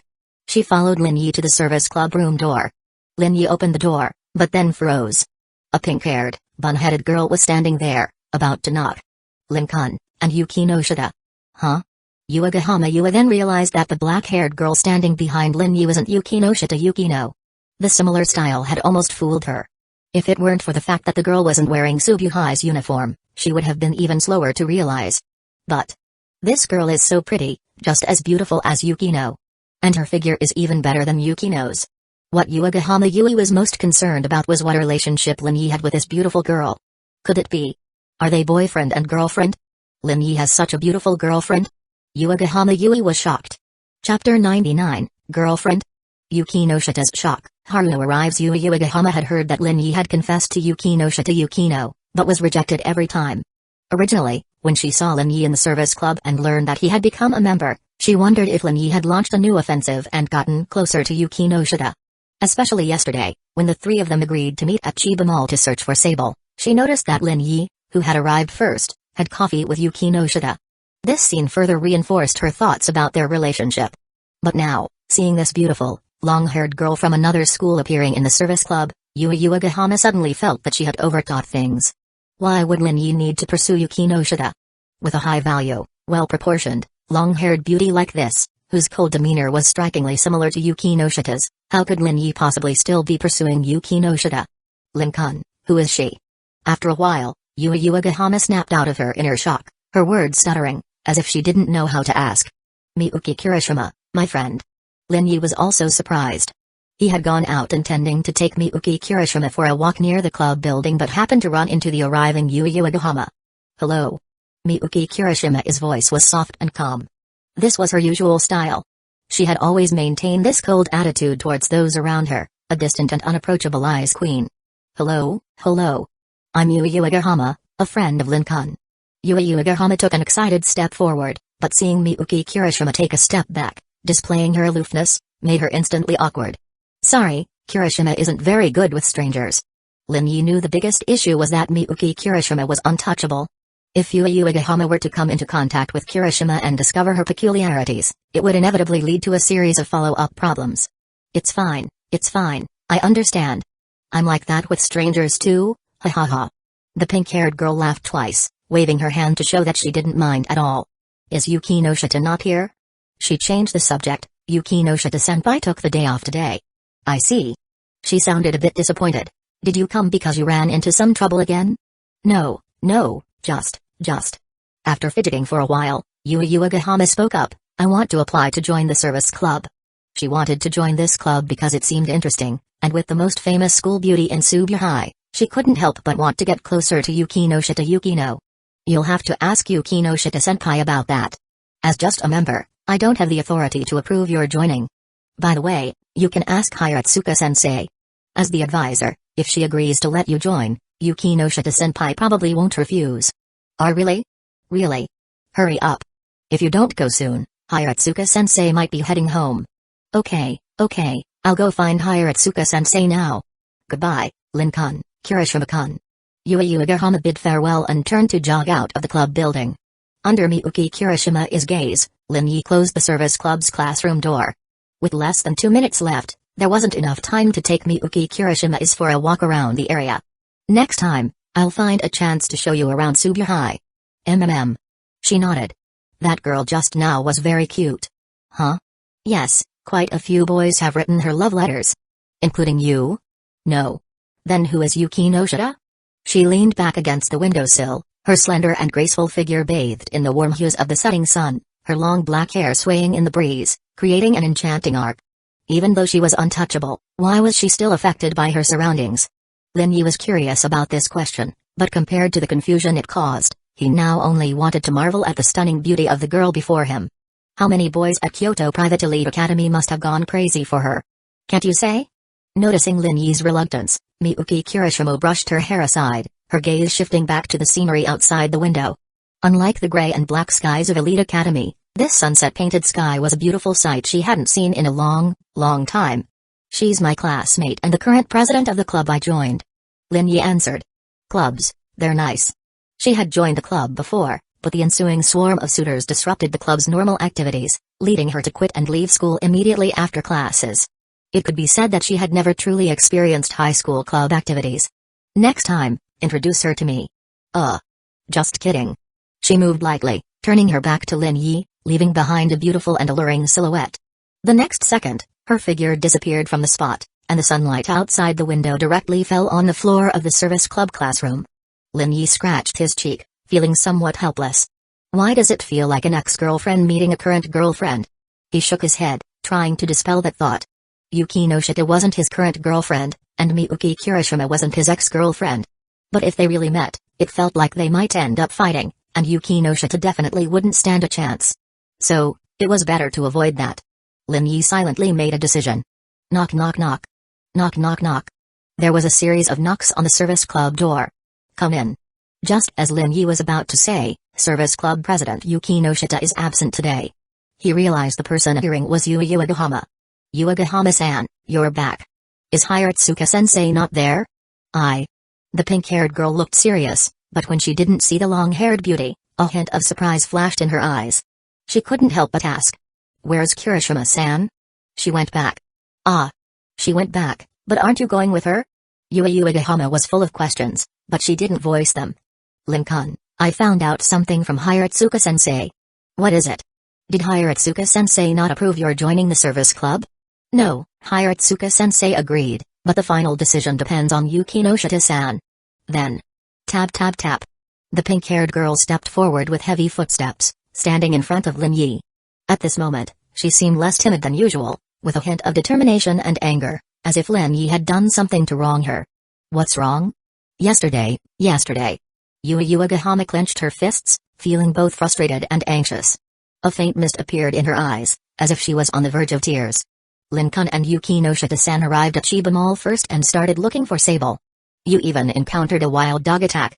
Such a serious thing happened, but why didn't you tell me? Weren't we supposed to be partners who would meet up and search together? Is it because I'm not a member of the service club, so? Exclusion. Uehama felt excluded by Lin-yi and Yukino Shita. Yukino. She had wanted to integrate into this group, to become a part of it. But yesterday's reality hit her hard, making her realize how unnecessary her thoughts were. This group didn't need her. She was superfluous. Uehama-san, don't overthink it. I'm not overthinking it. You're definitely overthinking it. You're about to cry. That's not overthinking. Yukino Shita and I arrived first, so we started searching. We didn't tell you because we didn't want you to worry. After all, we really did encounter a wild dog attack, and you tend to overthink things. I don't. Oh? Do you really believe that yourself? Seeing Lin-yi point at her face, Uehama lowered her head, her cheeks flushing with embarrassment. She really had overthought it. Since you're not overthinking it, that's good. Our service club has also completed your request. I hope you're satisfied, Hyuga-sama-san. I am satisfied, but it would have been even better if you hadn't hidden it from me. She emphasized. Now she understood that Lin Yi and Yukinoshita had kept it from her to avoid unnecessary worry, but she still felt unhappy. You can go settle the score with Yukinoshita-senpai. It has nothing to do with me. Lin-kun, you're so sly. Hyuga finally showed a small smile. Alright, it's about time. The president isn't here, so the service club will end early today. I'm going back. Are you going to visit Yukinoshita-san? The pink-haired girl stared at Lin Yi with curiosity. I'm going back to my apartment to rest. Oh. She sounded disappointed, as if she really wanted to visit Yukinoshita Yukino. I don't know where she lives. I do. I got the address from Hiratsuka-sensei. Lin Yi understood. This girl wanted him to accompany her to visit Yukinoshita Yukino. But he knew that Yukinoshita Yukino would least want to see him. I won't go. Hyuga-sama-san, you can go by yourself. But if I go alone, Yukinoshita-san might not see me. If I go with you, she definitely won't see you. Lin Yi reassured her, she will. Don't let Yukinoshita's cold exterior fool you. She's actually very kind. If you go visit her, she'll definitely be willing to see you. I guarantee it. With Lin Yi's assurance and encouragement, Hyuga decided to go alone. Before parting ways at the school gate, she once again extended an invitation to Lin Yi. Lin-kun, won't you come with me? I'm still a bit worried. The pink-haired girl was still anxious, her heart uneasy. You can do it. Good luck. In the end, Lin Yi didn't agree. Hyuga reluctantly accepted and bid farewell to Lin Yi before leaving. Lin Yi watched the gradually setting orange-red sun and headed towards his apartment. Today, he decided to walk back to the apartment. Arriving at the entrance of the luxurious high-rise apartment, Hyuga felt even more pressure. She dialed Yukinoshita Yukino's number. The beep-beep sound felt unusually long. Hello? It's me, Hyuga, Yukinoshita-san. Hyuga-san, is there something you need? She had received a text from Lin Yi, saying that Sable had been found, and the request was complete. I wanted to visit you. Because of my situation, you ended up getting scared. Hyuga's tone was full of apology. Yukinoshita Yukino immediately thought that Lin Yi had told her about the wild dog attack yesterday. There was no need to mention that. I'm fine. There's no need to specially visit me. I appreciate your concern. I'm already at the entrance of your apartment building. Yukinoshita Yukino fell silent. How did Hyuga find this place? Did Lin Yi tell her? But how did Lin Yi know her address? Come up. 16th floor. Soon, the entrance door automatically opened. Hyuga quickly entered and took the elevator to the 16th floor. Yukinoshita Yukino estimated the time and opened the apartment door, standing at the entrance to welcome her guest. Wait. Is Lin Yi coming too? That was highly possible. Just then, the elevator door opened. Yukinoshita was startled and instinctively turned to run back. Yukinoshita-san? Hyuga was confused. Why did Yukinoshita-san look so scared? Was it her imagination? It's nothing. This way. Not seeing Lin Yi, Yukinoshita Yukino breathed a sigh of relief. That guy didn't come. When they reached the living room, Yukinoshita Yukino poured a cup of tea for Hyuga, who was sitting on the sofa, and prepared some cookies and apples. Thank you. Hyuga thanked her and gently blew on the tea. After a while, she took the initiative to ask about Yukinoshita's condition. I'm fine. You don't need to worry. I was really scared when I heard about it from Hiratsuka-sensei. Yukinoshita Yukino was stunned, realizing she had misunderstood Lin Yi. What else did Hiratsuka-sensei say? She said that such an important thing happened, but you and Lin-kun didn't tell her immediately, completely disregarding her as the advisor. Yukinoshita Yukino couldn't help but imagine the scene of an angry and frustrated Hiratsuka-sensei. Although the teacher complained, she was still worried about her safety. We just didn't want you to worry. Hyuga hesitated but ultimately held back. Thank you, Yukinoshita-san and Lin-kun, for your help. If it weren't for you, I definitely wouldn't have found Sable. It was you and Lin Yi who found him. I had nothing to do with it. The person you should thank the most is Lin Yi. I've already thanked him, I thanked him yesterday. Hyuga clenched her fists, psyching herself up. Yukinoshita-san, I want to join the service club. I want to become a member of the service club. Reason. It's interesting. Rejected. Wah. Hyuga immediately let out a whimper. Why are you rejecting me? The service club I founded is meant to extend a helping hand to those in need. I won't allow anyone to join if they don't have a clear purpose. This was the club's principle, its core mission, and something that could never be compromised. I also want to help others. Just like how Yukino Shita-san and Lin-kun helped me find my lost sable, I want to help other students in school who are facing difficulties. So. Her face was full of pleading, and she almost wanted to throw herself at Yukino Shita and act cute to gain her approval. Please agree to my application to join the club. Please, Yukino Shita-san, I'm serious. Silence lasted for 5 seconds. Yukino spoke softly, write up your application and hand it to me later. Yukino Shita-san, you really are as kind as Lin-kun said. What did he say about me? That you're cold on the outside but warm on the inside, very kind. But Yuigahama immediately felt a chill emanating from the cold girl across from her. Did I say something wrong? No, it's not your fault. Even now, whenever she thought of Lin Yi, her emotions became complicated, and she didn't know how to face him. Ah, right, I almost forgot to mention. When I went to the service club today, besides seeing Lin-kun, guess who else I saw? Yuigahama got excited, eager to share this surprising discovery with Yukino Shita. Hiratsuka-sensei? No, I think it might be Lin-kun's girlfriend. Yukino's expression changed. Her deep blue eyes flickered with shock. Girlfriend? That guy has a girlfriend? How did he suddenly get a girlfriend? And he even brought her to the service club? What was he trying to do? Show off? Provoke her? Hint that her body meant nothing to him? It was like a stone thrown into a calm lake, creating ripples. Yukino's heart was filled with an inexplicable restlessness. Who? Miyuki Kirishima. Who? Is there a student by that name at Tsubu High? She's not from our school, but that girl is so pretty. She has the same style as Yukino Shita-san, long black hair, a cold demeanor. At first glance, I almost thought she was Yukino Shita-san. But she's taller and more well-endowed than you. As she spoke, Yuigahama realized something was wrong, and her voice gradually became as soft as a mosquito's hum. She instinctively gulped. She had said the wrong thing. I'm sorry, Yukino Shita-san, I shouldn't have commented on a girl's figure like that. I'm really sorry. Yuigahama repeatedly apologized, even standing up and bowing to express her regret. But seeing Yukino still cold-faced, Yuigahama felt like she was about to cry from anxiety. Yukino's gaze dropped to the trembling, bouncing buns in front of her, and her mood worsened. She wasn't angry about Yuigahama's comment. She was angry that the guy had deliberately brought a girl to the service club, probably to mock her.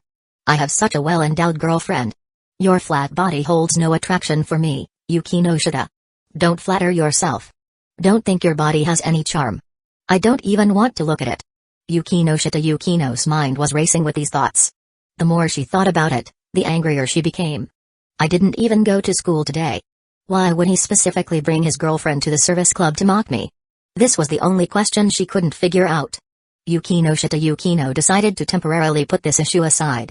Yukino Shita-san, it's fine. I don't care at all. Yuigahama wanted to cry. She could tell Yukino Shita cared, otherwise, her tone wouldn't have been like that. Anyway, I'm sorry. Girls still have time to develop at this age. I actually haven't developed much either. She looked down at her own buns and realized her words didn't have much persuasiveness. She gave an even more awkward smile. Yukino stood up and picked up the teapot to refill Yuigahama's cup. Splash splash. The cup was filled to the brim. Hand me your application next week. I plan to continue taking time off to rest at home tomorrow. She decided not to go to school for the rest of the week. Okay, I'll write it tomorrow and give it to you next week, President. Yuigahama looked forward to her future club activities. Can club members make requests? Yes.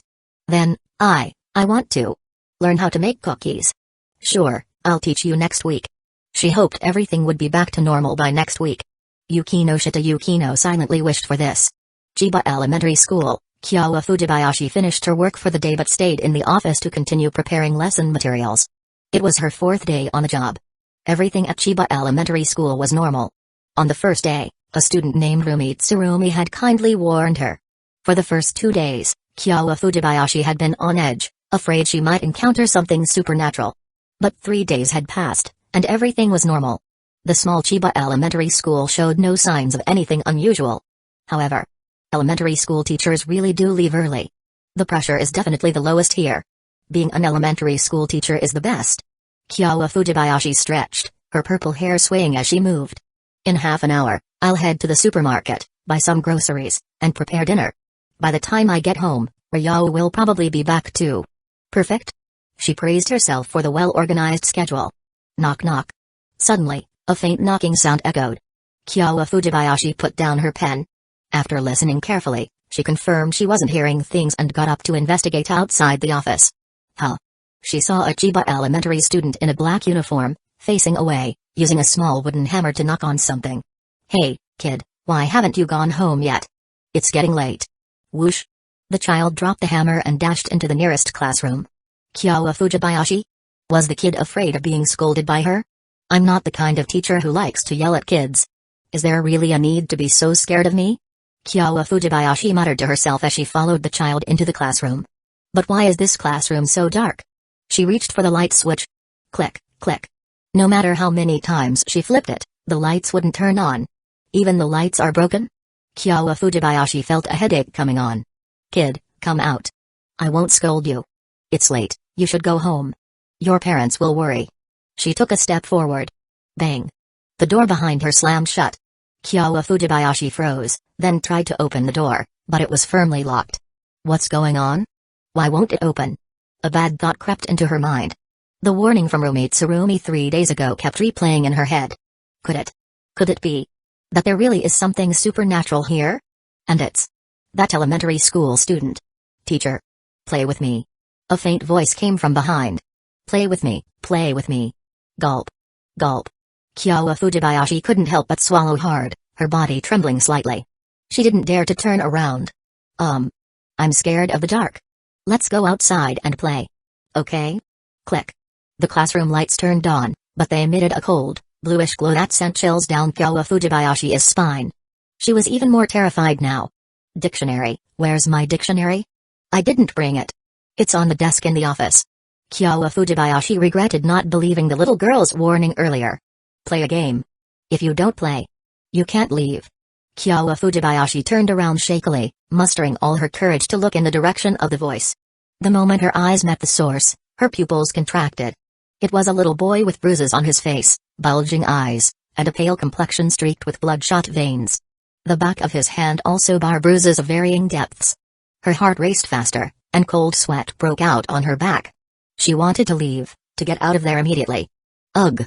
Kyowa Fujibayashi clenched her teeth, the slight pain from biting her lip helping her regain some rationality and suppress her fear. What? What game? Let's play.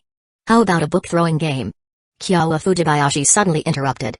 She realized she couldn't let the ghost choose the game. She had to pick something she had an advantage in. Throwing books.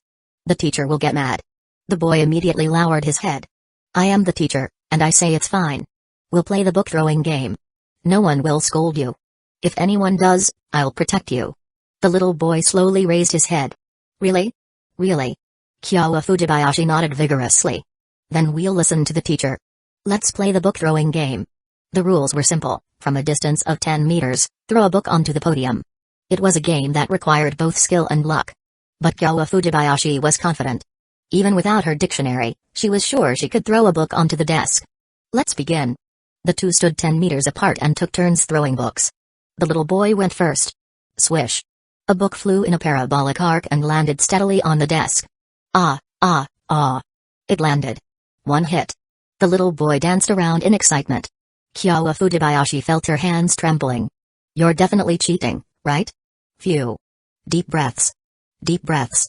Kyowa Fujibayashi gripped a textbook and threw it toward the podium. Under her watchful gaze, the book landed on the desk, with a small part hanging over the edge, but it remained steady. Teacher, you're so lucky. Kyowa Fujibayashi sighed in relief. 2 more throws to go. The little boy threw again, and without a doubt, his book landed perfectly on the desk again. Even in the same spot. If this wasn't cheating, Kyowa Fujibayashi would eat her hat. But even if she knew he was cheating, what could she do?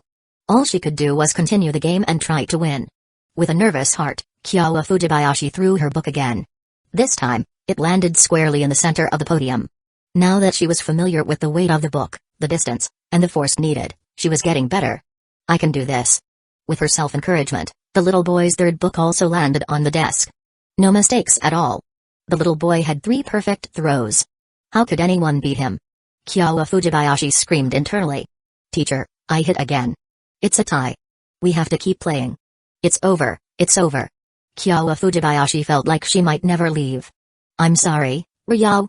Big sister might not make it back. Kyowa Fujibayashi gripped her book and threw it. Thud. The book flew through the air and, by sheer luck, knocked one of the little boy's books off the desk. It was the boy's book. So amazing. Teacher. You're amazing. This is the first time I've met a teacher who can beat me at a game. The little boy became even more excited, jumping around in joy. Kyowa Fujibayashi let out a long sigh of relief. Success. This was the only way she could think of to beat the little boy. But if he hadn't accepted it, she wouldn't have known what to do. Click. The classroom door opened. Teacher, let's play again tomorrow. No, I don't want to play anymore. Who knows what game we'll play next time? But refusing? Kyowa Fujibayashi didn't dare. It depends on whether I have time. Teacher will definitely have time. Tomorrow is Friday, not the weekend. You'll have time.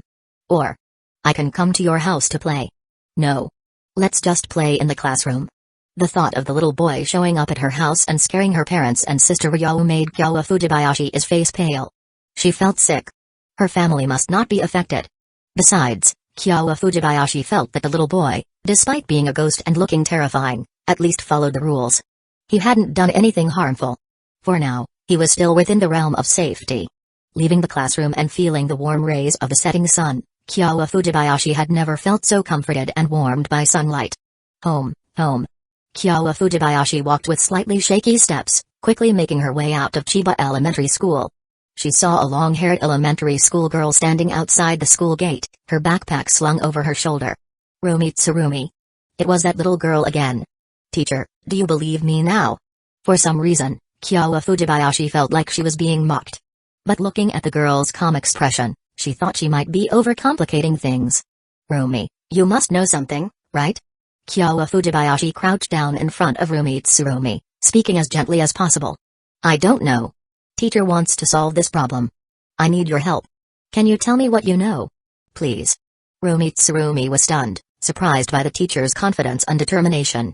All the previous teachers had quit and run away as fast as they could after experiencing the supernatural. None of them had tried to solve the problem like this teacher. Even adults can't solve it. Huh? Rumi Tsurumi told her what had happened half a month ago.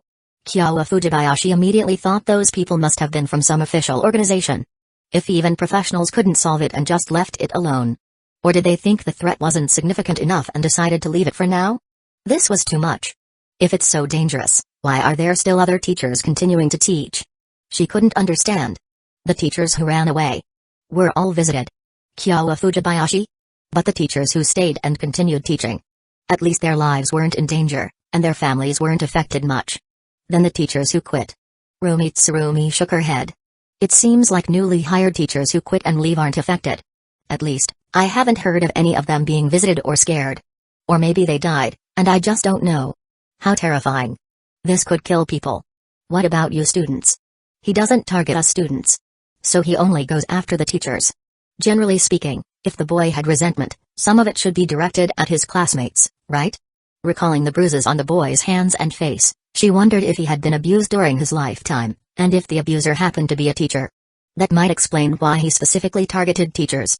But the boy hadn't killed any teachers. If he truly held such resentment, why wouldn't he kill them? Why just play games? Kyowa Fujibayashi couldn't figure it out. Teacher, just quit. I promised him I'd play games with him again tomorrow. Rumi Tsurumi thought Kyowa Fujibayashi was insane. How could she dare to face that eerie little boy again? Good luck, teacher. This was the bravest teacher she had ever met, but she also knew that further persuasion would be pointless. Rumi Tsurumi left. Kyowa Fujibayashi didn't chase after her to ask more questions. Instead, she walked home, lost in thought. At the dinner table, her younger sister, Ryowa Fujibayashi, noticed her sister's unusual state and asked with concern, Big sister, did something happen at school today? No, there was a kid who wanted to play a game with me. I won, and he challenged me to play again tomorrow. He seems determined to beat me, so I'm thinking about what kind of game we should play. Is that so? Big sister, you're really suited to be a teacher. You get along so well with the kids. Haha, Ryo, you're also perfect to be a nurse. Gentle nurse Ryowa Fujibayashi, hee hee, it sounds great. But you have to make sure to rest well and not overwork yourself. I know, big sister. Don't worry, my health will always come first. Ryowa Fujibayashi assured her sister. Tomorrow was Friday, but unfortunately, Lin-kun already had plans. Ryowa Fujibayashi sighed. Friday afternoon, the 19th, Subuhai let out half an hour early. Outside the school gates, a beautiful woman with shoulder-length black hair stood waiting, as if expecting someone. Hiratsuka Shizuka's eyes narrowed when she saw her. Why is Haruno here at Subuhai? What is she planning? Could it be because of her sister's situation? Is she here to see Lin Yi? Chapter 101, You Can Play As You Like. Hiratsuka Shizuka had a deep impression of Yukino-shita Haruno.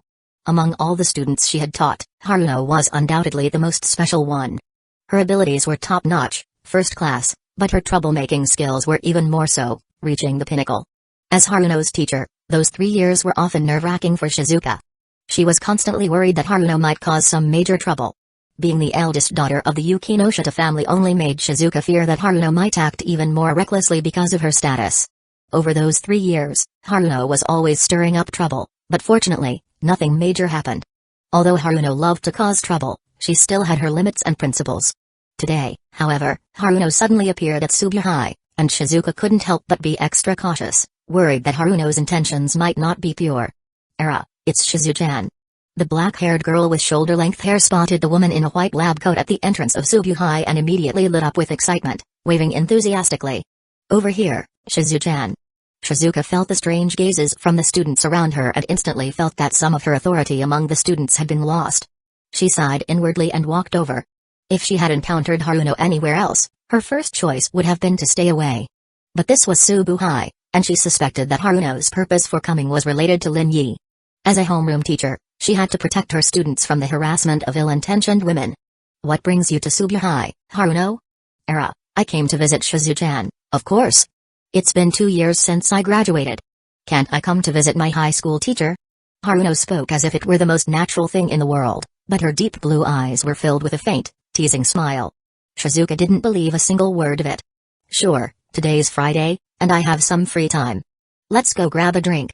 Shizuka immediately took the opportunity to extend an invitation. You came to see me, right? Then let's go drink. A drink? No can do. Girls shouldn't drink outside. If I get drunk, it might give men an opportunity. As a good girl, I can't drink. Shameless. Last time, who was it that dragged her out for drinks and ended up completely wasted, forcing Shizuka to carry her to a hotel? If you're a good girl, then I'm a saint. How sad, why wouldn't I be a good girl? Haruno put on a sorrowful expression, her eyes even welling up with tears, as if she might start crying any second. Why did you really come to Subuhai? I really came to see Shizu-chan. The truth. That is the truth. Shizu-chan is the advisor for the club my sister founded, the service club. Isn't that related to you? So it was about that. Knowing it was about this, Shizuka actually felt a bit relieved. The stray dog incident from the day before yesterday, I only found out about it yesterday.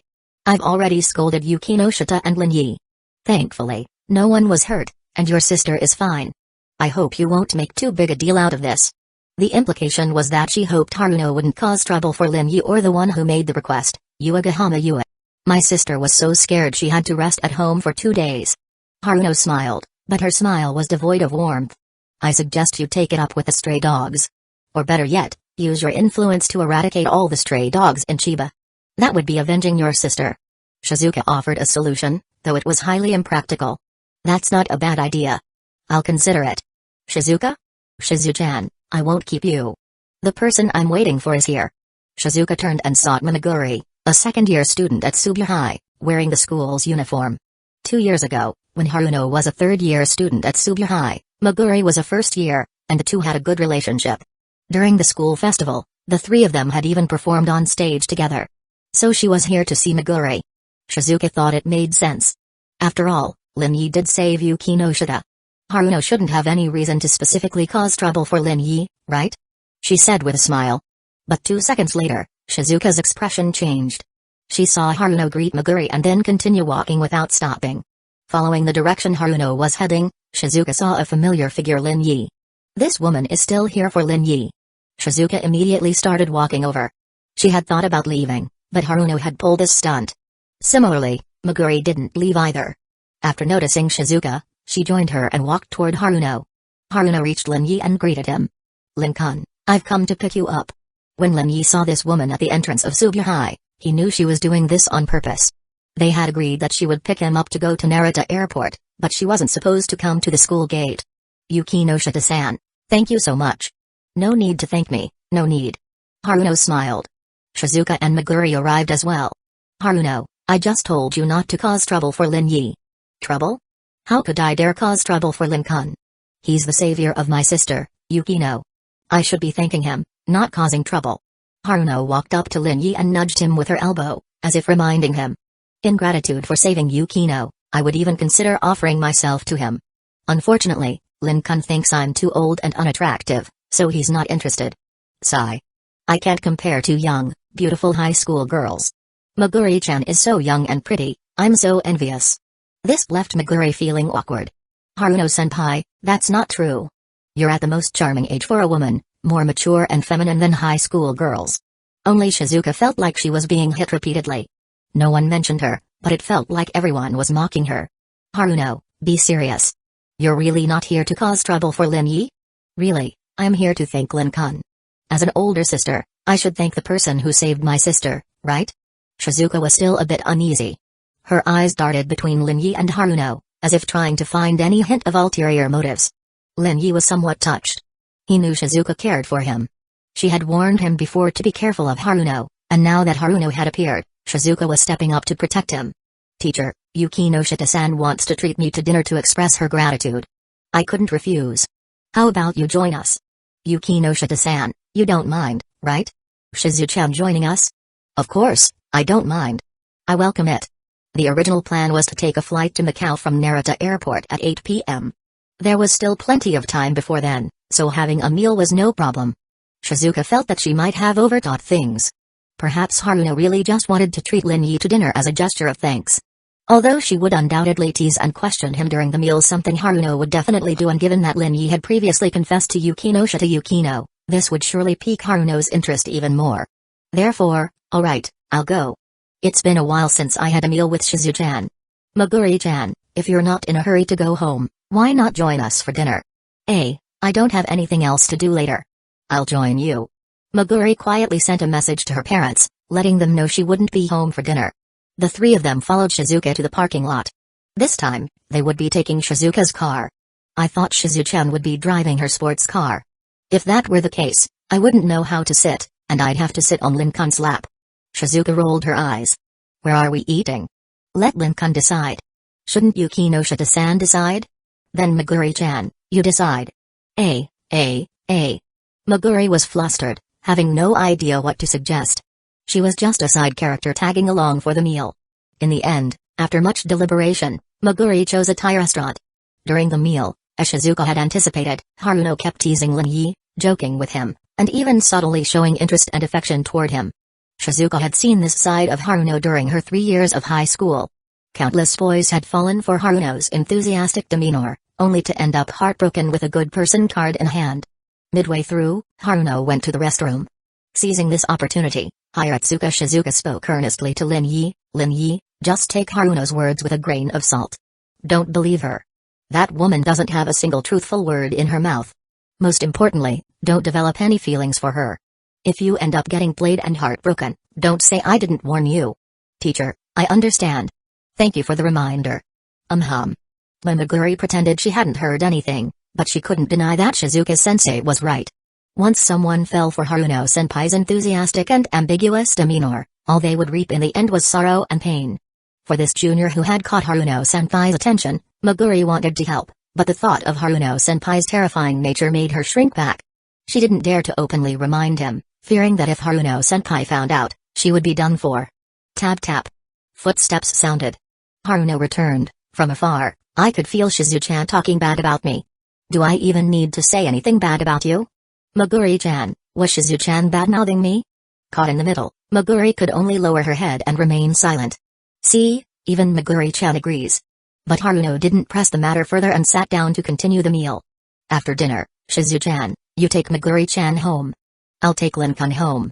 "What, Shizu-chan, you still don't trust me? Think I'll eat Lin-kun? If anything happens, call me immediately." Shizuka patted Lin Yi's shoulder, then gave one last glance at Haruno, who was smiling brightly. It was both a reminder and a warning. Meguri waved goodbye to the two before following Shizuka. The two disappeared from view. Lin-kun, let's go. I'll take you back to your apartment first. Half an hour later, Lin Yi, carrying his backpack, left the apartment and got into the car. The black car drove toward Narita Airport. Haruno sat in the back seat with him. At first, the distance between them was normal, but as time passed, the gap between them grew smaller and smaller. Lin Yi glanced over and saw that Haruno had closed her eyes, as if she had fallen asleep. Her defenseless appearance made it seem like he could do anything to her. He glanced at the driver, then closed his eyes to rest. An hour and a half later, the car slowly came to a stop. "Miss, we've arrived at the airport." "All right." After getting out of the car, Haruno took a black suitcase out of the trunk. The black car slowly drove away. "It's all yours now, Lin-kun. The money's all inside." Aren't you curious how much is in there?" "How much?" "So boring." Haruno held up a hand. 50 million? "Nope. 500,000. US dollars. To make sure you have fun, I not only emptied my own savings but also borrowed a lot from the family. If you lose it all, I won't be able to face the family. You'll have to take responsibility for me and support me for the rest of my life. Oh, and maybe take care of Yukino too." Lin Yi crouched down and saw that the suitcase had a combination lock. "It's Yukino's birthday." 0103. Click, the suitcase opened. Inside were neatly stacked green bills, emitting a faint scent of money. "I'll take it with me and return it to you once we're in Macau." Lin Yi touched the bills, and soon all the money in the suitcase disappeared. He thought Haruno had brought too much. He had only asked her to prepare cash, but this woman had gone all out. But this also showed how much Haruno or perhaps the Yukino Shita family valued this. "So this is an inventory slot. It can store things. So convenient." Lin Yi shook his head. "It's not very logical. One slot can only store one type of item. If I could store the entire suitcase along with its contents, that would be more convenient." "I see. So it's not that logical after all. Maybe it'll change in the future." After a series of procedures and waiting, Lin Yi and Haruno boarded the plane to Macau. First class, exquisitely decorated, fully equipped, each seat had ample space, ensuring passengers could rest comfortably. This was Lin Yi's first time in first class. Compared to the cramped economy class, the experience was worlds apart. "Sir, would you like a cola, milk, or juice?" A beautiful flight attendant in the airline's black uniform knelt down and smiled as she asked Lin Yi. Her every word and action exuded professionalism and politeness, striving to give passengers the best experience. "Juice." "Of course, sir." The flight attendant poured a glass of juice and provided an assortment of snacks and fruits. After receiving Lin Yi's response, she respectfully stood up and left to attend to the next first-class passenger. The long 5-hour flight passed, during which the flight attendant occasionally came by to ask if Lin Yi needed anything. He simply shook his head. However, whenever he glanced at Haruno's side, he could always see her playful smile. The plane slowly landed in Macau. After going through a series of procedures, Lin Yi and Haruno successfully entered Macau and took a taxi to the city center. Finally, after more than half an hour, the two checked into their reserved hotel. So tired. Haruno, who had followed Lin Yi in, twisted her neck and stretched her arms to loosen up. "Lin-kun, how about giving your big sister a massage?" With that, Haruno unceremoniously lay down on the bed, revealing her slender figure. Whether it was unintentional or deliberate, her clothes had slipped down, exposing her shoulders and adding a faint pink atmosphere to the room. "If you're tired, go back and rest early. Big sister can't walk anymore. Carry me back, or how about I sleep here tonight?" She tilted her head, her teasing gaze meeting Lin Yi's. Lin Yi walked over and smackly unceremoniously slapped her butt, causing it to tremble and Haruno's face to flush. "How mean." Haruno propped herself up. "After all the trouble you put me through on the way here, you won't even give your big sister a massage. Terrible, Lin-kun, you're really terrible." Laughing, she walked past Lin Yi, but before leaving, she turned back and said, "Lin-kun, if you ever want to come find me, just call. Big sister will always open the door for you." Haruno left, leaving Lin Yi alone in the room. He pulled open the curtains and looked out at the night view of Macau. The city under the night sky was adorned with colorful lights, outlining its vitality and prosperity. Old habits die hard. Even though he had threatened her, Haruno still showed her mischievous, teasing side during their daily interactions. But at this level, Lin Yi could fully accept it. The woman still knew her limits, and his previous warning had been effective. Though if Haruno became a docile lamb, she wouldn't be Haruno anymore. Lin Yi chuckled. In his cooperation with Haruno, He was now in the dominant position. The next step was to see how things progressed. This trip to Macau was also an opportunity for him to showcase a part of his strength. Lin Yi headed to the bathroom to wash up. Saturday, 9 a.m. Lin Yi was woken up by the doorbell. "Good morning, Lin-kun." "Morning." Haruno walked in and sniffed the air, no scent of a woman. "I thought you might have secretly called a girl over last night. I might as well have gone to find you." Lin Yi retorted. "Ah, I waited all night for you, but you never came. How sad. I don't have any thoughts about my partners." "Is that so?" But my partner's sister? I might consider that." In an instant, Haruno's heart skipped a beat. Although she often teased Lin Yi about rekindling things with her sister Yukino, she actually didn't want Yukino to have any contact with Lin Yi, let alone date him. Because Haruno knew her sister's personality all too well. There was no way her sister could keep a man like Lin Yi's heart. If Yukino really ended up with Lin Yi, she would probably be crying at home every day. "Lin-kun, you might as well consider that beautiful flight attendant from last night. What do you think? She had a great figure, right? Interested? I can help arrange something. A flight attendant, you know, in black stockings and a uniform, every man's dream."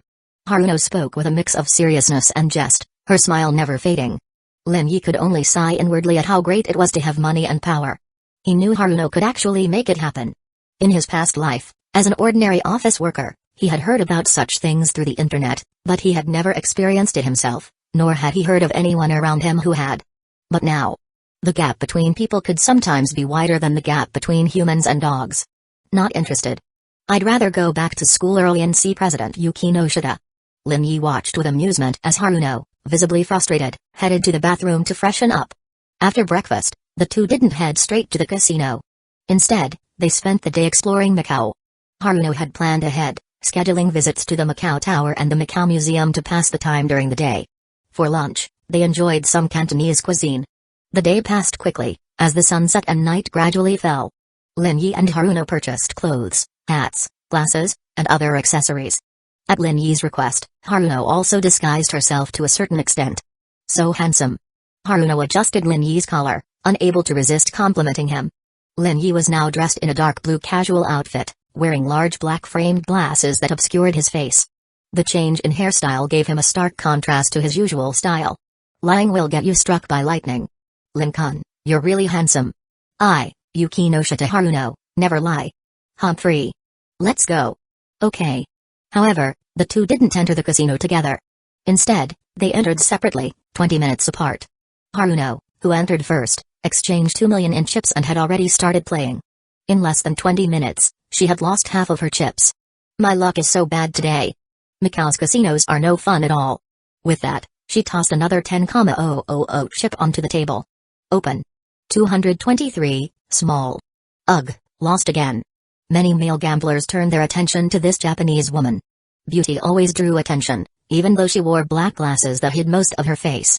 Her demeanor and figure unmistakably declared her a beauty. "Miss, gambling requires skill. Brother here has already won 1 million today. The casino is my ATM." A man spoke in somewhat broken English. Haruno blinked. "Sorry, my English isn't very good. I can't understand what you're saying." "Ha ha ha ha. That's hilarious." The surrounding gamblers burst into laughter. Bad at English? That fluent English was considered bad? The man was so embarrassed he wished he could disappear into the ground. Meanwhile, Lin Yi also stepped into the Macau casino. This was one of Macau's largest casinos, with a solid reputation. But caution and vigilance were still necessary. Even though gambling was legal in Macau, any industry involving vice, gambling, and drugs was never simple. "Exchange for chips, 200. Sir, here are your chips." The staff respectfully handed over the chips. For the staff here, it was common to encounter ordinary people coming to the casino for the experience, and there were many of them. Their training emphasized respecting every guest, no matter how small the amount exchanged. "Thank you." Lin Yi took the two 100 chips and walked into the gambling hall. The opulent hall was filled with the sounds of dice rolling, machines spinning, gamblers chatting, and the occasional burst of excitement. The vast hall was filled with men in suits and elegantly dressed women. Gambling held a strong allure for both men and women. Lin Yi wandered around for a bit before approaching a round table. About a dozen people, both men and women, were gathered around, and a dealer in a sleek, sexy black outfit was presiding. "Place your bets, please." The dealer smiled at each guest. This was a sickbo table, a game of guessing the outcome of 3 dice. Totals between 4 and 10 were considered small, 11 to 17 were big, and 3 of the same number was a triple. Lin Yi looked at the dice. His perspective ability worked without hindrance, and he saw the numbers inside, 3, 2, 4, 9, small. He placed one chip on small. Ding ding ding. Bets are closed. Open. The sexy dealer lifted the dice cup, 2, 3, 4, 9, small. Good luck. Lin Yi retrieved his chip and gained an additional 100 chip. The winners were elated, while the losers looked displeased, but no one left. They all waited for the next round. The second round began. The sexy dealer shook the dice cup. Clatter clatter. Clatter clatter. The sound of the dice echoed continuously. After a series of shakes, the dealer placed the cup on the table. Please place your bets. 2, 2, 3, 7, small. Lin Yi waited for the right moment and placed his 2 chips on small. All the guests at the table placed their bets. Bets are final. Ding ding ding. The sexy dealer gently lifted the dice cup, revealing the result. 2, 2, 3, 7, small. Damn, small again. How many rounds in a row is this? 3 rounds, 3 smalls in a row. The odds are too low. Big. Next round I'm betting big again. A few comments made it clear to Lin Yi that someone was getting carried away, stubbornly betting on big. He remained inconspicuous. In the eyes of the other gamblers, Lin Yi was just an ordinary young man, and his few hundred chips were nothing noteworthy. The third round began. The result, again, small. Damn, still small. Is this casino rigged? Miss Dealer, are you cheating? You're definitely targeting me, aren't you? Trying to fleece me? A middle-aged man was on the verge of losing his temper. Lin Yi's chips quietly increased from 4 to 8.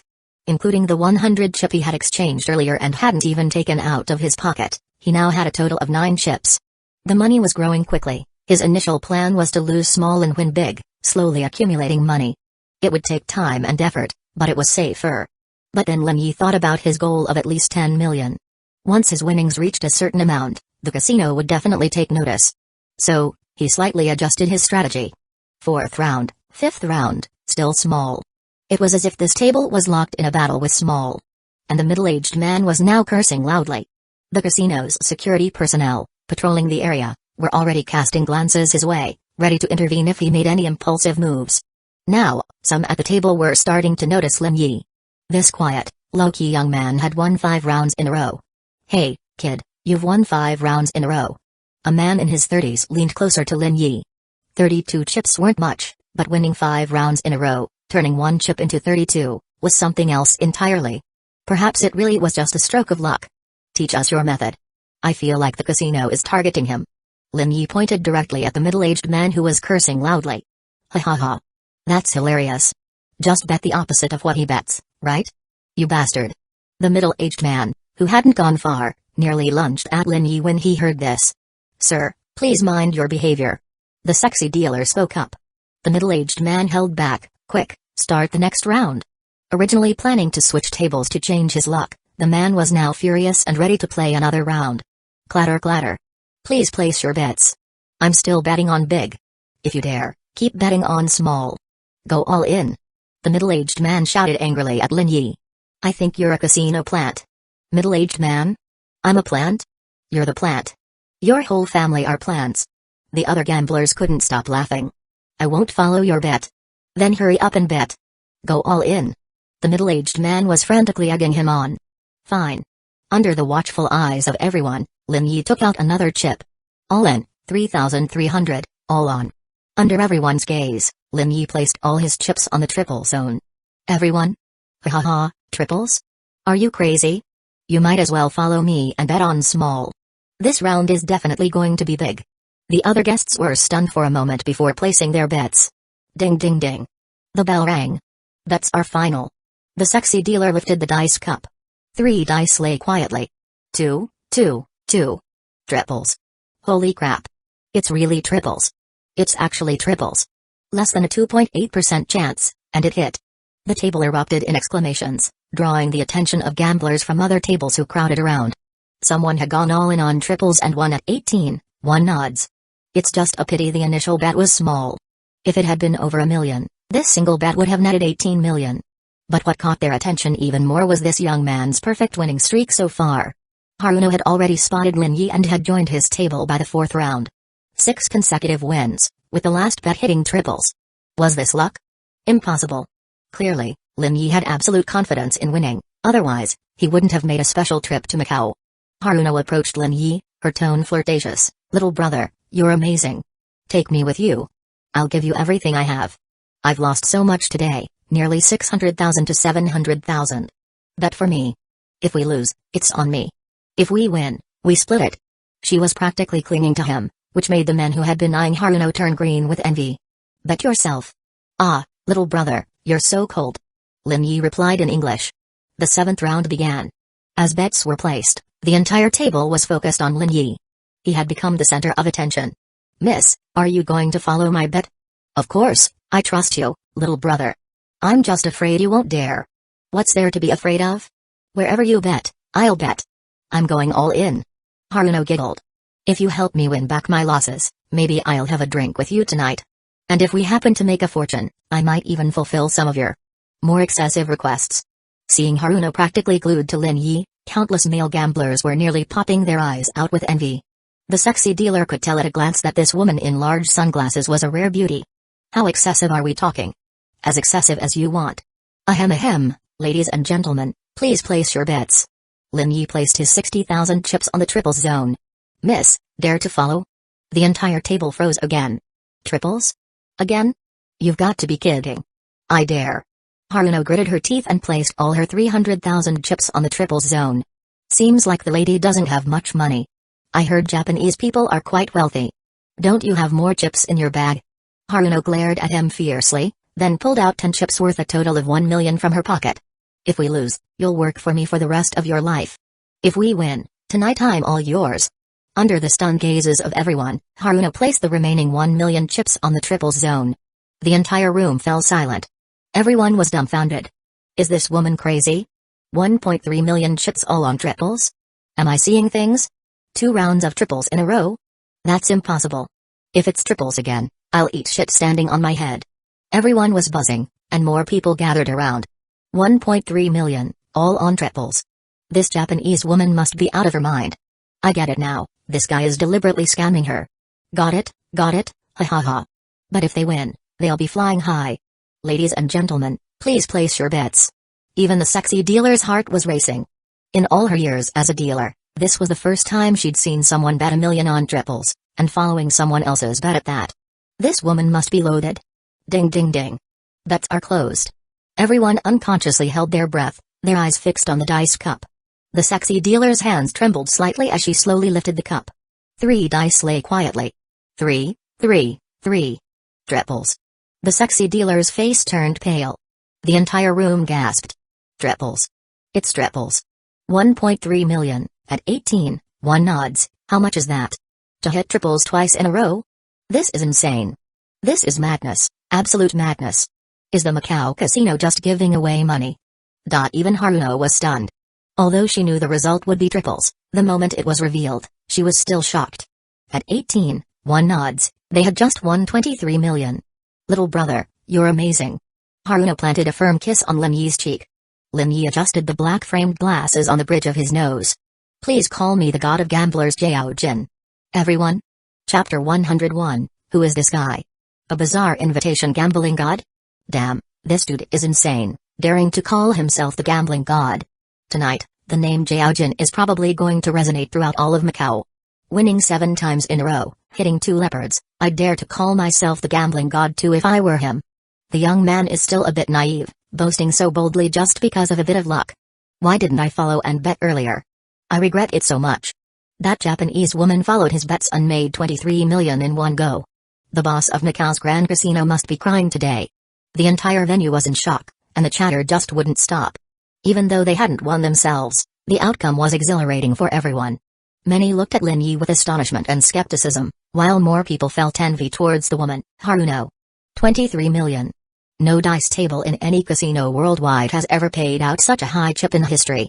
Lin Yi became the center of attention, with Haruno clinging to him, almost plastered against him. He held Haruno with one hand, his fingers gently caressing her delicate skin, savoring the moment. Beauty, what's the plan for tonight? Hey, whatever you want tonight, little bro. Maisie keeps her word, but you have to be gentle with Maisie, okay? Haruno kept cooing flirtatiously, her right hand teasing Lin Yi's cheek, her seductive demeanor making the men around them almost pop their eyes out, wishing they could be in Lin Yi's place. A beautiful woman is always the pursuit of men. Especially in such a public setting, a pretty woman throwing herself at a man greatly satisfies the male desire to show off.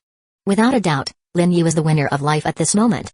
Then, a mature blonde woman in a black suit that accentuated her figure squeezed through the crowd, pulled over a chair, and sat down on Lin Yi's other side, close but not as close as Haruno. "Little bro, take me along to play, okay?" "Play?" Facing the blonde's playful words, Lin Yi raised an eyebrow, his tone light. "Play what? Gambling? Or wrestling with you, big sis? Naughty. If little bro can help me win big, I might just play wrestling with you." She gave a charming smile, even throwing a challenging glance at Haruno. Another flirtatious woman looking to make money together. Haruno glanced over, feeling quite displeased but not showing it. The men around were almost crying with envy, another stunning beauty. Many had noticed this blonde earlier, and several had tried to hit on her, but all had failed. And now, this goddess of their dreams was throwing herself at Lin Yi, even offering to wrestle. Who didn't know what wrestling implied here? Though not as openly explicit as the Japanese woman's offer, it was pretty much the same. Everyone was so desperate to win money, they didn't even care about face anymore. Many gamblers noticed that several women at the scene were visibly tempted, their eyes sparkling. If Lin Yi had more sides, even more women would probably be clinging to him. Lin Yi waved his hand, and the mature blonde moved her chair, slightly reserved but still leaning in. He unceremoniously wrapped his left arm around the blonde's waist, his fingers gently caressing through her sheer dress, crossing his legs, utterly at ease. With a beauty on each arm, he was the epitome of a winner in life. Countless gamblers were green with envy. Only Haruno, in an unnoticed corner, pinched Lin Yi hard. She knew he was maintaining his disguised persona, but daring to touch another woman in front of her was too much. Ouch! Immediately, Haruno felt the force of Lin Yi's right hand, his retaliation for her earlier pinch. "Beauty, aren't we starting the next round?" Lin Yi looked at the stunned sexy dealer. "If the dealer lady would grace me with a meal, I might consider heading back to the hotel early." This left the dealer even more at a loss. The higher-ups must have been informed by now, but why hadn't any manager or person in charge appeared yet? How was she, a low-level employee, supposed to handle this? "Deal. Keep dealing. Is your casino still in business? Hurry up. Deal quickly. I'm going to bet against this brat." That was the middle-aged man who had been cursing the casino for cheating earlier. He was also shocked by the two leopards and envious of Lin Yi's current situation. The gamblers started to clamor. Finally, the dealer's walkie-talkie buzzed. "One more round first." She began to shake the dice, rattle rattle. Swish swish. With a thud. The sexy dealer placed the dice cup on the table. "Please place your bets." But no one moved, all eyes were on Lin Yi, seemingly waiting for him to bet first. "Ahem, everyone staring at me like this makes me quite shy." He looked at the middle-aged man. "Uncle, why don't you bet first? If you lose, it's on me." Lin Yi tossed over a 10,000 chip. "All right." Seeing Lin Yi's attitude, the middle-aged man's mood improved significantly. "Big, I just don't believe it won't be big today." He placed the 10,000 chip on big. Lin Yi shrugged and looked at the others, still don't know where to bet? Though he had spoken, no one moved, everyone still waiting for Lin Yi to bet. Lin Yi took out another 10,000 chip and placed it on the leopard area. "Everyone? Still leopard? Are you kidding? 3 times in a row? That's impossible. I get it, this guy is a casino plant, definitely a plant." Lin Yi looked at the blonde on his left, patted her, and said, "Beauty, all in, push it all." The mature blonde slowly drew a question mark. Yuria Harudra, originally Julia Bardera, her father German, her mother Italian, originally a citizen of the Atlantic Federation, switched to Japanese nationality for work, and this time came to Macau purely to relax, as work pressure had been too high lately. Less than an hour after entering the casino, she had lost her entire savings, and to recoup, she even borrowed money, only to lose almost all of that too. She was about to give up and leave the casino when this man Lin Yi, who called himself the gambling god, appeared. Her desire to recoup her losses flared up, and she shamelessly attached herself to him. Faced with debt and the prospect of returning home in disgrace, mocked by colleagues and friends, she preferred to endure some liberties if it meant breaking even before leaving the casino. Now, she just wanted to break even. But this round, still leopard? All in? Are you kidding? How could it be leopard 3 times in a row? Beauty doesn't believe me? How sad. He looked at Haruno, who also played along, trembling, not daring to bet. So sad, Beauty, you don't believe me either? Didn't I win over 20 million for you? Ahem, little bro, Maisie thinks it's better to be cautious. Out of trust in you, I'm willing to bet 100,000. The rest, Maisie is saving for you, little bro can take it anytime, spend it happily. She placed a 100,000 chip on the leopard area. This round definitely isn't leopard, otherwise why wouldn't he go all in? Definitely not, that's why he only threw in 10,000. An 18x leopard, who could miss that? So, it definitely isn't leopard. Facing the crowd's intentional or unintentional provocations, Lin Yi nonchalantly pushed all his chips to the leopard area. 1.14 million chips, leaving only a few thousand in front of him. Everyone fell silent. This guy was expressing his confidence with his silent action. Dealer lady, it's not that I'm unwilling to consider your casino's interests, but someone has doubted my gambling skills. Since the day I, Jiao Jin, the gambling god, entered the world of gambling, my skills have never been questioned. After saying this, Lin Yi patted the blonde again, this time on her buttocks, feeling the firm and elastic tremble. Beauty, last chance. Trust me and hop on board. Under Lin Yi's gaze, the blonde, Harut, slowly took out a 5,000 chip. This is all I have. She also placed her bet. If I lose, I won't even have money to return home. How about you lend me some, little bro? Not much, just 100,000 will do. She extended a finger. Do I look like I have 100,000 to spare? At this moment, Haruno immediately placed a 100,000 chip in front of Lin Yi. Maisie's money is all yours, little bro. With Lin Yi's consent, Harut quickly placed the 100,000 chip on the leopard area. Madness, absolute madness. Many gamblers couldn't resist and also placed their bets on the leopard area, though the amounts were small, the largest being a 10,000 chip. But the small area remained untouched. The betting was complete. Ding-ling-ling. The sexy dealer used all her strength just to ring the bell, and her hands were trembling as she prepared to open the dice cup. Under the watchful eyes of the crowd, the dice cup was opened. 555, 3 fives, leopard. Another hit. Gasp. A collective intake of cold air swept through the room, everyone's eyes widened in shock. Leopard, again a leopard. The sexy dealer was so dizzy she could barely stand. How could it be leopard again? This round, the casino would have to pay at least 25 million. And with the previous round, the total payout reached 50 million. Madness. Why didn't I go all in? I regret it, I should have trusted that handsome guy. Look at that beauty, even borrowing money to bet. 105,000 chips, that's 1.89 million. Overnight riches. That man bet 1.14 million, the casino paid 20 million. He really was holding back earlier. Too bad for the Japanese woman, if she had gone all in. The Grand Casino of Macau would have had to pay over 400 million. What a loss. Haruno pretended to be sorrowful, tears almost flowing. Little bro, you should have let me go all in. Woo woo woo. 400 million, gone. With me, do you still lack those 400 million? Seems like it. Haruno hugged even tighter, planting a kiss on Lin Yi's right cheek. Next time, wherever little bro bets, Maisie will go all in, absolutely trusting in your gambling skills. She shot a challenging glance at Harut and snorted lightly. Harut was still immersed in the joy of breaking even. Not only did she recover her losses, but she also made a little profit. So excited she wanted to cry. Beauty, aren't you going to show some appreciation? Lin Yi gave another firm pat. Ugh. Harut initiative leaned in, struggled for a moment, then planted a kiss on Lin Yi's cheek.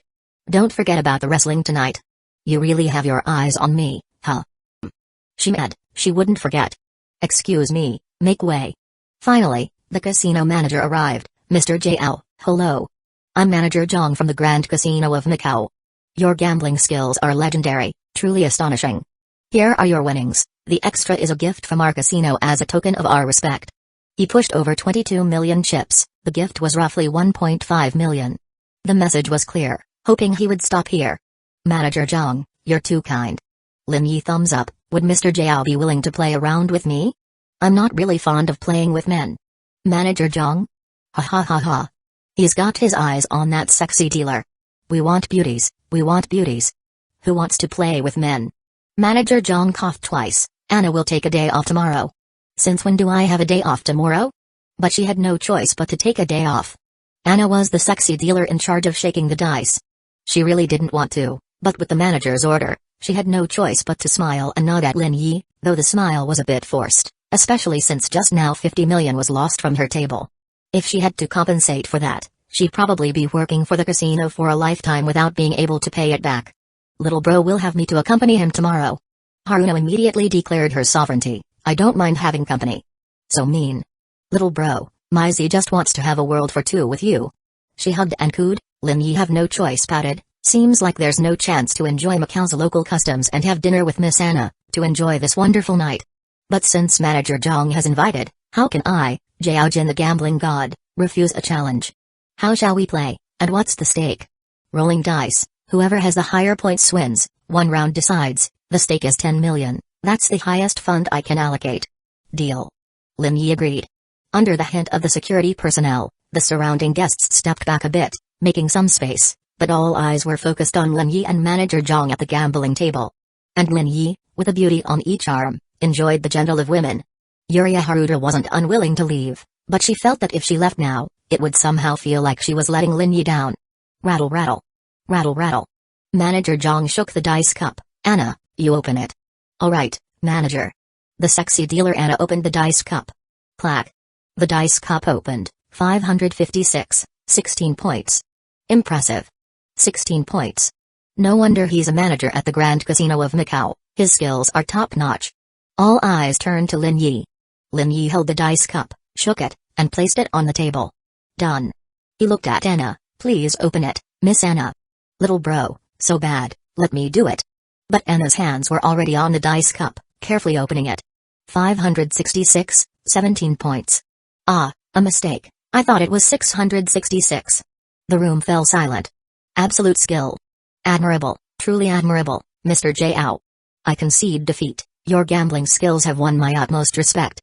Manager Zhang waved his hand, and the staff immediately pushed 10 million chips in front of Lin Yi. Now, Lin Yi had 33 million chips in front of him. From an initial 200 yuan to 33 million, how long did it take? Less than an hour. This is just too fast. Well, Manager Zhang, you're too kind. I'm just on a lucky streak today, and I'm not done yet. Manager Zhang? Anna? Please, we beg you, stop playing. If you keep playing, our casino will go bankrupt. I wonder if Manager Zhang could arrange a car to take me to the neighboring casino for a look? Manager Zhang's eyes lit up. No problem, I'll arrange it right away. He immediately contacted his subordinates to arrange a car. I hope to see Miss Anna again next time. Lin Yi slid over a 10,000 chip. The dealer was both happy and not. Next time you have time, Anna will accompany you for a good time in Macau. I can't pretend I didn't hear that. Looking forward to seeing you again, Miss Anna. Lin Yi waved his hand, with one arm around each, ready to leave with a beauty on each side. The surrounding gamblers were reluctant to see him go. They wanted to follow Lin Yi to continue winning big money. Especially after the last round of dice, many had bet, but only small amounts. Now that Lin Yi was leaving, no longer playing at this casino, they were filled with regret. However, a few of them thought of a solution. What does it matter which casino you play at? Just follow him. A few left the casino. At the casino, a middle-aged man in a black suit watched Lin Yi's departing figure with a beauty on each arm, then turned to his subordinate. Boss Li, the detector showed no reaction. The other party did not use any supernatural skills. This was the most advanced detection equipment borrowed from the Macau official authorities. The Grand Casino of Macau had considered purchasing its own, but it wasn't a matter of money. The equipment was of significant importance, and the authorities were unlikely to sell it to the casino at this stage. The heavy cost of borrowing at this time was also under the pretext of searching for supernatural players. Otherwise, the special department of the Macau authorities would not have lent it, as this department actually belongs to the Eastern superpower, not the Macau official institutions. So, the other party is not a supernatural player? Basically, it can be judged. There had been supernatural players who used skills obtained from games to make money at casinos, but they were eventually discovered. Since then, casinos have been vigilant about such situations. Today's appearance of this Jiaojin was clearly the target of such vigilance. Is it possible that he used supernatural skills but was not detected? The subordinate thought for a while. Yes, because so far, the highest quality skills reportedly appearing are only purple. Moreover, high-level skills have not appeared. If his skill level is high and the quality is high, it is entirely possible that it could not be detected. The subordinate looked at the boss. Do we need to arrange for someone to keep an eye on him? No, let's stop here. As long as he stops here and doesn't come back to our casino, we'll pretend nothing happened. This was no longer something he could control. If the other party was indeed a supernatural player with high quality, high-level skills, offending such a supernatural player would be very unwise. I will report the relevant matters to the old man. He saw his brother's arrival and spoke. The arriving man nodded. Jiao Jin, the gambling god, who exactly is he? Meanwhile, Lin Yi, led by casino staff, arrived at the luxurious car arranged by the casino. Mr. Jiao, these are your winnings for today. A check. The amount was 35 million. The Grand Casino of Macau had proactively added nearly 1.5 million, rounding it up to 35 million. Haruno's check was for 26 million, and Yuria Harudra's was for 2 million. Yuria Harudra looked at the amounts on their checks and felt that her money was so little. This is our casino-related hotel's VIP card. Whenever you come to our Grand Hotel in Macau in the future, you will enjoy the highest level of treatment. The server respectfully left. The driver waited quietly in the car, with no intention of rushing. Two beauties, now that you've won money, don't think about running away. Looking at Haruno and the blonde, Lin Yi chuckled and urged them to get in the car. Yuria Harudra gritted her teeth but also got in. She needed to go to the next casino to earn a bit more. Being in Macau, she had to make some money. The driver drove smoothly for 10 minutes to another casino. Lin Yi and the two women got out and walked over, where a middle-aged man in a black suit seemed to have been waiting. Mr. Jiao, welcome. Your arrival brings honor to our casino. The middle-aged man greeted warmly, then presented a check for 1 million. The implication was clear: we pay protection money, please don't cause trouble at our casino. I just want to play a couple of rounds. Another check for 1 million. I will introduce you to another more suitable casino. Since this casino was so polite, Lin Yi did not make things difficult for them. Alright. Lin Yi reluctantly got into the luxurious car arranged by this casino. Then, a similar scene played out again. Money, handing over money, the minimum was 1 million. Just like that, after visiting 5 casinos, Lin Yi received checks totaling 8 million. Yuria Harudra was dumbfounded, and even Haruno was shocked. It seemed that the name gambling god Jiao Jin had spread throughout all the casinos in Macau, and no casino was willing to host Lin Yi anymore. I just want to play a couple of rounds. Why is it so hard? It's all your fault. Lin Yi slapped Haruno's butt hard. Ouch, little bro, I also believed that little bro would win. You didn't go all in on the last round. If I had, I don't know if I could have left the casino. How could I accompany little bro tonight? Casinos make money on integrity, how could they detain you and not let you leave? 400 million, the Grand Casino of Macau could afford it and wouldn't breach integrity for 400 million, but if this continued, their act might be questioned, and more forces would pay attention to them, although the current situation wasn't much better. However, if it were in Las Vegas casinos in the Atlantic Federation, Lin Yi wouldn't have this safety guarantee. There might really be killings and robberies for money, not by the casinos themselves but by the numerous black forces that rely on the casinos. The social security environment in Macau is much better. Spring nights are short, let's go. Next, two beauties, please take care of me. Little bro, you're so annoying. Yuria Harudra also acted coy. The three arrived at the Grand Hotel in Macau, where Lin Yi presented a black VIP card, and the staff immediately arranged a luxury suite on the top floor. Led by the staff, the three arrived at the hotel room. Shall we shower together, or shall I go first? I'll go first. Haruno spoke first. She swayed her figure and walked into the hotel bathroom with a bathrobe. Lin Yi sat next to Yuria Harudra. Beauty, I still don't know your name. Julia. Sounds like a fake name to me. Yuria Harudra? This is my real name. Little bro, can you teach me your gambling skills? Teaching you my livelihood, what will I eat? Eat me, of course. I can eat you now. Lin Yi reached out. Yuria Harudra coyly grabbed his wrist, continuing to see. Oh, don't be so impatient, little bro. Can I ask you a question? What? Are you a player? She leaned close to Lin Yi and whispered. What player? Nothing, I thought little bro was the kind of player who loves gambling. Really, can't you teach me? Depends on your performance tonight. Pinching the blonde beauty's cheek, Lin Yi smiled. At that moment, there was a loud crash from the bathroom, a heavy thud. Ouch, it hurts, little bro, help me. Oh. Coming right away. Lin Yi hurried to the bathroom, where Haruno had fallen, her skin exposed to the air, with white mist adding a layer of hazy. He supported and helped Haruno up, grabbing a towel to dry her off. During this time, he took advantage of Haruno more than once, eliciting bashful and annoyed glances from her. Beautiful lady, now comes our delightful spring night. Embracing Haruno, Lin Yi arrived at the guest room, only to find the blonde beauty had already vanished. Damn it, where's the blonde woman? Ran away? He immediately rushed to the door, but there was no trace of her. I hate people who don't keep their promises the most. Beautiful lady, you're not thinking of backing out, are you? Haruno shook her head vigorously. No, Mko will definitely keep her promise. Tonight, little brother, You can play as much as you want, until you're happy, until you're satisfied. Lin Yi looked towards the hallway. Through his perspective, he could see the blonde woman was right there. The blonde woman was very likely also a player of the mysterious game, and her real identity was probably not simple. Unfortunately, there were no relevant identification documents in her carried with her bag, otherwise, he could have confirmed her specific identity in reality. The chance of meeting again is very slim. Lin Yi was going to Japan, and the woman was European or American. They were not in the same place at all, with almost no possibility of interaction, unless they met in the mysterious game, but that could be who knows how many years from now. Seeing the blonde woman for a long time not leaving, with a look of concentration, he thought of something and made a gesture towards Haruno. Haruno was stunned, and although her face turned red, she agreed to cooperate. Ah. Certain sounds echoed in the room. After a while, noticing that the blonde woman had gone downstairs and left the hotel building, Lin Yi finally let Haruno stop. Did she leave? Haruno was very clever and clearly sensed that Lin Yi had noticed something. Yes. Although he didn't know what the skill of the woman suspected to be a player of the mysterious game was, generally speaking, the skills presented in the mysterious game have a time limit.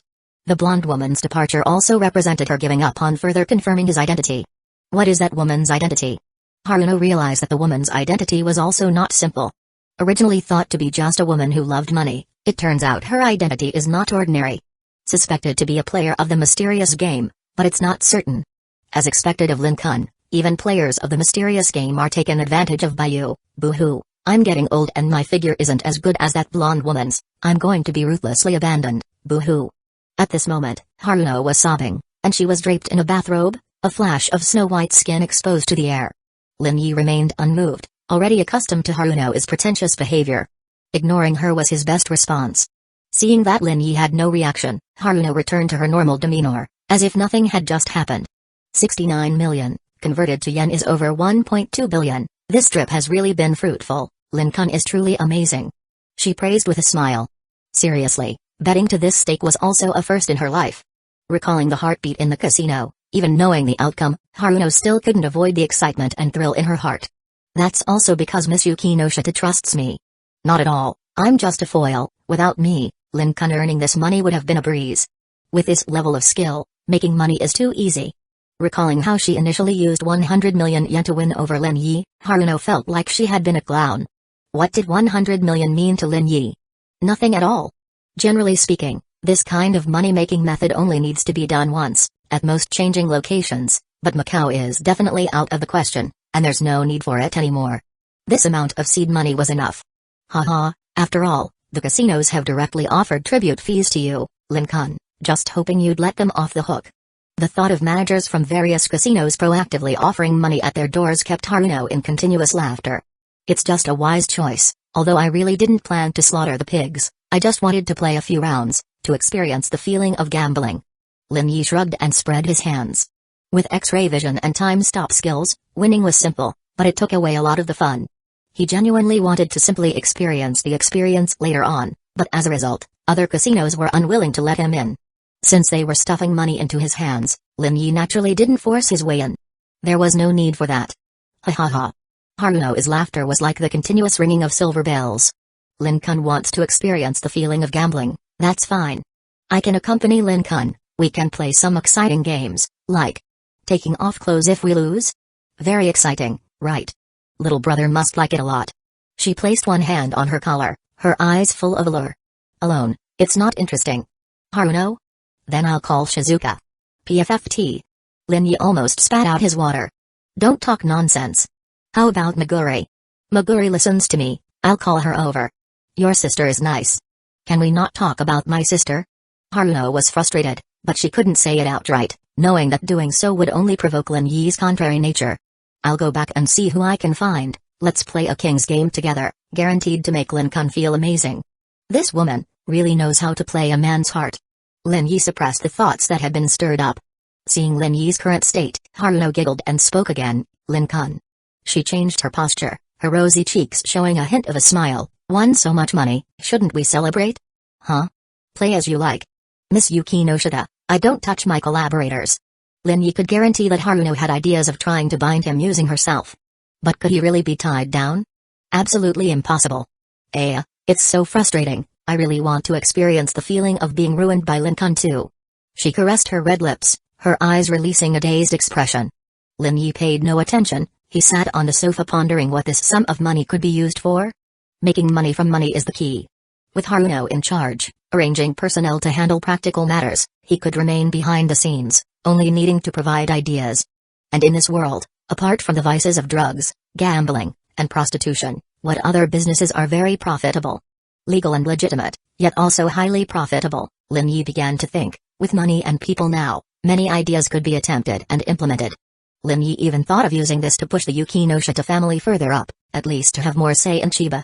If they could enter the political circle in Tokyo, that would be even better. Failure is nothing, at worst start over again. Even in the worst-case scenario, if things fall apart in Japan, as long as he has his strength, he can return to the country and seek official support, serving as a safety net. Step by step, you can't become fat with just one bite. Unbeknownst to him, Haruno had already come behind him, pressing her entire body against his back, her elegant and refined breath continuous. So sad, not even a glance at me, am I not pretty enough? Just as he was about to answer, Lin Yi heard a ding notification sound. The mysterious game's notification sound rang out. Lin Yi immediately opened the mailbox. Mysterious invitation mission. The mysterious game had released a new mission. Chapter 102, The Joker, Super High School Level? Ding. As the player's reputation as the god of gamblers in the real world's Macau City begins to spread, a special invitation is extended to the player. Quest name, The Royal Casino of the Inner World. Quest type, Eerie Invitation Quest. Quest objective, win at least 50 Eerie coins, except failure to respond within 10 minutes will result in automatic rejection. Time remaining, 9:45. A casino? A casino in the inner world? Lin Yi scratched his head. It wasn't entirely incomprehensible why he had been invited to the Royal Casino of the Inner World. He won at least $10 billion from the Ao City Grand Casino in a single game of Sikpo, making the name God of Gamblers Jiaojin resound throughout all the casinos in Ao City. Wherever he went, casinos chose to avoid confrontation and pay tribute to avoid even greater losses. The reputation of God of Gamblers Jiaojin even spread to casinos in various countries in the real world. The casino circle is only so big.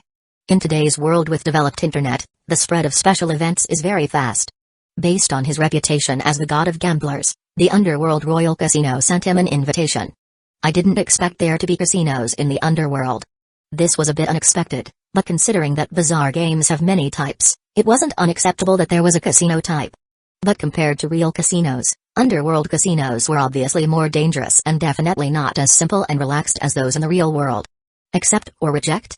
There were still 9 minutes left, no need to rush. Little brother, don't ignore me. You're making me sad. Yukinoshita Haruno, who was lying on Lin Yi's back, spoke softly in his ear, her breath constantly blowing on his cheek, her hair rubbing and stimulating, constantly teasing him. Lin Yi moved slightly and felt the wonderful touch of the soft mounds on his back. Slap. Lin Yi slapped Haruno's buttocks hard. Ooh, it hurts. Little brother, be gentler. She licked her lips. Get up. Okay. Haruno supported herself with her hands and got up immediately.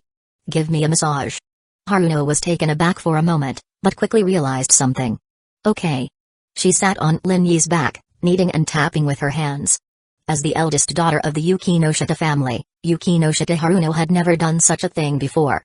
Her massage was very unfamiliar, and the strength she used was sometimes heavy and sometimes light, not well controlled. But this unfamiliar technique gave Lin Yi a different feeling. I didn't expect Lin-kun to like this kind of thing. It's a great pleasure to have the eldest daughter of the Yukinoshita family give me a massage. Compared to you, what am I? My collaborator. Ha ha ha. Haruno laughed. Okay, that's enough. Next. Haruno just hummed in agreement and didn't say much. She was very obedient to Lin Yi now. I received a mission, and I'll be leaving in 3 minutes. Haruno froze, her massaging fingers stopped. Although she was not a bizarre player and didn't know the specific degree of danger, she understood the danger of each bizarre game mission just from the survival rate of bizarre players. I'll wait for you to come back. Haha, Miss Haruno saying that really makes me feel an increase in favorability. Lin-kun, has it increased? It has increased, by 100 points. Wow. Out of 10,000. You're bullying me. Lin Yi patted Haruno's delicate and elastic thighs, motioning for her to get up. Haruno slowly stood up, pulling on her bathrobe, her snow-white skin exposed, a beautiful and captivating sight. Lin Yi tidied his clothes and put on his black-rimmed glasses, but the moment he was about to put on his mask, Haruno grabbed his wrist. Sending you my blessings. Standing in front of Lin Yi, Haruno lightly stood on tiptoe and kissed Lin Yi hard on his left cheek with her red lips. A kiss from a pure and beautiful girl will definitely bring you good luck. Ha ha ha. Lin Yi laughed, but he had to admit that Haruno really knew how to stir a man's heart. An ordinary pure virgin would probably fall for her immediately. Haruno put her right index finger on her red lips. When you come back, where should I kiss you? Her charming eyes and every move touched the sensitive heartstrings deep within a man. I suggest letting your sister kiss my right cheek. One side for each sister is very fair. No way. Haruno said shyly. And in the blink of an eye, the man in front of her had disappeared. Haruno's expression slowly recovered as she sat on the edge of the bed. In the luxuriously decorated bedroom, a beautiful figure sat quietly. I sincerely hope you come back. Although she had had unpleasantness with Lin Yi, and she almost became his beautiful pet, by today, Haruno had understood the purpose of Lin Yi's actions at that time. Initiative. Knowing that he was exposed, in order to gain the initiative, Lin Yi chose to display his strength and tough attitude to let her understand their respective positions. Her gaze fell on the wallet, where 2 checks lay quietly, one of which was the $10 billion check he won today. From the moment she got this check until now, Lin Yi had never asked about it. That guy didn't care about this huge sum of money at all. An interesting and difficult man. Haruno licked her lips, a smile rising. I'm looking forward to seeing how far you can go. Lin Yi's vision changed in the blink of an eye, but he was in a vast white space. Detected that the player has not yet filled in a nickname. Please fill in a nickname. If you choose no, the player's real name will be used. Lin Yi thought for a moment and immediately filled in a nickname, 0. This nickname is available and has been filled in. Your nickname is 0, player 0. This is your first time being invited to perform a bizarre invitation mission after becoming an official player. You can now use fabrication to customize your character image in the bizarre invitation mission. The first time is free, after that it will cost 1000 game points. Lin Yi quickly realized that this was a bizarre game to prevent many players from being tracked down in reality through their appearance in bizarre invitation missions. Privacy was guaranteed. Lin Yi wearing glasses and a mask was actually to prevent his appearance from being exposed and affecting his life in reality. For major countries today, it was not difficult to track down a person through their appearance. Lin Yi quickly operated and quickly created a face for himself, and by the way, he also made minor adjustments to his height and even changed his fingerprints. After pressing confirm, Lin Yi found his vision changing once again. The vast white space rapidly transformed, and a small conference room appeared. A resplendent conference room, illuminated by incandescent lamps, with light reflecting everywhere. A table was quietly placed. Besides Lin Yi, there were 6 other people. Where is this? What's going on? How did I suddenly appear here? A young man with dyed green hair and a somewhat roguish air kept exclaiming in surprise. His eyes swept around, and quickly focused on a middle-aged man in a suit with a slicked-back hairstyle. It seemed that his amiable smile made him look easy to bully. Hey, uncle, where is this? Royal Casino. He said with a smile. Casino? The green-haired punk's eyes lit up, as if he had discovered something very interesting. Not far from him, a female high school student with a single ponytail was a little nervous, seemingly unfamiliar with the current situation. Lin Yi quickly judged that both the green-haired punk and the single ponytail girl were new to the bizarre game. For invitation missions, bizarre games would choose newcomers to participate. He didn't know if this was to make up the numbers or for some other reason. Okay, it seems that there should be many veteran players among us. I'm Jack. A red-haired, burly Caucasian man spoke, and immediately showed everyone his nickname and level. Jack, level 3, I was playing in Las Vegas when I suddenly received an invitation from the bizarre game, so I accepted. Bizarre game, that's not an urban legend. But before the green-haired punk could finish speaking, he was immediately glared at. Veteran players are talking, newcomers shut up. The green-haired punk seemed very dissatisfied and wanted to explode, but the middle-aged man interrupted. Okay, we are all fortunate to gather here and play games together. It can be considered a kind of fate. I received the invitation in Hong Kong. He clapped his hands and revealed his information. Brother Fa, level 4, level 4? He must have participated in many games and eliminated many bizarre creatures to reach this level. This amiable middle-aged man could not be judged by his appearance.